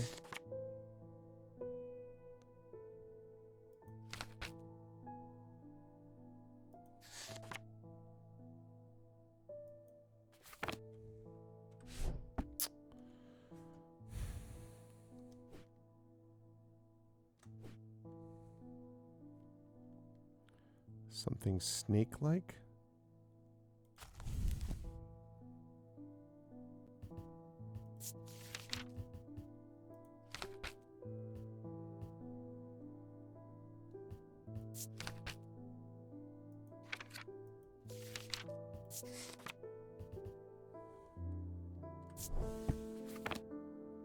Ephesian talon.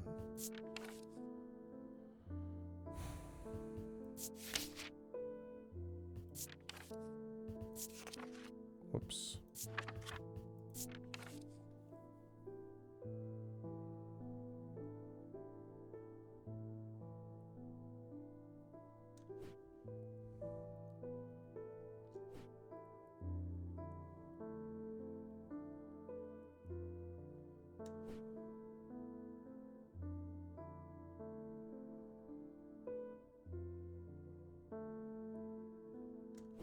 So it's got to be something sharp.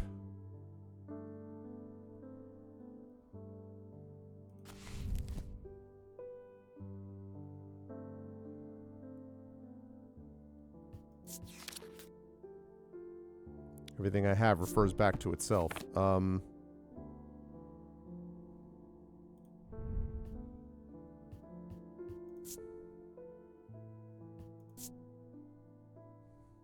Oh, the snake. It's got to be this. Because of the snake that she has on. Woo, I'm glad I checked that. The shape of the nail tips match the scarring on the cheek of the person in the sketch. Yeah, but I did it because of that. Because they're right there. A folly symbol can be revealed to induce a trance-like state in anyone who casts their eye upon it, making them open to suggestibility. Precautions should be taken against unwittingly looking upon the hidden symbol for too long. Morgan's folly. Nice. Fairly happy with that. Ah, Simone Green. Oh, where's Jupiter today? I know, no Jupiter. I always look forward to coming in to say hello to him. I've been working my way through the journal, but it's heavy going. I keep coming back to this series of sketches. Does this mean anything to you? Could it relate to the plinths?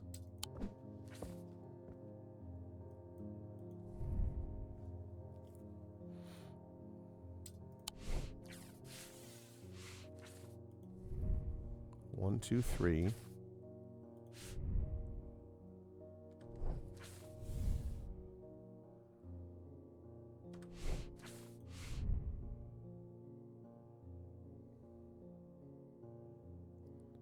Swirl.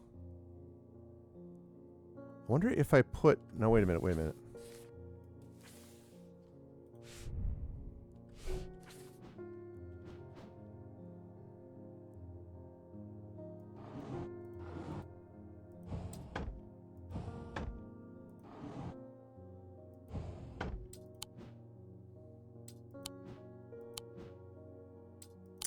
No. Because I know the symbol that I need to open the last of those.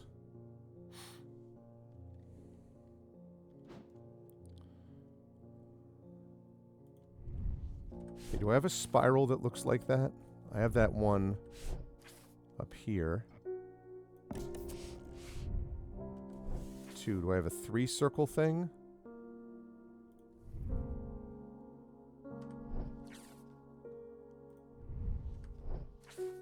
And then we have that.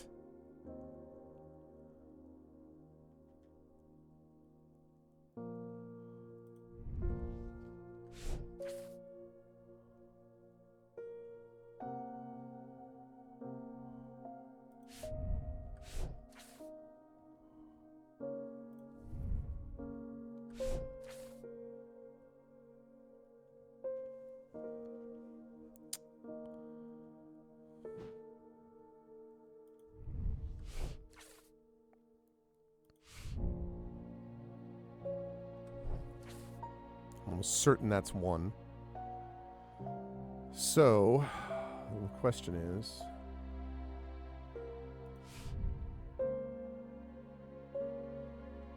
Three circles. 1, 2, 3. Which hopefully actually look like circles.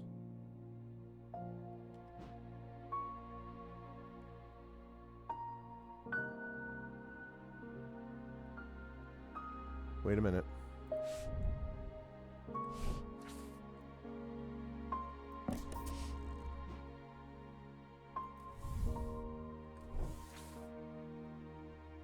Not sure about that one, actually.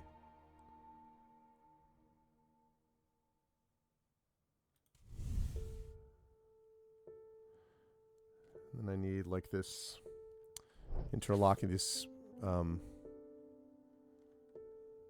infinity symbols, almost. I don't yet know what the symbols mean. Oh, okay. Alright, good. Then I don't have to waste my time yet.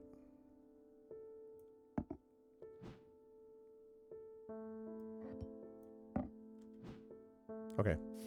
Thank you. It's good to know.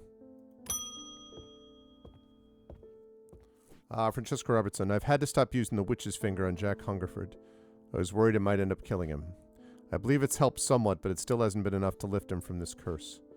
I'll take that method for myself. I need to get my thoughts in order. Okay.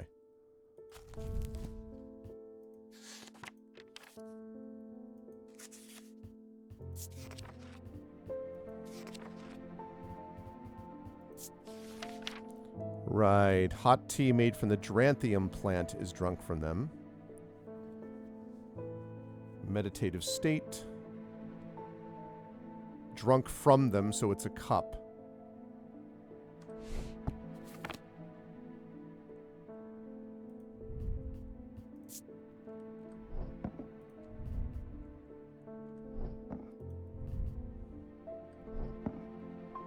So it's one of those cups. And it looks wooden. 3 parts, this one. Oh, really?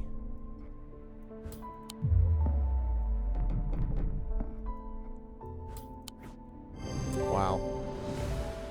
It was 3-parted. I just saw it. The several embedded iolite gemstones, stones of peace. Oh, I should have thought about that. I got baited by this, but anyway. Okay, cool. Well, now I know. Bonnie Robertson. I've come back for that Corvin's Might. I'm not taking no for an answer this time. I want a Corvin's Might. Either you give it to me or you never see your cat again. Take it to the woods behind Calgarth. Oh, the woods behind Calgarth. She took my cat. Man.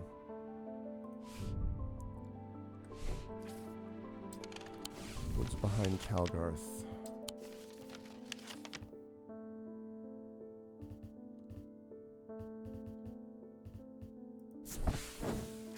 That's close enough, says a voice from the shadows. Give me the Corvin's Might and I'll return your cat. I peer into the gloom, but I can't see anyone amongst the trees. I hesitate. I should give her what she wants, but then again, I'm a thaumaturge. I don't always have to do what people want. Perhaps there's a better way to find out where Jupiter is. Oh, man, but the diverging hook, though, is the thing that, like, really hurts people, doesn't it? Diverging hook is a way to carve thoughts from the mind of another. If done with skill, the third party may have no realization that the thought was ever there at all, but it's all too easy to leave a mind in disarray. Even when approached with care, the unanchored thoughts are easy to lose track of. They have a single gemstone from each of the 3 thaumic branches. They brought the cats into this, I know. Hey, what's up, Cat Pig?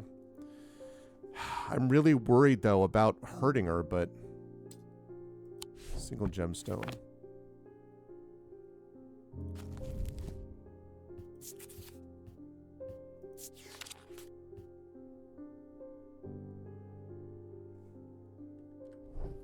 I'm not going to have her assassinate people.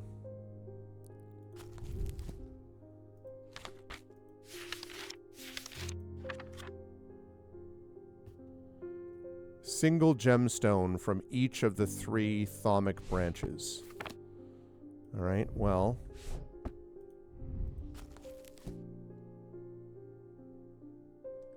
All right, what are the thaumic branches again?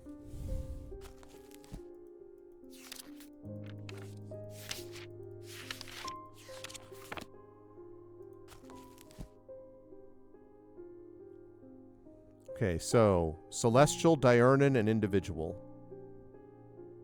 Celestial, diurnal, and individual. Okay, 3 gemstones. So this has got pink, orange, and black. Pink, orange, and black is... Pink, orange, and black. All right, so...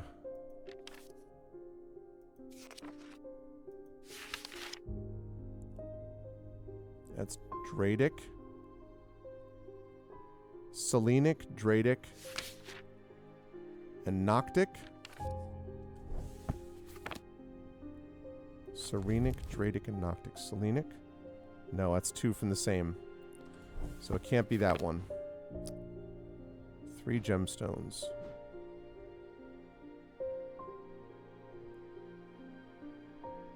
So it could be... No, these are the same gemstone. So it could be this. Yellow, orange, green, and black. Yellow, orange, green, and black. So yellow, orange, green, and black. Yellow, orange, green, and black. Okay, so yellow, orange, green, or black. That's Daedric. Or Dradic. Dradic. I think it's Dradic again. And Wixic. Yeah, it's the same one, so that doesn't work. How about this one?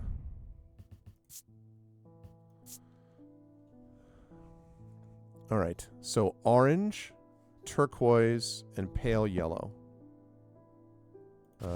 Orange, turquoise, pale yellow.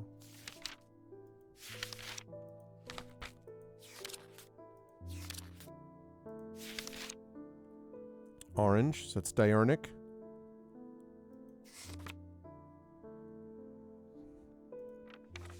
Diurnic. Dradic. And what was the other one? Pale yellowy orange. No, nope, nope, nope, nope, nope, nope.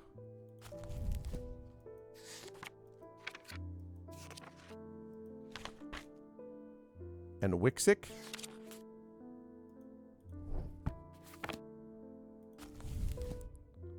Dradic, and Wixic.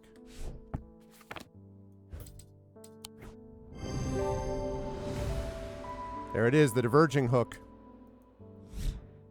Hope this works. I focused my attention on the diverging hook, searching the woman's mind hurriedly for any thought relating to Jupiter. It doesn't take long for her to realize that something is wrong. She steps out for the shadows with an enraged look on her face and lunges at me, causing me to slice wildly with the diverging hook. Her feelings of anger flow through the hook into me and scatter. She stumbles forward, confused now, and I try again, this time latching on to a swirling image of Jupiter's face, and I cut once more. I learn instantly that Jupiter is safely stored aboard the Mary Bell, and I back away uncertainly, feeling a complex mixture of anger and pity at the now placid woman in front of me. Yeah, but she took away my cat, though, and she was going to do terrible stuff, which is why her sister told me to relax. The Mary Bell is an old paddle steamer that hasn't been in working condition for many years. There's nobody aboard, or nobody that I can see at least, so I climb onto the railing and start peering through grimy windows. As I approach the far side of the boat, I hear a desperate crying coming from behind a windowless door. I try the handle, and it opens to reveal an unimpressed cat with mismatched eyes, Jupiter. He springs from his prison into my arms. I hold him tight to my chest, and he rubs my chin with the back of his head, purring with delight. Yeah! Achievement unlocked. Catnap not forgotten. We rescued Jupiter.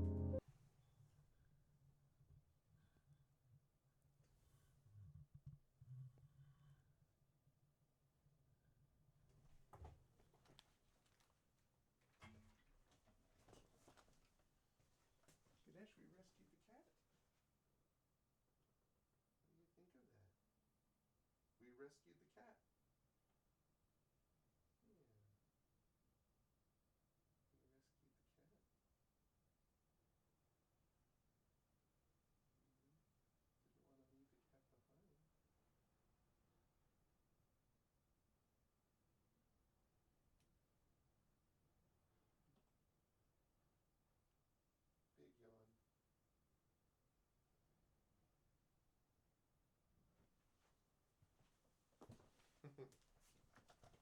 All right. Felt like we had to do that. I just wanted him to know that we we made sure that we saved the cat. I hope I didn't hurt that woman too much, or that her sister's going to be mad, but she said don't give her something that's going to make anything dangerous. So I was like, all right, well then I won't then. So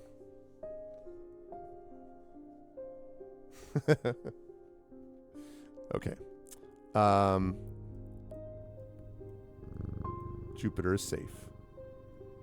And I managed to get the woman, like, not angry anymore. Don't want her assassinating people. Wyatt Collings. I think I've been cursed. 2 weeks ago, I was quietly minding my own business in the Guilty Ram when a stranger came up to me. He handed me a book titled The Changes of Dr. Learmonth before leaving. Something about it intrigued me enough to take it home with me. Ever since I read the first page, I've been having terrible nightmares, and they're getting worse. I spoke to Dr. Robertson, and she sent me here. Okay, so we need something. The Changes of Dr. Learmonth. Well, I happen to have a curse book.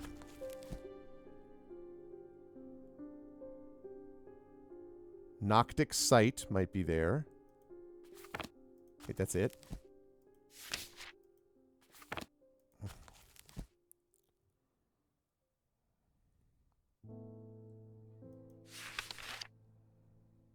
Okay, so Noctic Sight.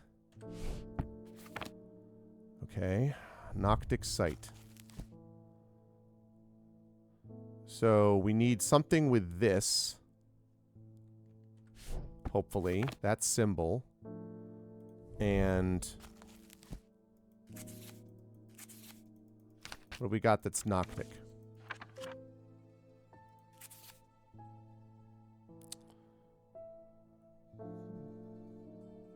Diurnic might cancel it.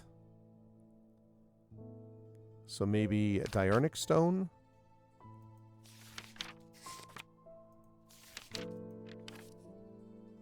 Onyx. Or Vivianite. So striated black. So basically, striated black. So we either want amber, or we want onyx, striated black, or Vivianite, although probably not that. All right, what have I got that could handle these kinds of things?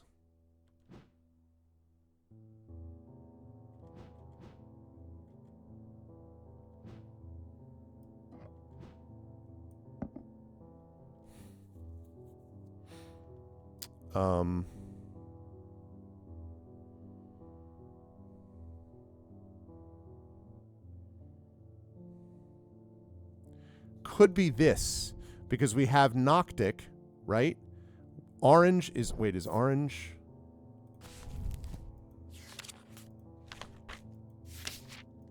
I think orange, it's amber, right? And that would be, yeah, diurnic. So this might banish nightmares, right? Black gemstone, black gemstone. Leathery, hard but smooth. That's unfortunate.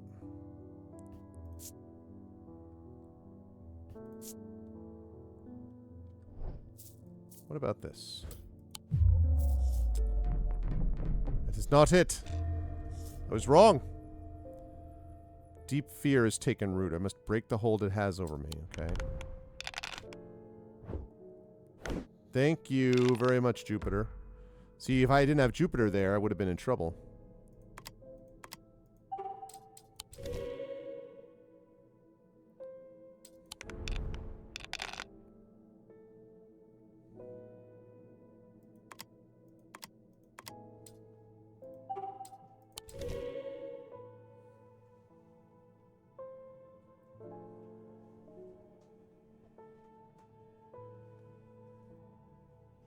Ganesh is on the prowl. The sherbet has come up.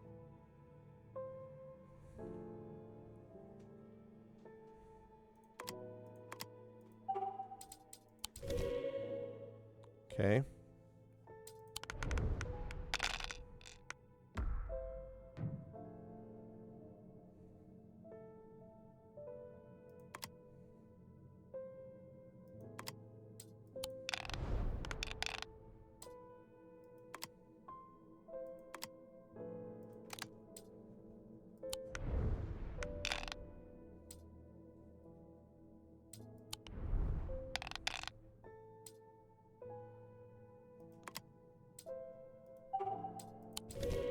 Okay. Alrighty. I need 2 cat faces. Yeah, Jupiter. See, I bet if I hadn't rescued Jupiter, he wouldn't be there to help me out.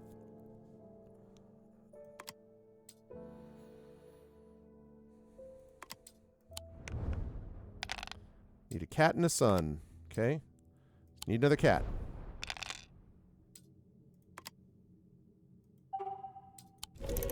There we are. No problem. Thanks to Jupiter.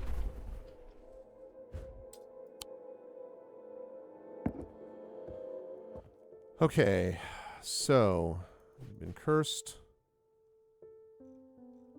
Changes of Dr. Learmonth. Terrible nightmares. I really thought that was going to be it.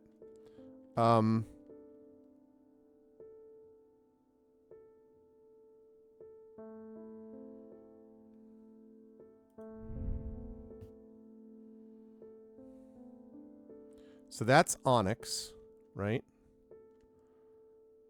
Orange would be and then what is the pinkish? What's that one?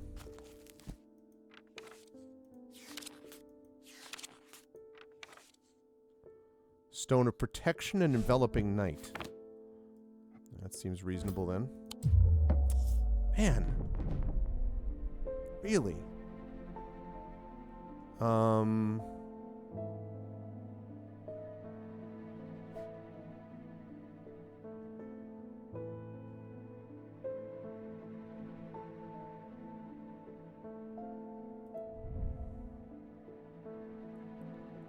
Black, dark green. What's dark green do? Stone of sight. I don't know about that. What the frick, man?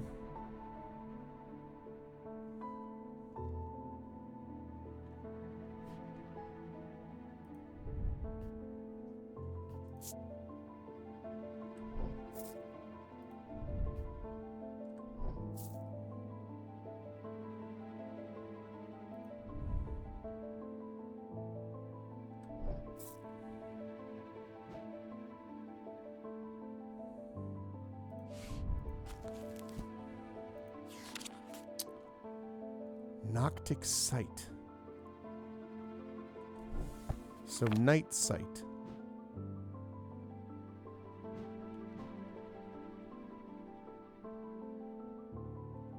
That's funny. Inside Out Boy, really?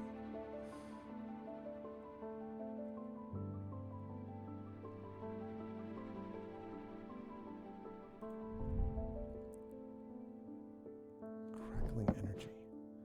All right, let's take a look at symbols here. Okay, protection against Noctic. Maybe we do that. So first of all, let me take a look. Okay, there's that symbol. Protection. So diamonds.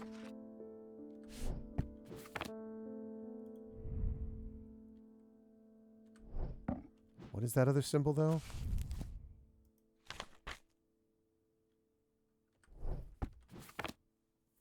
Protection from insanity? Jeez. Wow.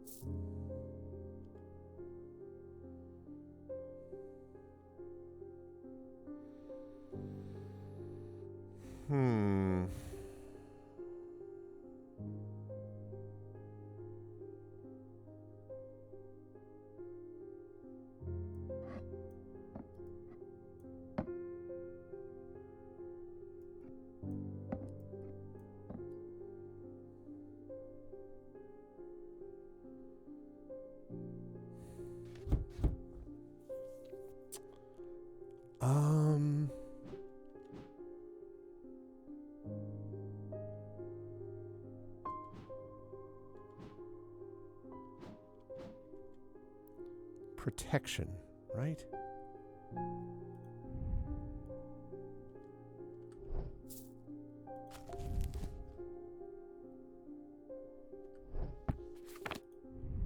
Really wish I could have the book up and next to these things.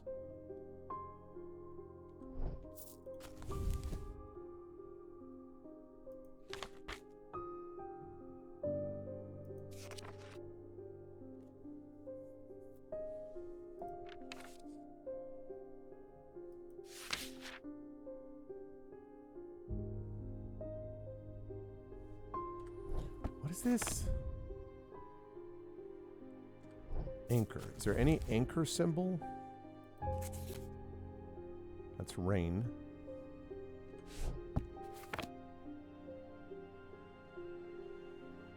I really wanted that to be it. I was like, that's totally right. It's accurate.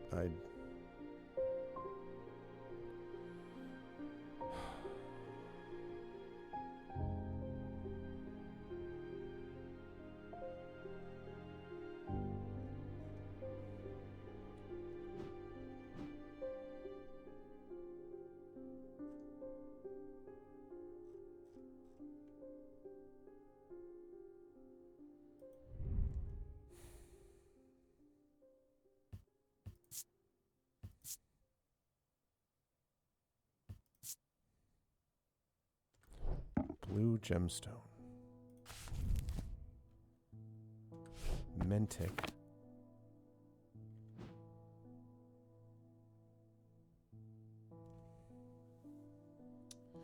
Yeah, there's a lot going on. This one is rough because there's so little go on. I have this curse thing. It's got to be this one, which is Noctic Sight. Those suffering from this curse speak of increasingly vivid nightmares. So Noctic Sight. Maybe if I look at Noctic.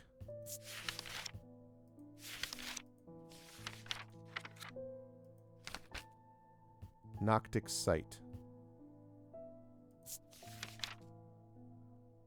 Moonstone Guardian. For the banishment of Noctic Sight. Ah! Moonstone Guardian.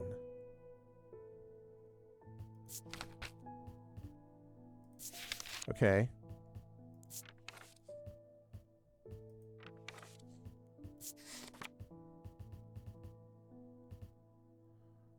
Moonstone Guardian.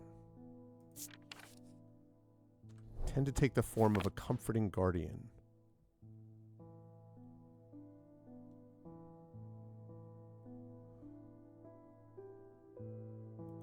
Okay. Is there one that's Moonstone Guardian?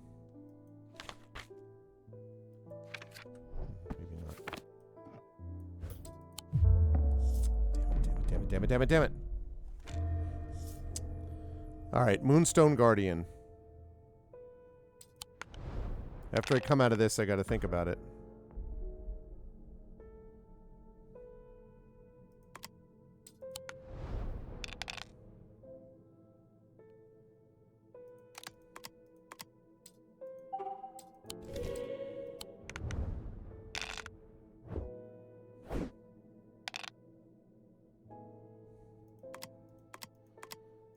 Nicely done. Thank you, Jupiter.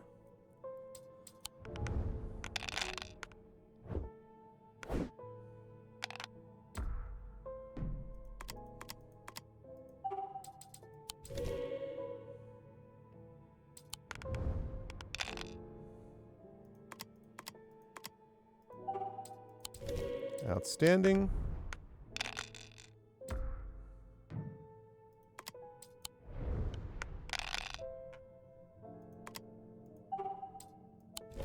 Got it. No problem.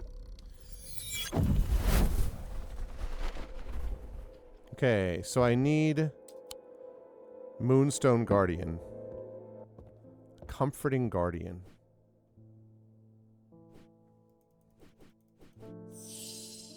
Comforting Guardian. And I think that gemstone, I think I just thought of it.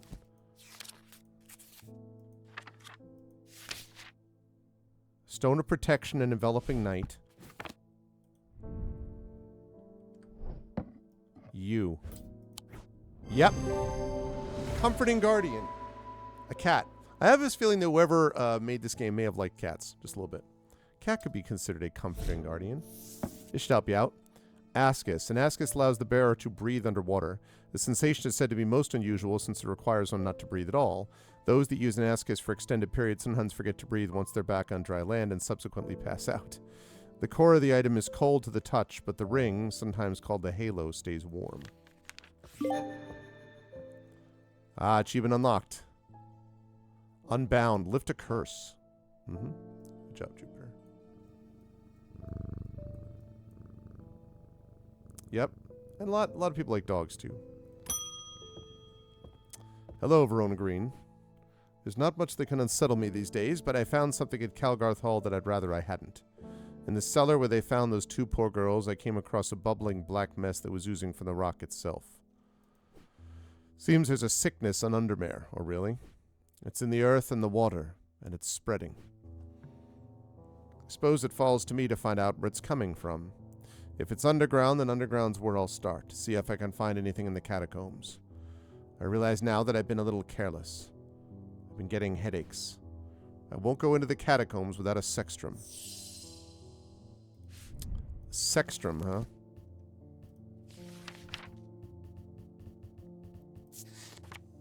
Protects against insanity in all its forms. These items, like the mind itself, are not well understood.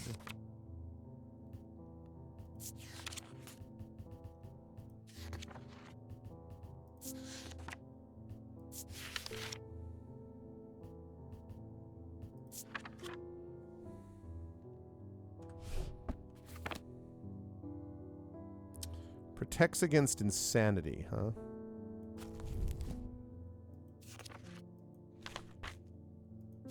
That would be Karenite. So I'm thinking blue. Possibly Iolite, but I'm thinking blue.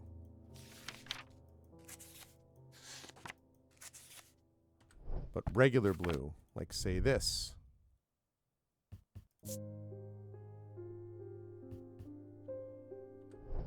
So it might be that.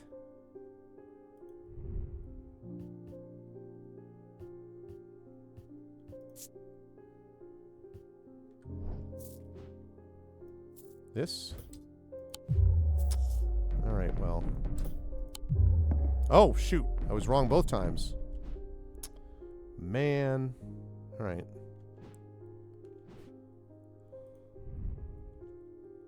Yeah, but that's turquoise, not blue.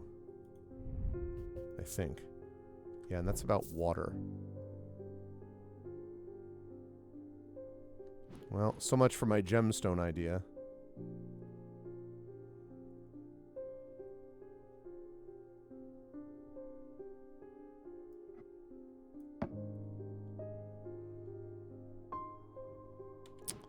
Yeah, I'm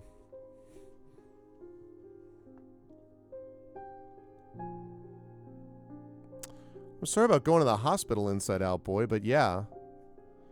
This is the kind of thing that would, I think, use up and while away the time quite a bit. I'd say that's fair. All right. Protect against headaches.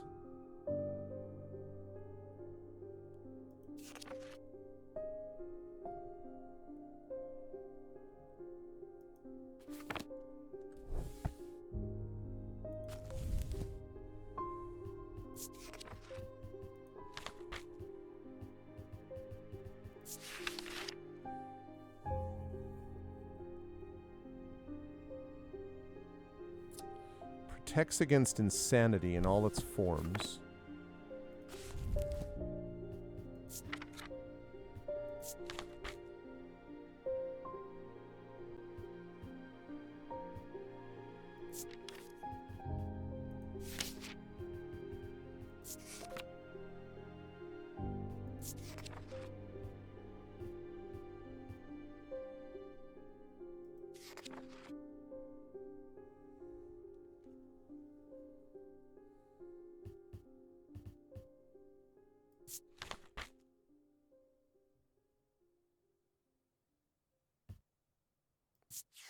We don't want that.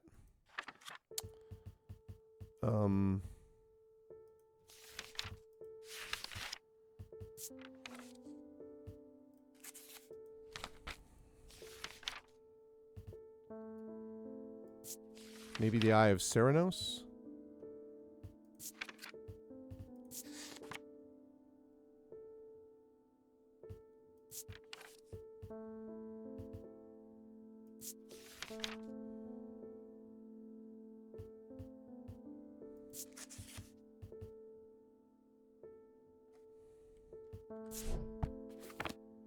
That's a restful method, right?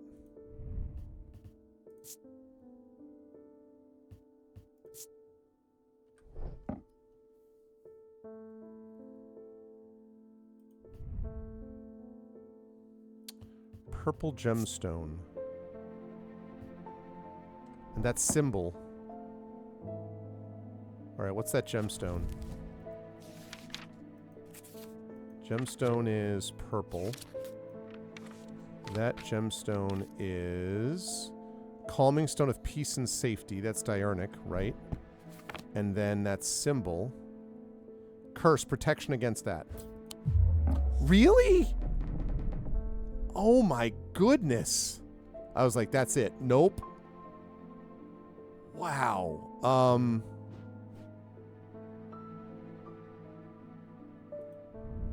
Good golly, Miss Molly. Protection against... What is that? What is that symbol? Oh, protection against insanity. Herp. Herp-derp-doo.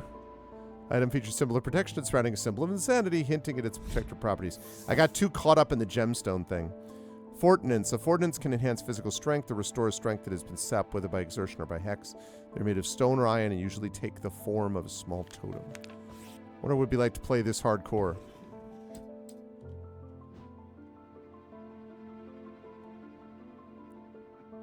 You know, you immediately just one loss and you're out.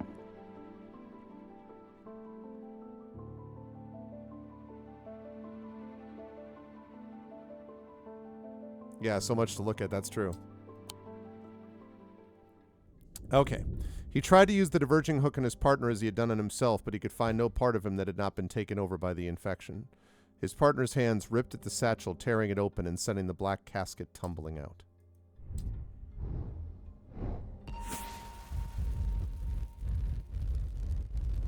Uh-huh. For the catacombs. Got us across.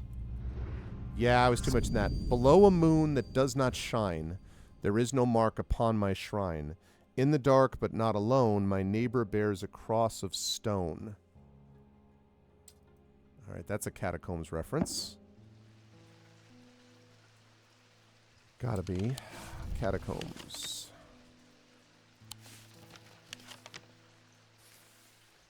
Okay, below a moon that does not shine, there is no mark upon my shrine. My neighbor bears, let's see.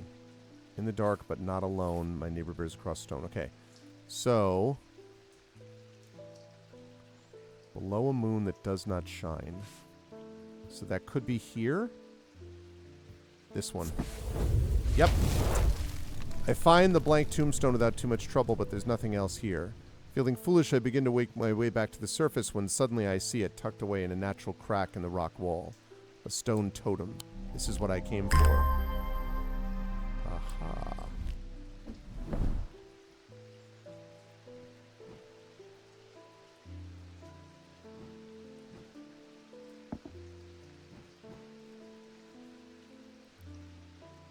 Getting close to where I'm going to start putting the solved ones.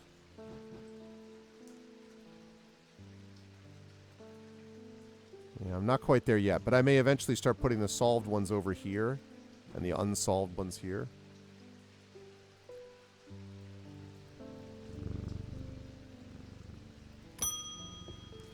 Catherine Walpole. I've traveled a long way searching for an eye of the forest. I've read stories of the dreyer of old who would hunt in partnership with an eagle, seeing what they see, soaring on the wind. I intend to rekindle this lost custom. Perhaps you know something about it? Ah, the Eye of Ceranos. I do know of the Eye of Ceranos. At least I've heard of the other stuff. I was looking at this before. Hard to come by. Ancient artifacts. Ceranos also has a lead heart. So we're looking at stag. Or...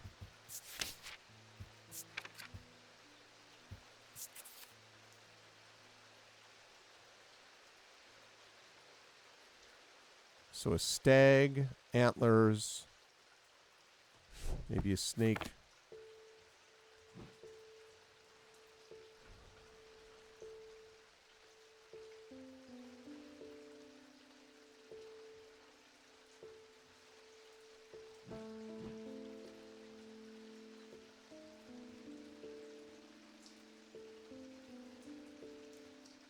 Okay.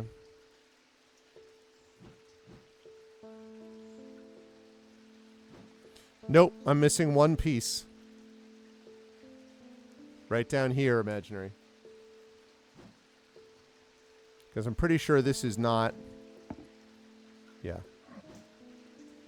So I'm missing this one piece. And then I'll have all the pieces.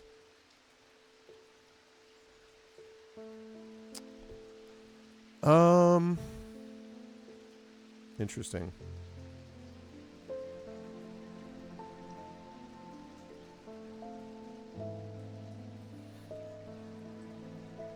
Ceranos. So, wood. Snake.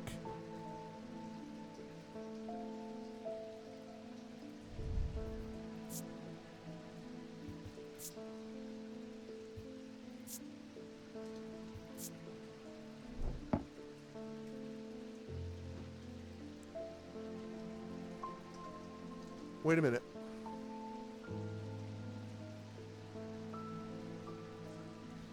Oh, is there another piece somewhere?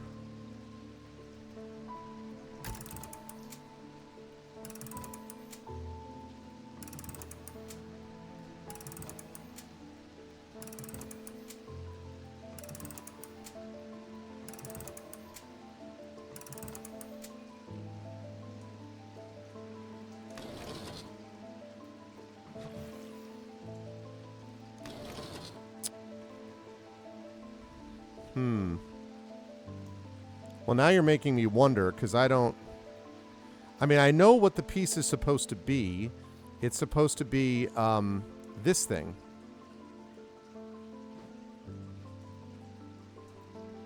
But I'm pretty sure I haven't found any other pieces yet.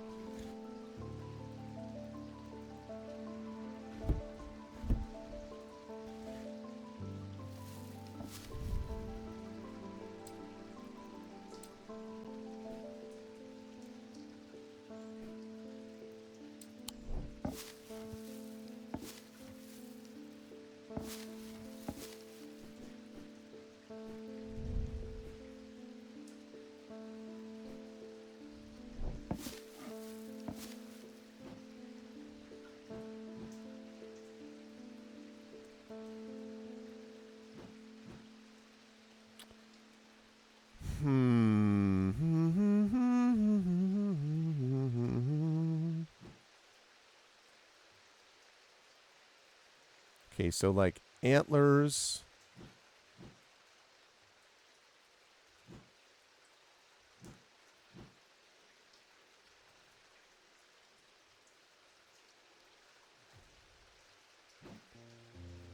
Yeah, I've already looked at these. And there were some pieces, and I got some of them out.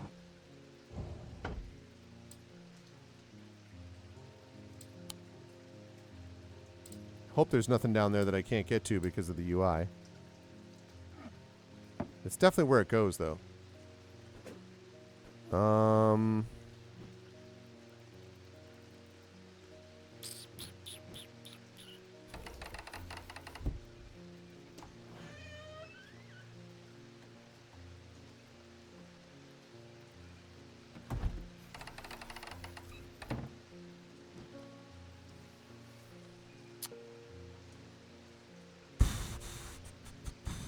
Eagle. Eye of Ceranos. So bronze, probably.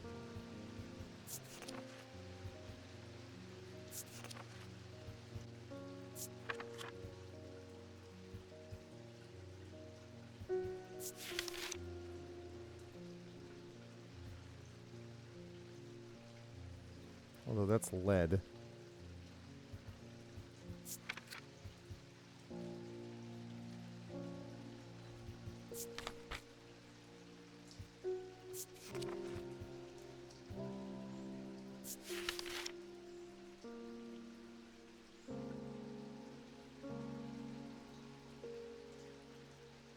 Doesn't have to be bronze.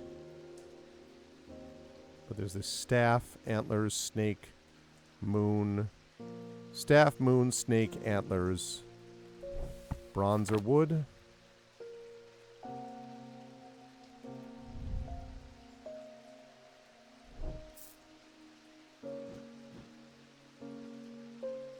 It's not any of these.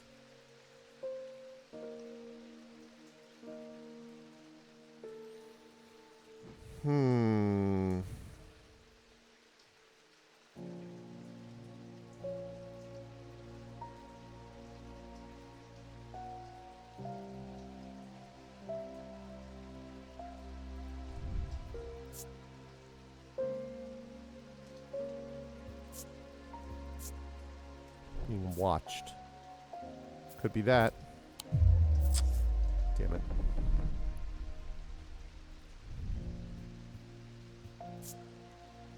Green marble. No, it can't be it.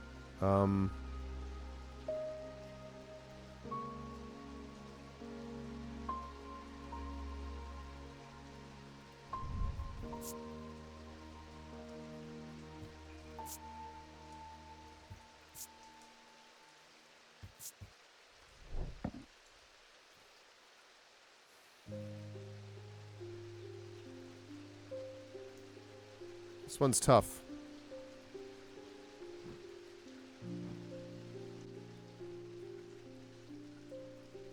Be able to open that at some point. Gold,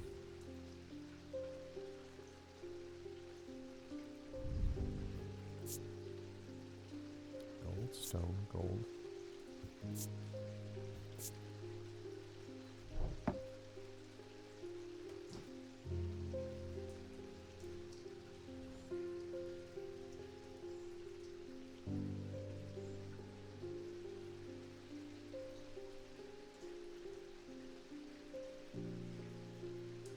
Maybe the element of wind? Which is not that one, it's this one.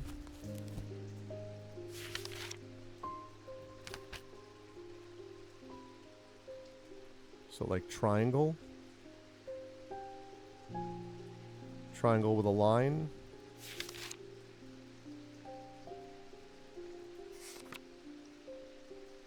Oh, wind.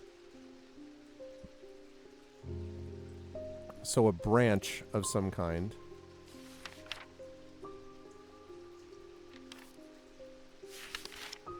Is there something about sight?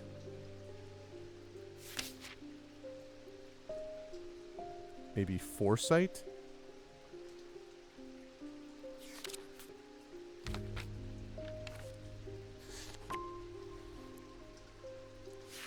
Oh, goodness. Wind.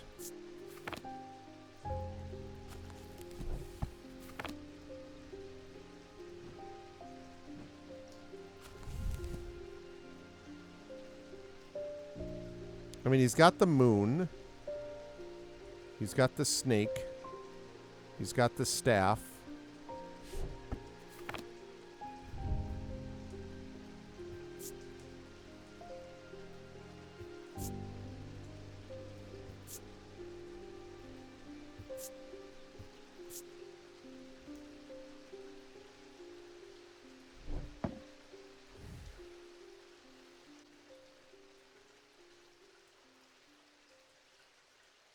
Wind.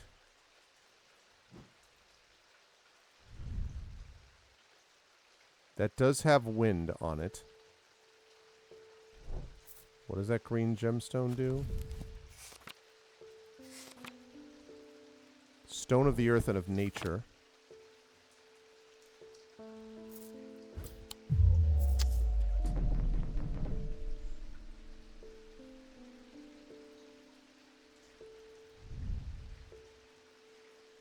Wood and wood. That's a dark green gemstone.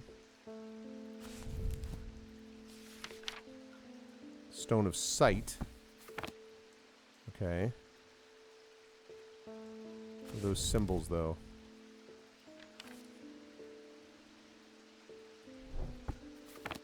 Antimony and... or antimony, I guess. And... cold?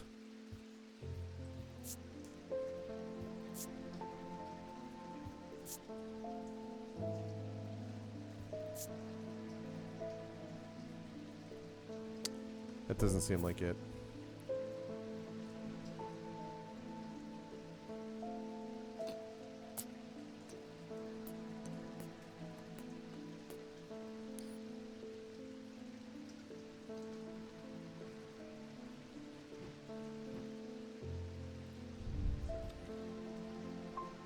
Dark wood. That could be a torque, and that could be sight. I bet it's this. Yep. He's holding an item. The jade gemstone hints the connection to the natural world. Yeah, I guess I didn't notice him holding that. Zephyrum. These resonant objects give off a faint odor that will be familiar to any thaumaturge. It's the scent of the storm of ozone and power, the scent of magic. When these vapors are inhaled deeply, they can unlock deep wells of anger and channel them into a powerful maelstrom. This is the power of the west wind. All right, I want to check that for a minute.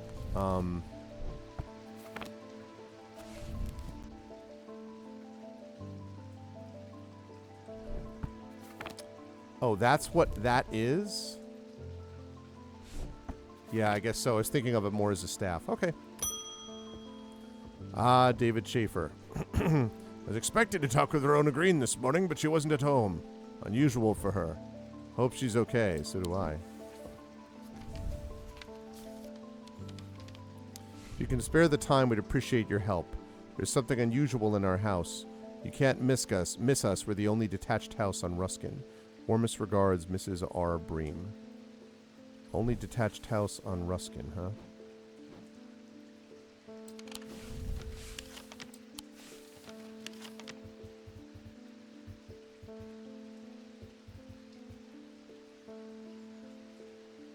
Oh, Ruskin Street.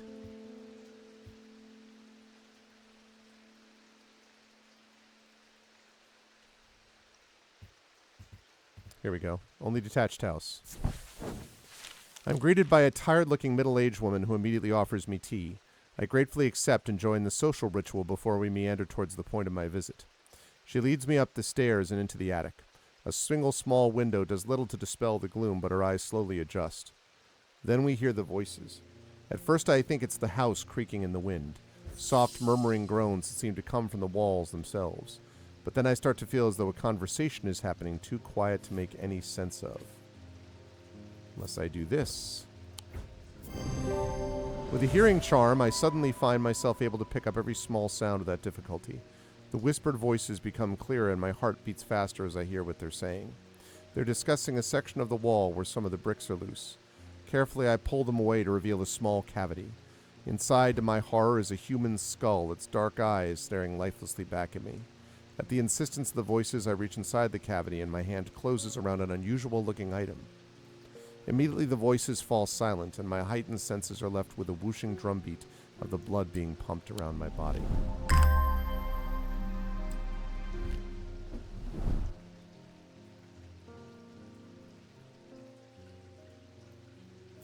Okay. I can archive that. A little nervous about her in the catacombs, but... Grenville Pierce. My father's sword has a space in the hilt where a shimmer should go, but he sold it to buy whiskey a long time ago. For whatever reason, he never did sell the sword itself. I wanted to restore it to its former glory. Shimmer. I was reading about a shimmer.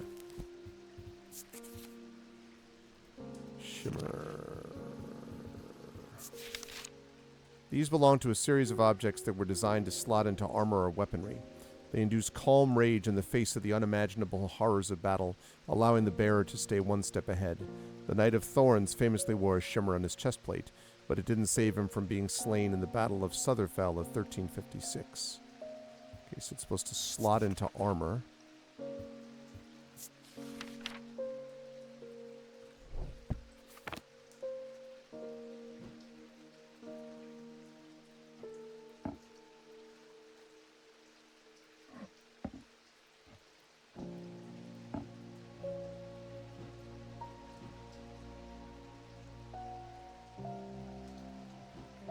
Can I fit these things?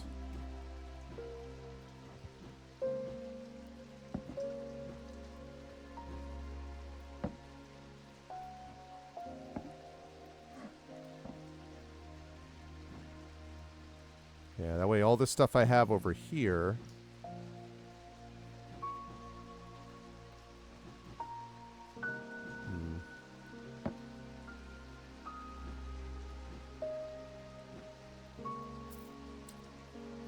Nope, that's not what I meant to do. Okay.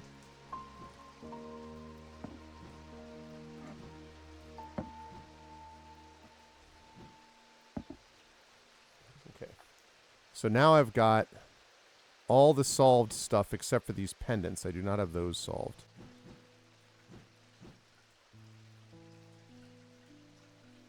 And can I...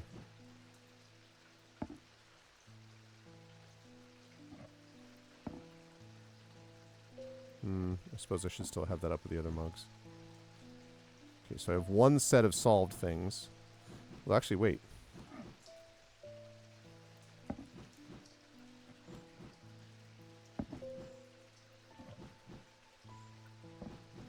It's inventory management, chat. Bear with me.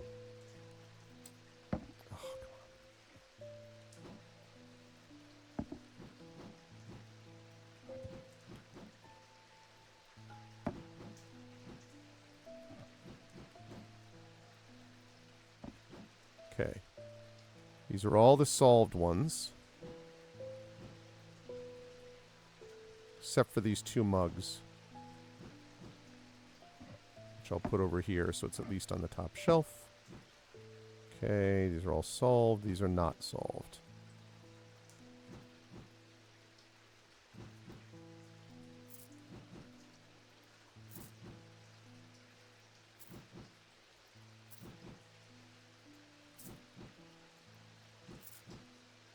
Okay.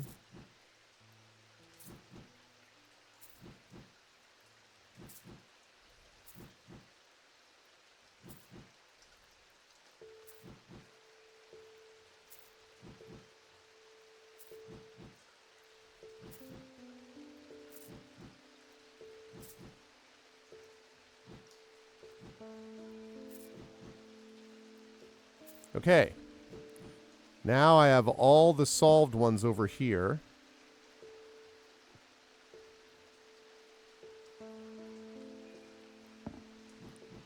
And all the unsolved ones over here. Very neat, very neat. Hey, what's up, the fish?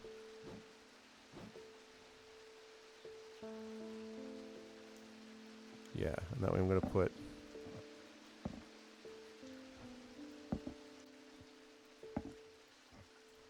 Okay. Solve ones here. Unsolved ones over here. Okay. Alright, so now we're looking for armor. Something that fits into armor. And I would think it would be thorn related. Maybe plants.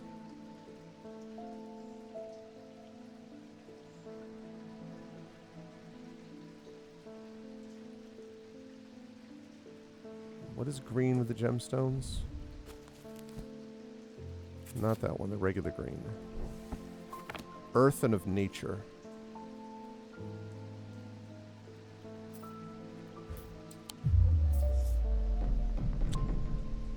Nope.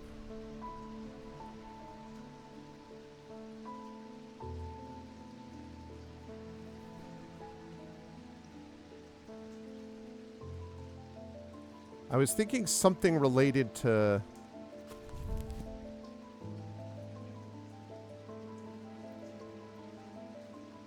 on his chest plate. So it looks like 3 petals or bumps there.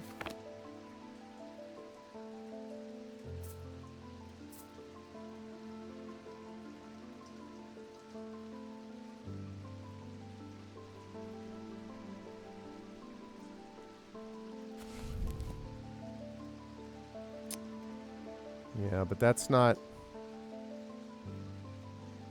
Could be 1, 2, 3, 4, 5, 6.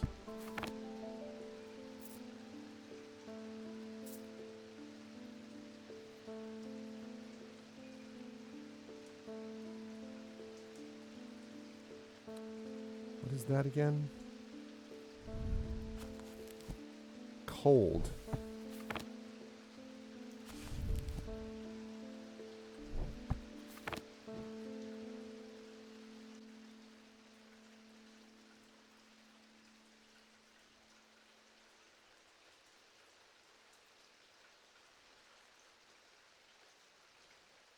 No.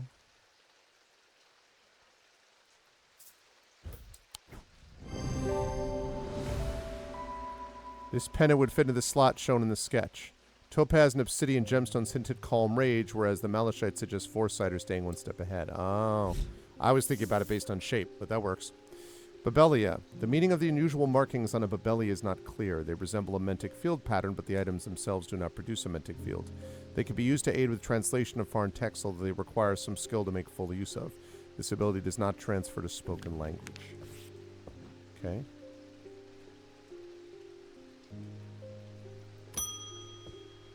Freddie Lamb.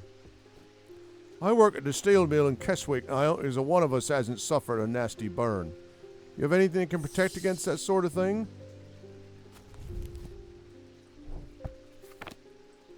Nasty burns, huh?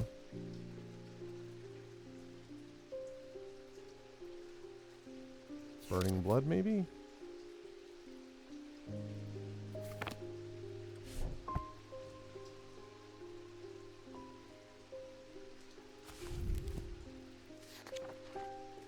Could be a stone of water.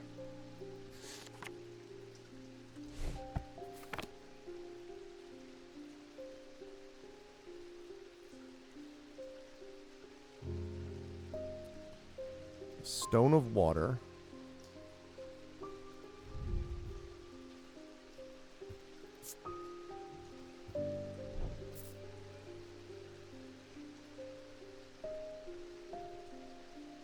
That's protection, I think.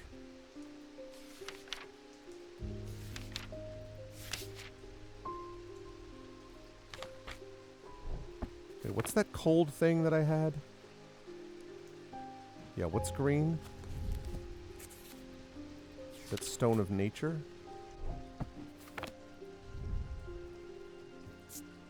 It's dark green. Okay, so it's a stone of sight. I don't think that's it. All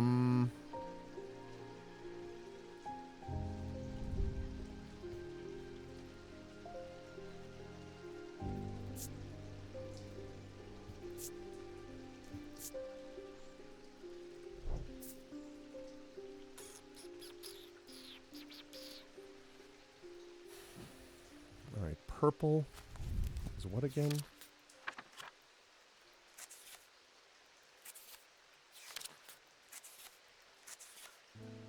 Calming stone of peace and safety.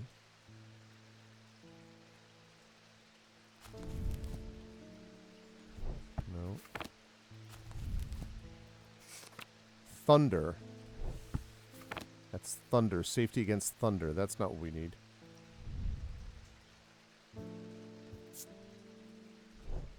Black gemstone striated with red is...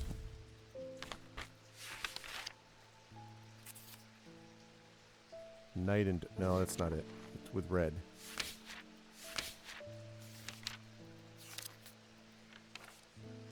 That's it. Dark stone for dark purposes. No, okay. So we're looking for... What about obsidian?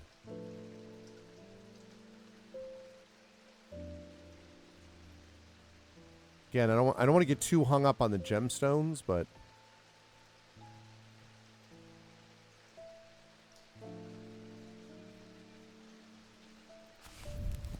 Maybe I'm thinking about this wrong.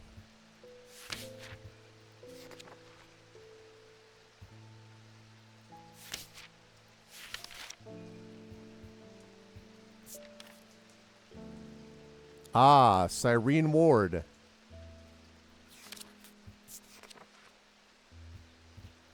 That's what I need. I need a Cyrene Ward. Basilisk scales.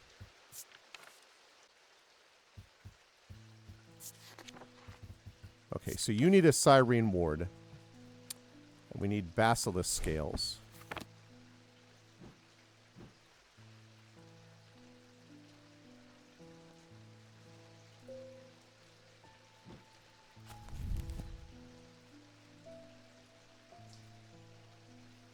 Okay. It's made from basilisk scales. No.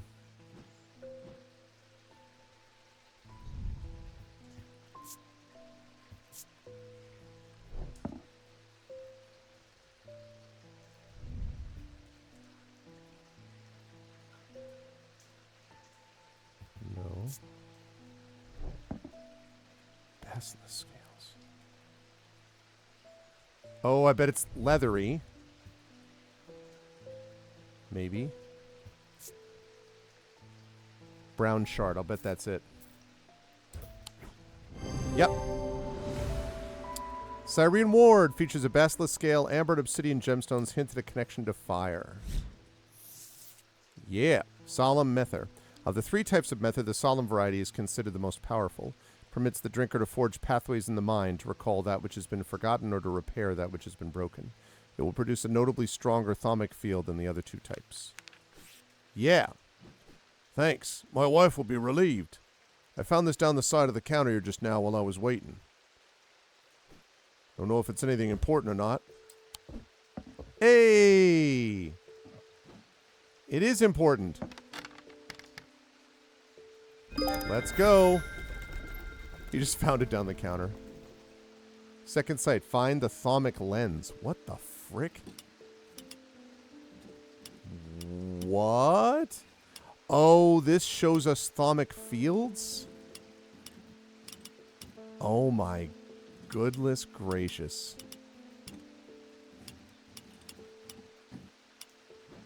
Just out of curiosity.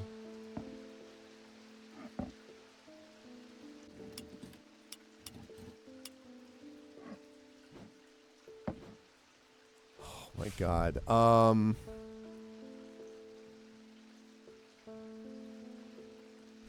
Wow. I hope I get more of a direction on how to do this.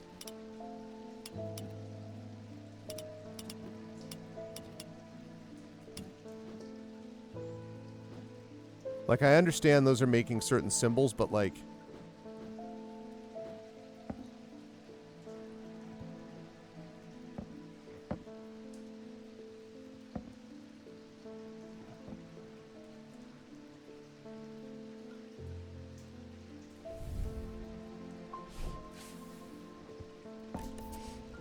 Okay.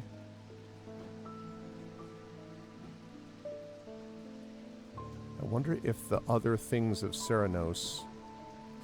What are the other things of Ceranos?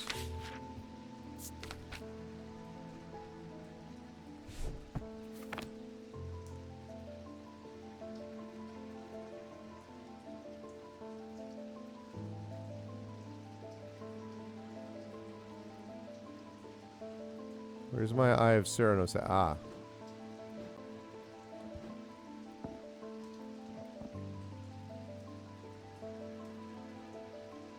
Oh.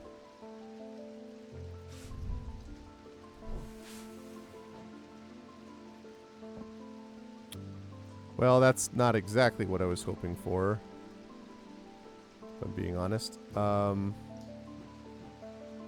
Ceranos.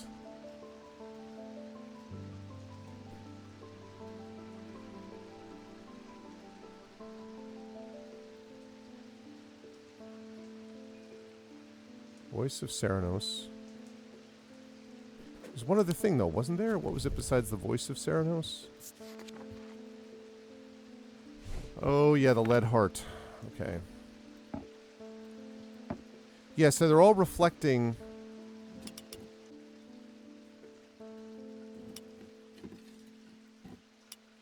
Okay.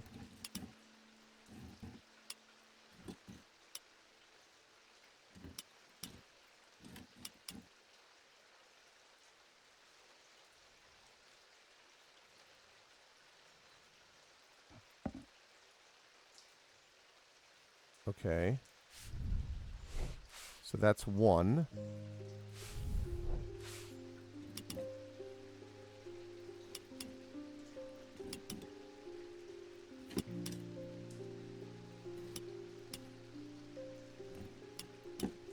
That's one.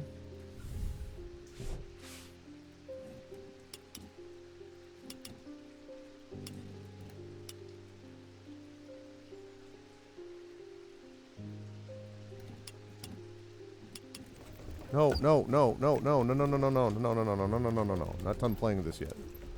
Okay, go here. So that's one.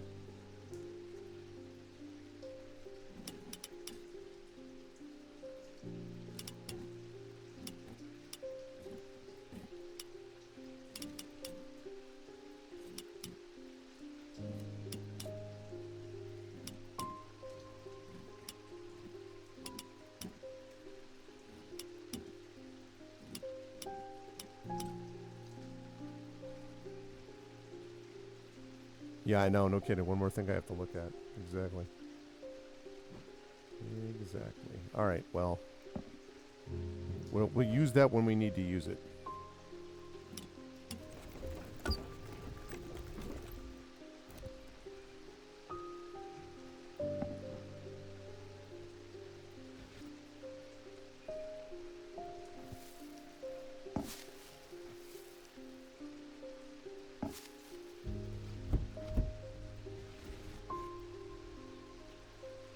Okay. Audrey Bell. Ah, you. Yes. Judgment is coming. We worship the warrior not out of love, but because he is powerful. Because he demands our fear. What use is a god that you are not afraid of? Interesting. Those of us who have read Holgar's teachings have known about the prophecy for a long time, and now the casket will finally be opened. It contains his final lesson for those who will not kneel. It contains his retribution against the sinful. It contains his divine rage. My preparations are underway to celebrate his wrath and prove our devotion. For now, a veiled fen is all I require. Okay. Veiled fen is brightly colored in the light, but it clouds over after a short period in total darkness. It can be used to command attention from individuals or small groups of people. Public speakers sometimes use them as a substitute for charisma. Right. Brightly colored in the light.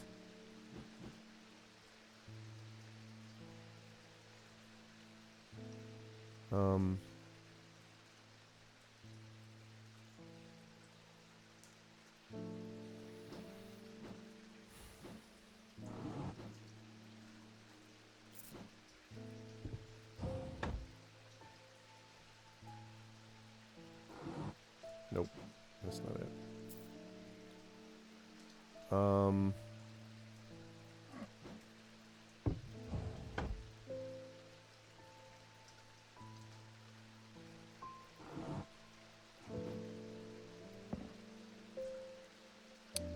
Brightly colored.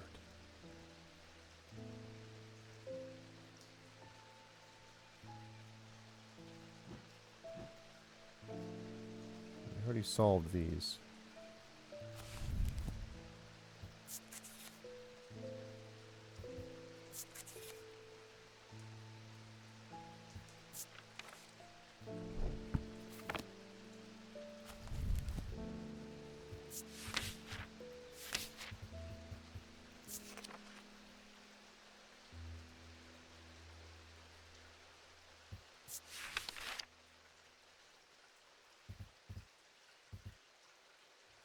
Brightly colored in the light. The clouds over.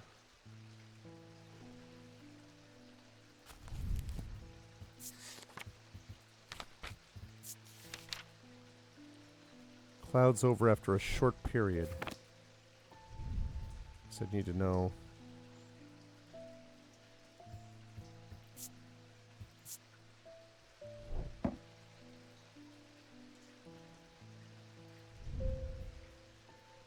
It's not brightly colored. Oh. Also, I need to get rid of these things, or move them over here, rather. I have solved these things.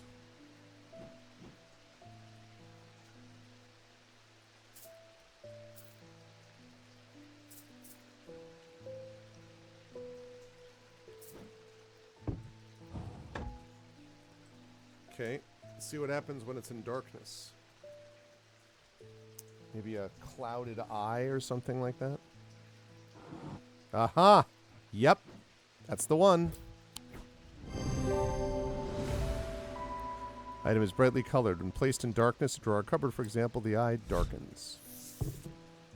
Witherance. So witherance is the inverse of a fortnance, okay, and is sometimes put to more malicious use. These can be crafted from stone like the fortnance, but wood is more commonly used.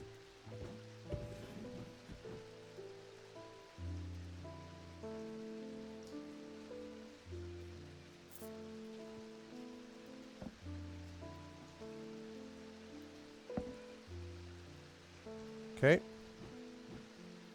Getting there, getting there.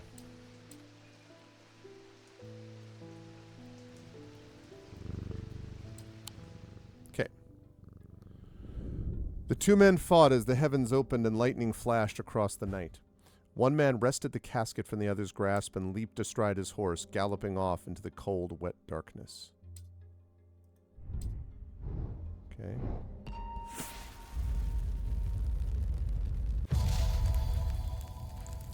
Whoa.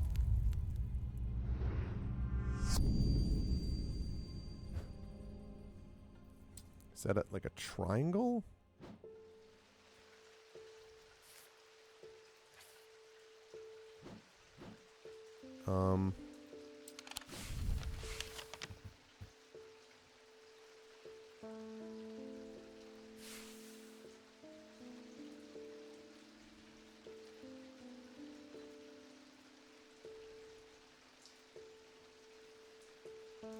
Oh God, this is gonna be a joy.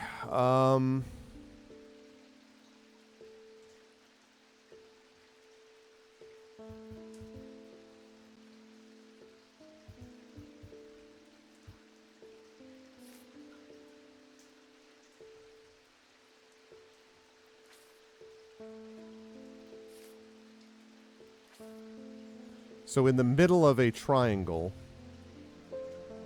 incorporating these parts. Oh. Got some storm going on.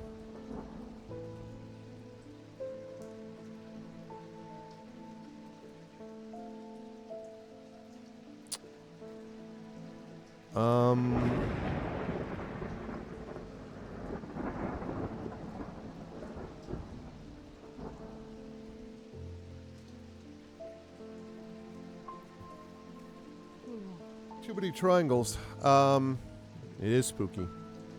Too many triangles.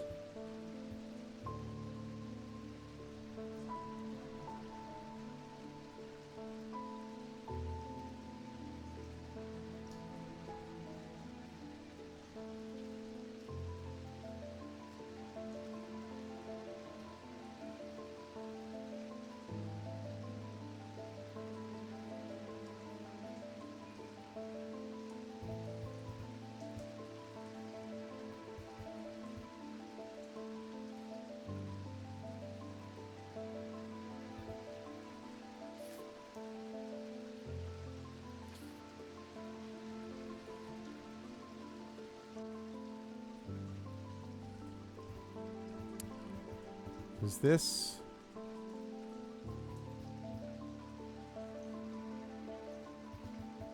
Oh, wait a minute. That's definitely one part of the triangle. That's definitely one part of the triangle. That right there, that's definitely one part of the triangle. Okay. So if that's that, then...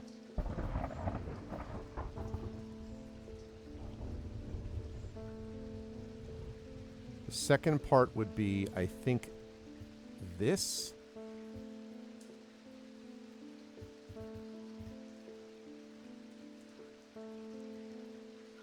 And then this, which means... Let's go! When I draw back the curtain, I'm unable to control my exclamation of horror. Behind the dark red velvet is a silent, squirming, seething mass of eyes, all shiny and wet and alive. Fear takes hold before my mind catches up and I understand what I'm looking at. And when I do, I realize that it's looking right back at me. The object I'm looking for sits on a small shelf below, and the eyes watch as I snatch it and get out of there as fast as I can.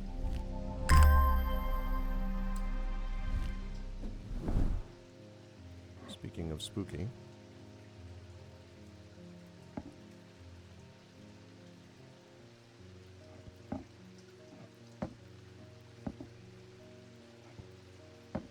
Okay. All right. One more day today. Oh, and also, we think we finally located the wreck of the Orion out in the lake. Sadly, our funding has run out, and we can't afford expensive diving equipment, Sarah Barrington. We put our heads together and wondered if there was another way. You're our last hope. Oh, water breathing. There was a whole water breathing thing. Was it that? Ask us. Core of the item is cold to the touch, but the ring stays warm. Yes, I remember that. No,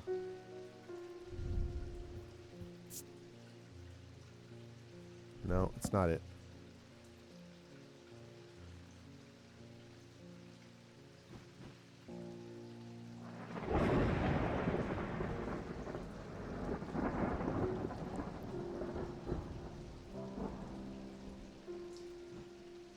I had... Core is cold, but the ring is warm.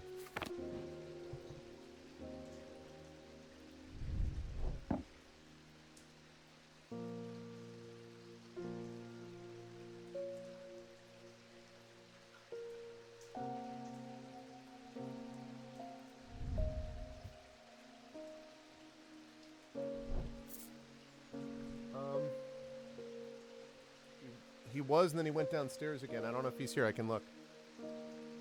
Here, 1 second. We're going to find this thing in just a second. Bear with me, Pat.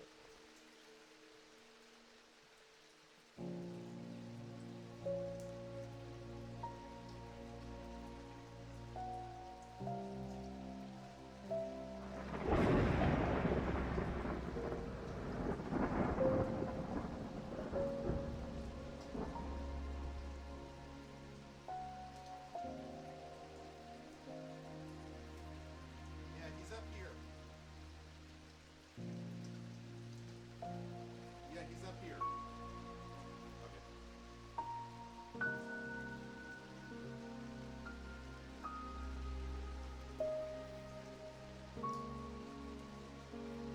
Okay. Okay. Maybe the thunder scared him. Well, in my headphones, I don't think.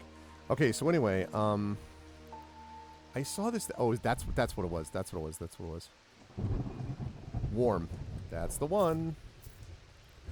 Bing. Yeah, the item is ring. Closer inspector reveals the ring is warm, whereas the rest of the item is cold. Gaudian siren. Although these are similar in form to thaumic needles, Gaudian sirens serve a very different purpose. They create a strong compulsion like a siren's call that can be used to divert attention.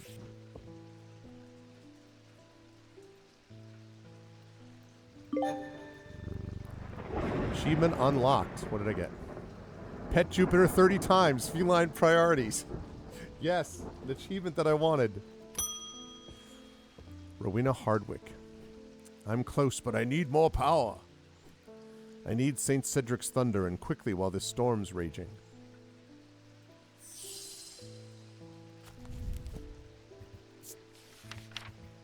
St. Cedric's thunder. St. Cedric's thunder is used to store the power of a single thunderclap. Alchemists have been trying to harness this power for centuries, and there are rumors that some have indeed successfully used it to transmute base metals into gold. They're placed on the tops of mountains to charge them during storms. Gemstones can be used to prevent the charge from waning over time. Okay. So thunder, also there's that. Which is dark green, I think.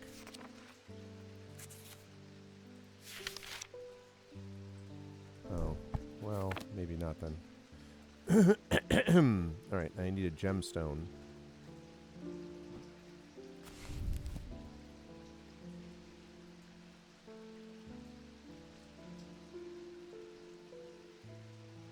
Charge them during storms. For thunder... What is thunder? Thunder! Thunder! Thundercats! Alright, thunder.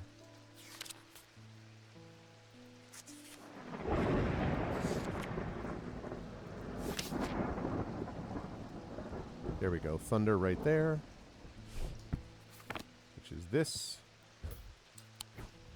Yep. St. Cedric's Thunder. A symbol of thunder appears in the class. Amethyst, gemstone, stones of containment can be used to prevent the charge waning. Standing. Thaumic needles are controversial items that are rarely used. They can reach into the mind of the recently deceased to give an impression of their thoughts before they died. Curiously, the weight of these tall items decreases when heated. That's interesting.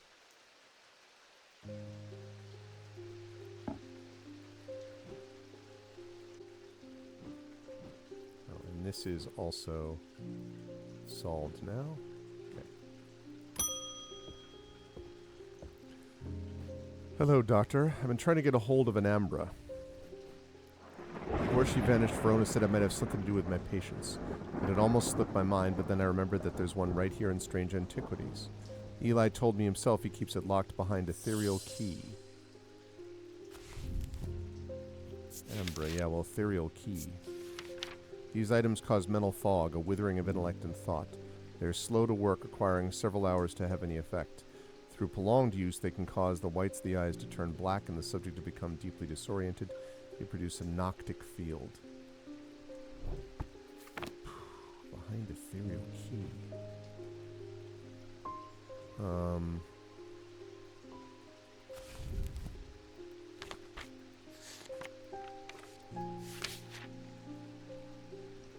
Okay, so this is what we need. Circle, diamond, circle.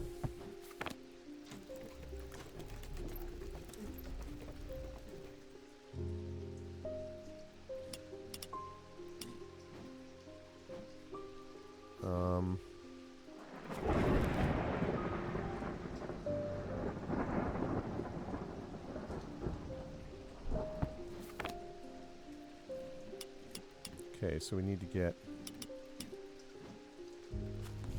Nope, nope, nope. This one. Need all the circles at the top. One little circle at the bottom, though. Stop opening that book. Okay, and then we need a diamond shape.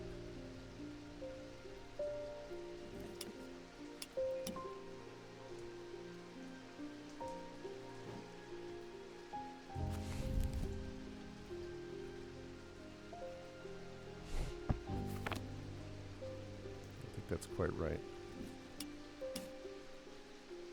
That looks promising.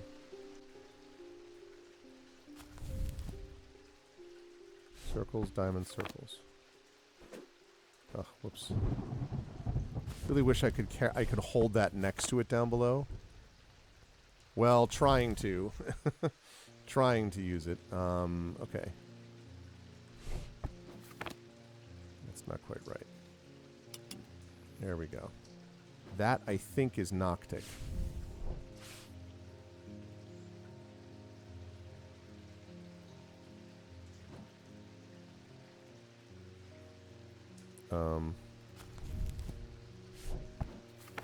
Yes. Okay, so that's a Noctic field. So now the question is...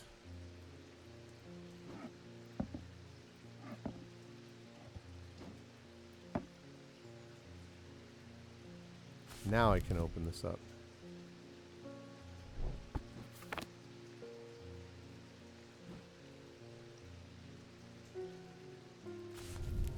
Behind ethereal key.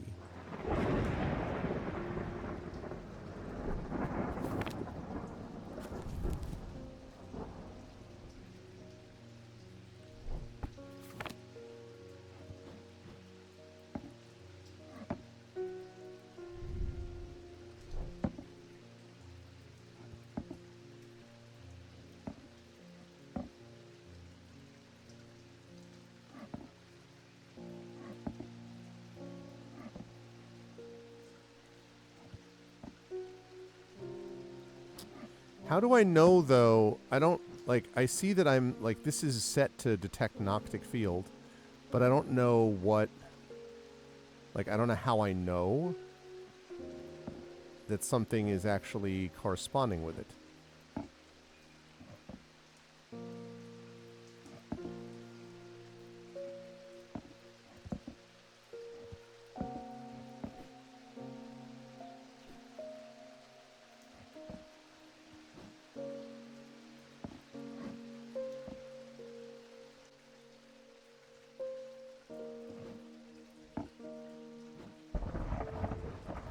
Do I want something that, like, corresponds where it... I guess something which syncs up with that field is what I'm looking for. Okay, so that's not it. No, okay. No. No. No. No. No. No.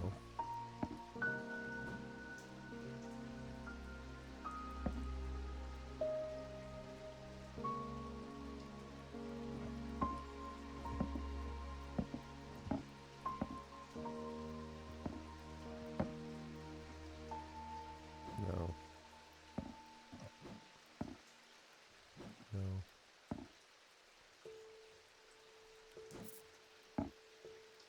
No.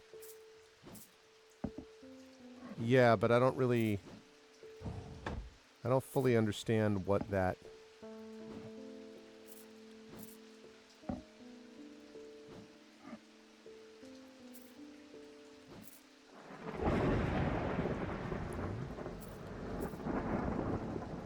Oh, wait a minute.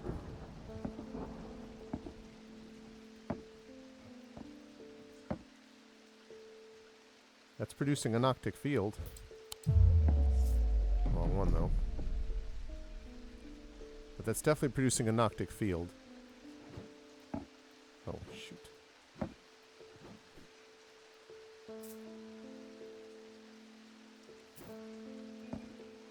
No. No. That's what I just checked. No.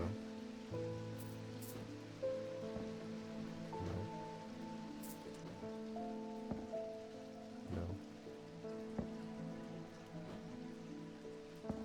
No.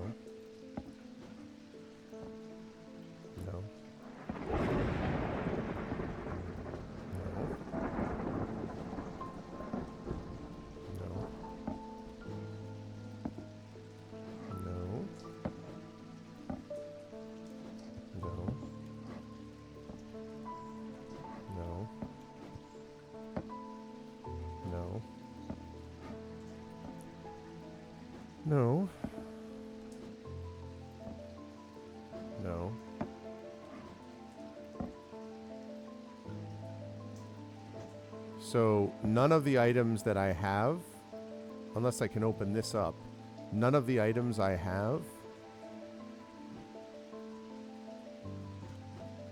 are giving out a Noctic field. Like I have all these, but these are already solved.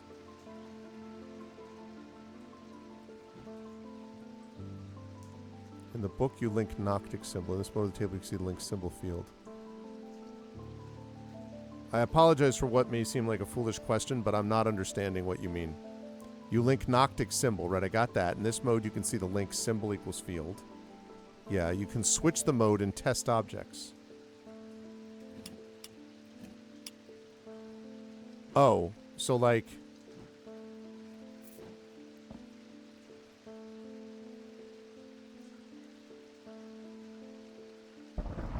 Right, okay. I see what you mean. But but still though, that doesn't... I got it, but that makes sense. But none of these do the thing though.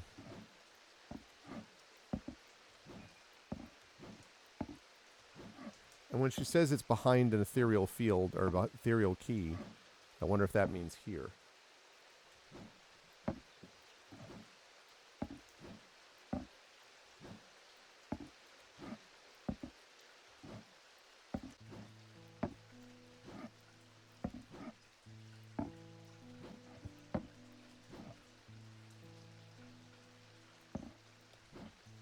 Yeah, okay. So I think I need to figure out a way to get this open. Locked behind ethereal key.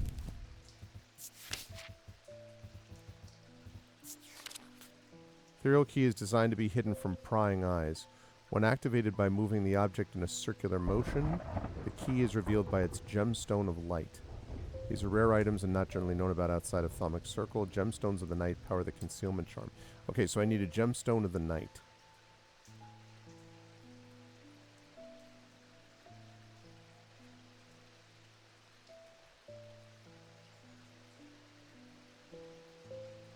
Gemstones of the night.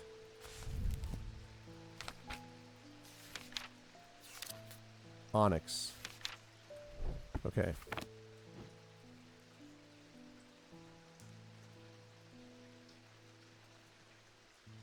Onyx.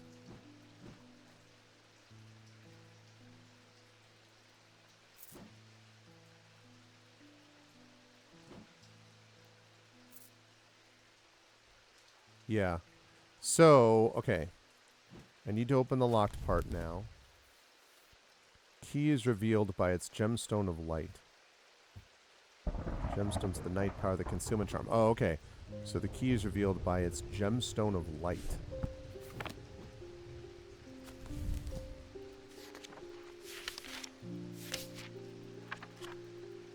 Which is amber, I think. Amber.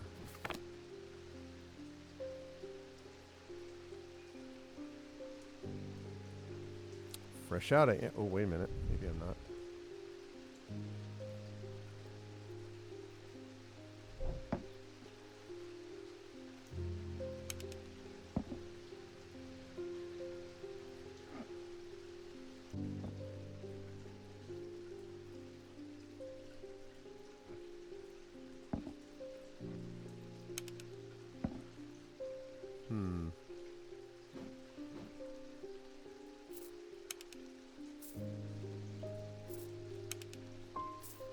Wait a minute.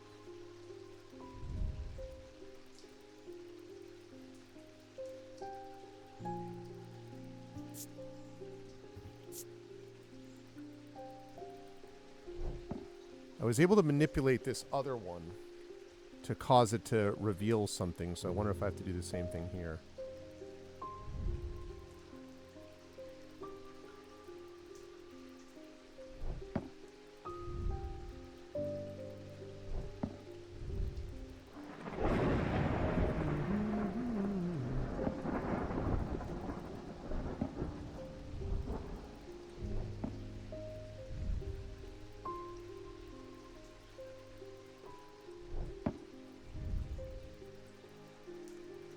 No.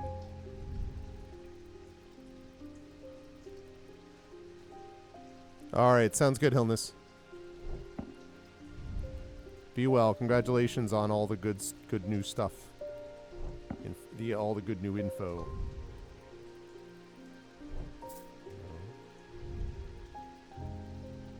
Trying to activate stuff. Like I did with that other one.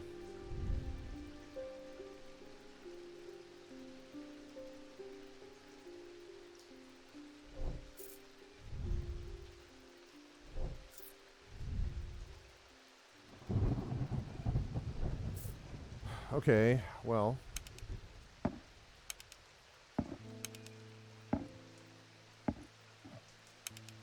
Guessing I'm going to have to do something. Oh, wait a minute.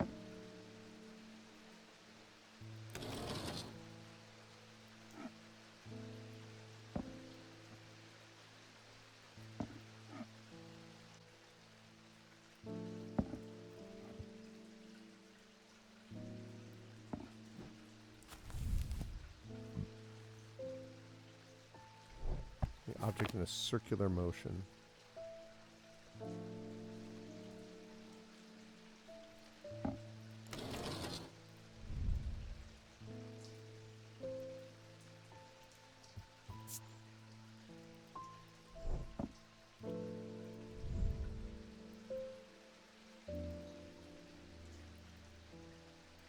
Okay.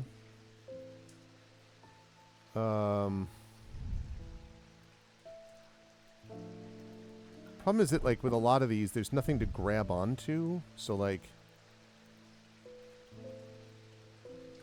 I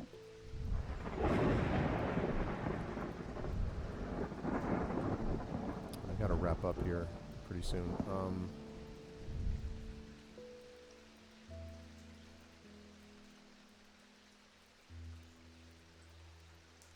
Like, it's unclear to me, like, what I'm actually grabbing onto, if anything. Like, if they had a separate thing that was just for movement or something, like, I don't know if I'm...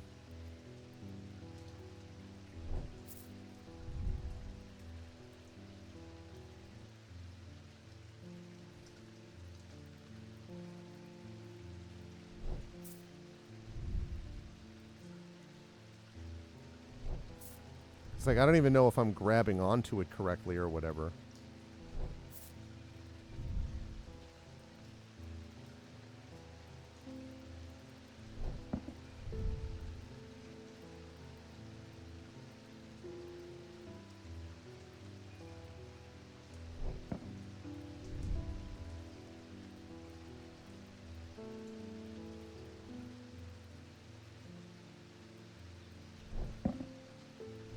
First thing.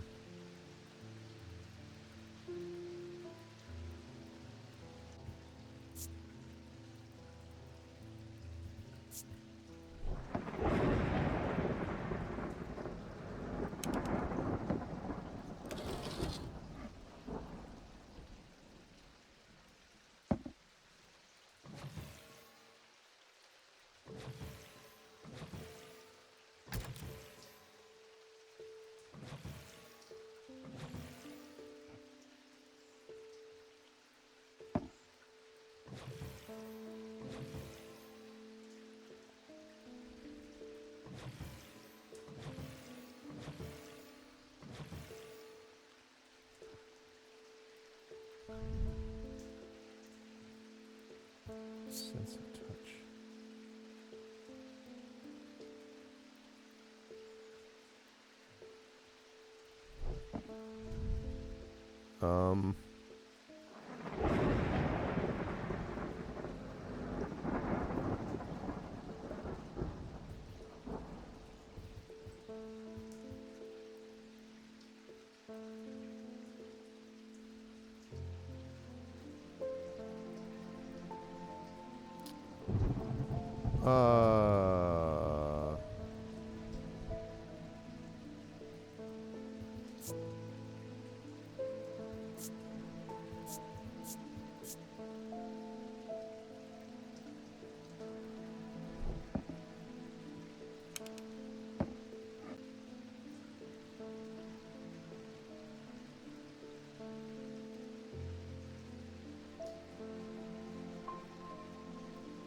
I don't...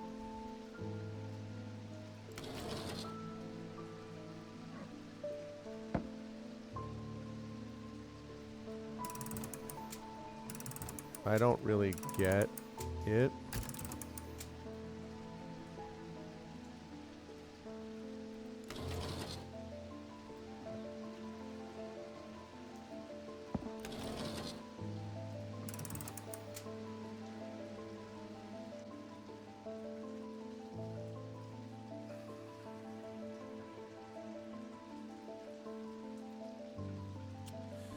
I'm not getting it, and I'm over time. I gotta stop. I was really hoping to get through this day.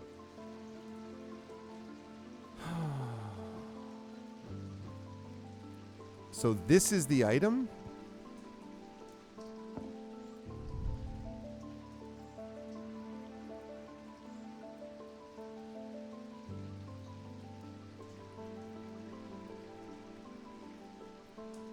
Don't we all want to what, Echo?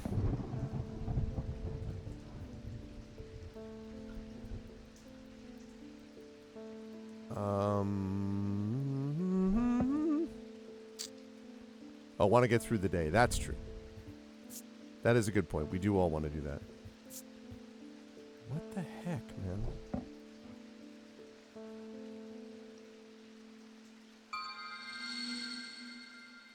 Cute. Circular around the actual thing. Well, well. Open the locked section. All right. That's cool. Yeah, that would have been very frustrating, so thank you. Huzzah! Circular there. Okay. So now that I got that. It's funny. Okay, they produce a Noctic field, right? No.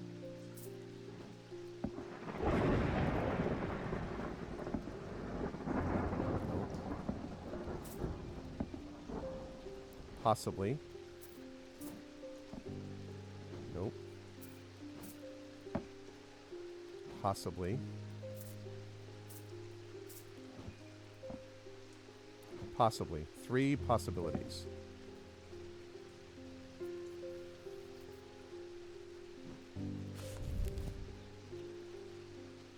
Mental fog, they produce a Noctic field. Nope. Or this one. There it is. Ambra, the item is a symbol of confusion across its face, matches the description of causing mental fog. Pit. The 3 different elements that make up a pit allegedly represent the earth, the sun, and death, or darkness, the Dradit, the Diurnic, and the Noctic. These energies balance in such a way that the objects do not produce a recognizable thaumic field. They can be directed to emit powerful vibrations capable of cracking solid rock.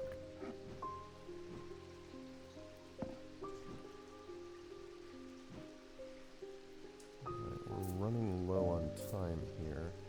We're actually way over time. So... okay. Last customer of the day, then we're going to have to save it. You. I know you from somewhere. I don't remember why, but this shop is important somehow. I'm sorry, I know I'm not making much sense. I haven't been myself. I'll leave you be. Oh, sorry, Bonnie, but... you were gonna hurt people, so... Peter Leland. They found some poor soul washed up on the lakeshore. An older lady by the sounds of it. Drowned. But that's not the worst of it. Her eyes were all black, just like those others. I'm not taking any chances with the water around here. I'll take a bones guard.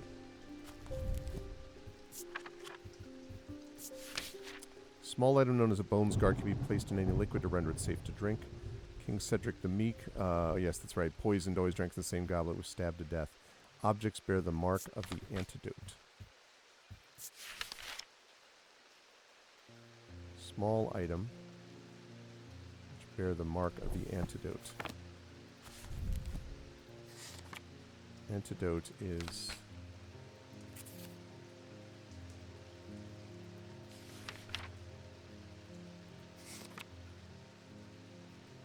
the heck is antidote?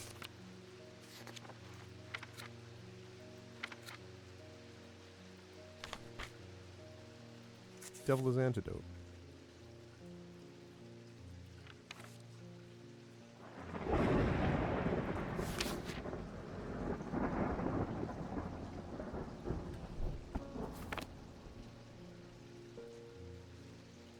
Anyway, it has to be a small item.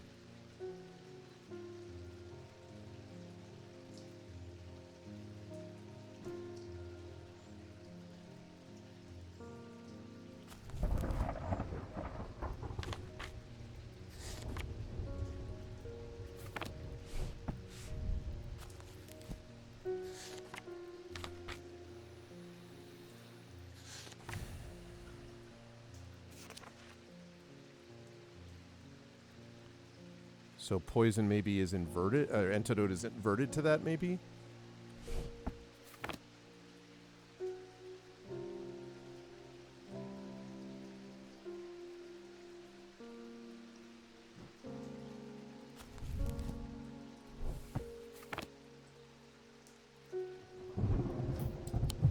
God bless America.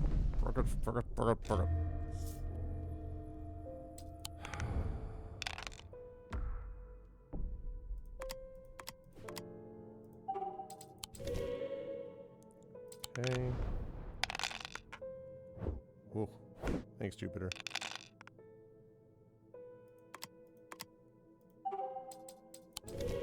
Okay.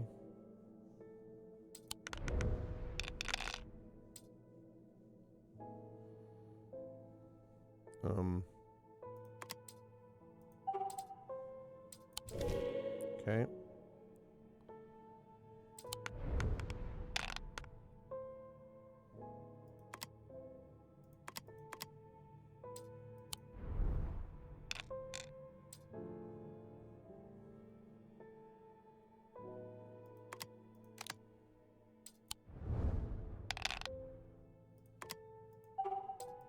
Okay. I need 2 cats and 2 of anything else.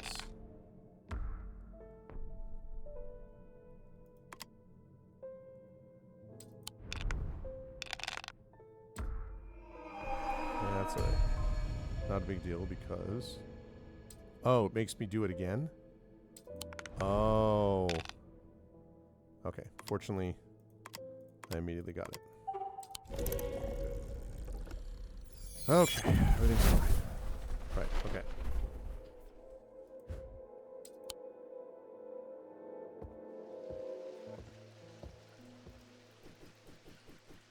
Yeah, Bones Guard. So that's not it.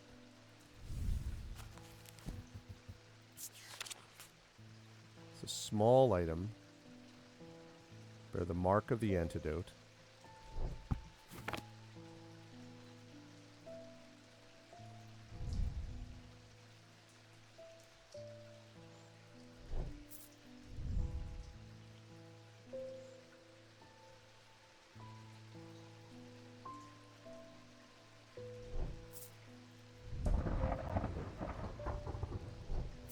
Could be this. No. Could be this. No.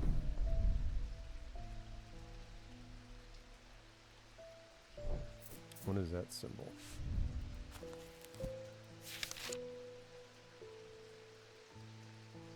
It's paralysis?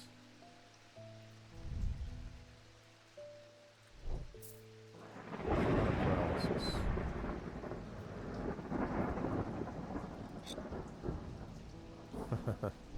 Cute. What? That's not it?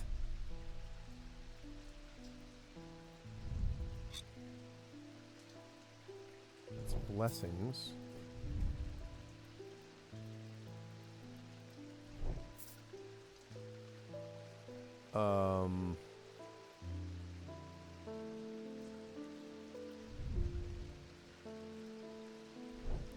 I think that might be... Yep, that's antidote. Okay. Woo! We already have 2 cats. Symbol for poison rendered upside down and lying under can be inferred that this is the mark of the antidote. Afraid I can't pay you, but I can offer trade if you'll accept it. Told me that afterwards. Okay, good. Perfect. End of the day. So I'm curious. Chills my blood to hold it. So we get this last message, we solve the puzzle, and then we stop here. Ryder was lucky, made it back to Black Barrow and found refuge there and was nursed back to health. He would later discover his left eye was permanently blackened like his partner's eyes had been.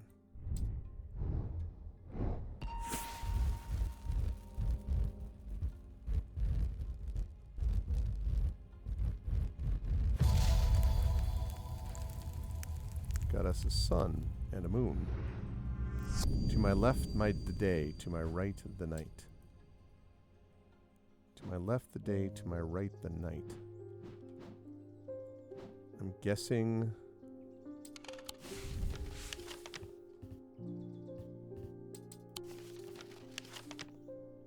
To my left, the day. To my right, the night. Yep. I find the row of 3 tombs in the upper levels of the catacombs. The cool darkness is strangely calming at times down here, and I sit for a while in quiet contemplation. When I rouse from my thoughts, I look down at my feet and find an item there. Had it been there all along, I never noticed it when I sat down. Nice. I don't know exactly what this is, but we'll find out. All right. Success! All right, we made some major progress today, folks. Look at all these items that we've named and solved here. Look at all these.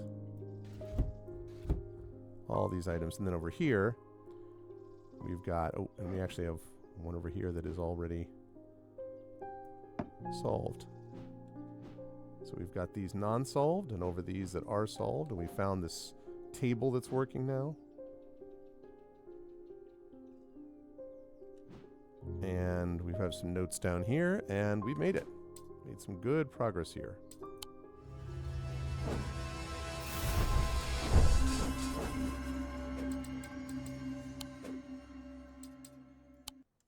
Okay.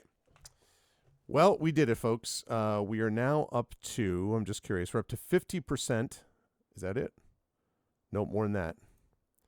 Yeah, 50%. 50% achievements, 6 hours, 50% achievements.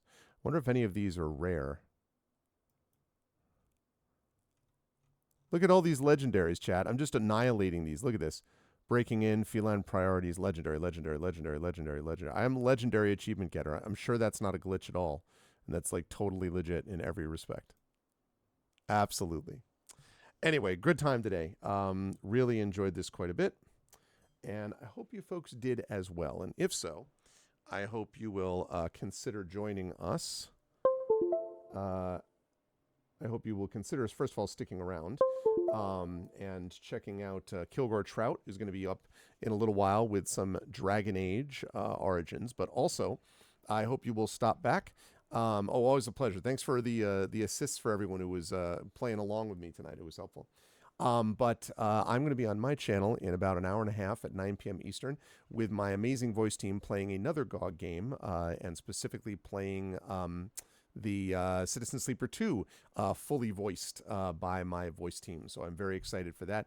That game's very cool as well and very contemplative, although there were definitely some moments where there's tension, but still a very cool game and highly worth it. So if you haven't had a chance to check it out, please stop by and do. Otherwise, I will also be on my channel tomorrow night with some more community D&D, tabletop play, and on Thursday I'll be around on my channel playing some more of a game that rhymes with Blind Old Blantasy Blactics, the Bleebleeblees Blonicles. Just saying. But otherwise, I'll be back. That's right. On Wednesday, I'm just hosting. And then next week, I'll be back here for episode 496 of Pen and Pixels, 7, 8, 9, 10. So 500 will be 5 episodes after that, which means that if all goes well, let's see, 6. We've got one which is 7, 8, 9. And it looks like the 9th will probably be when we hit episode 500. So I'll have to think about what to do for that. That's gonna be quite a stream. 500 episodes. My goodness, hard to believe. Of Pen and Pixels. Anyway, but that's going to do it for me. Thanks to everyone. Please follow us here on GOG's channel. Please consider subscribing to us on GOG.com's Twitch channel, and please consider clicking through and checking out our individual channels for our own Patreons and subsystems and stuff like that as well. Yeah, that was the first game that I ever streamed on my own channel, but the first game that I ever streamed on here was actually Star Trek 25th Anniversary Edition. So that was the first game that I ever streamed here, which I could maybe consider. I'll think about that. But anyway, I got to head on out.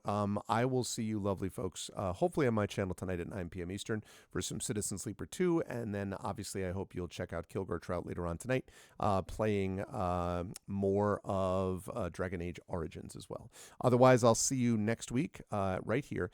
Episode 496 will happen of Pen and Pixels as we play more of Strange Antiquities. Otherwise, thanks everyone for watching. Much love, as I always say on my channel. Everyone be good to each other. And I'll see you folks soon. Until then, everyone have a good night.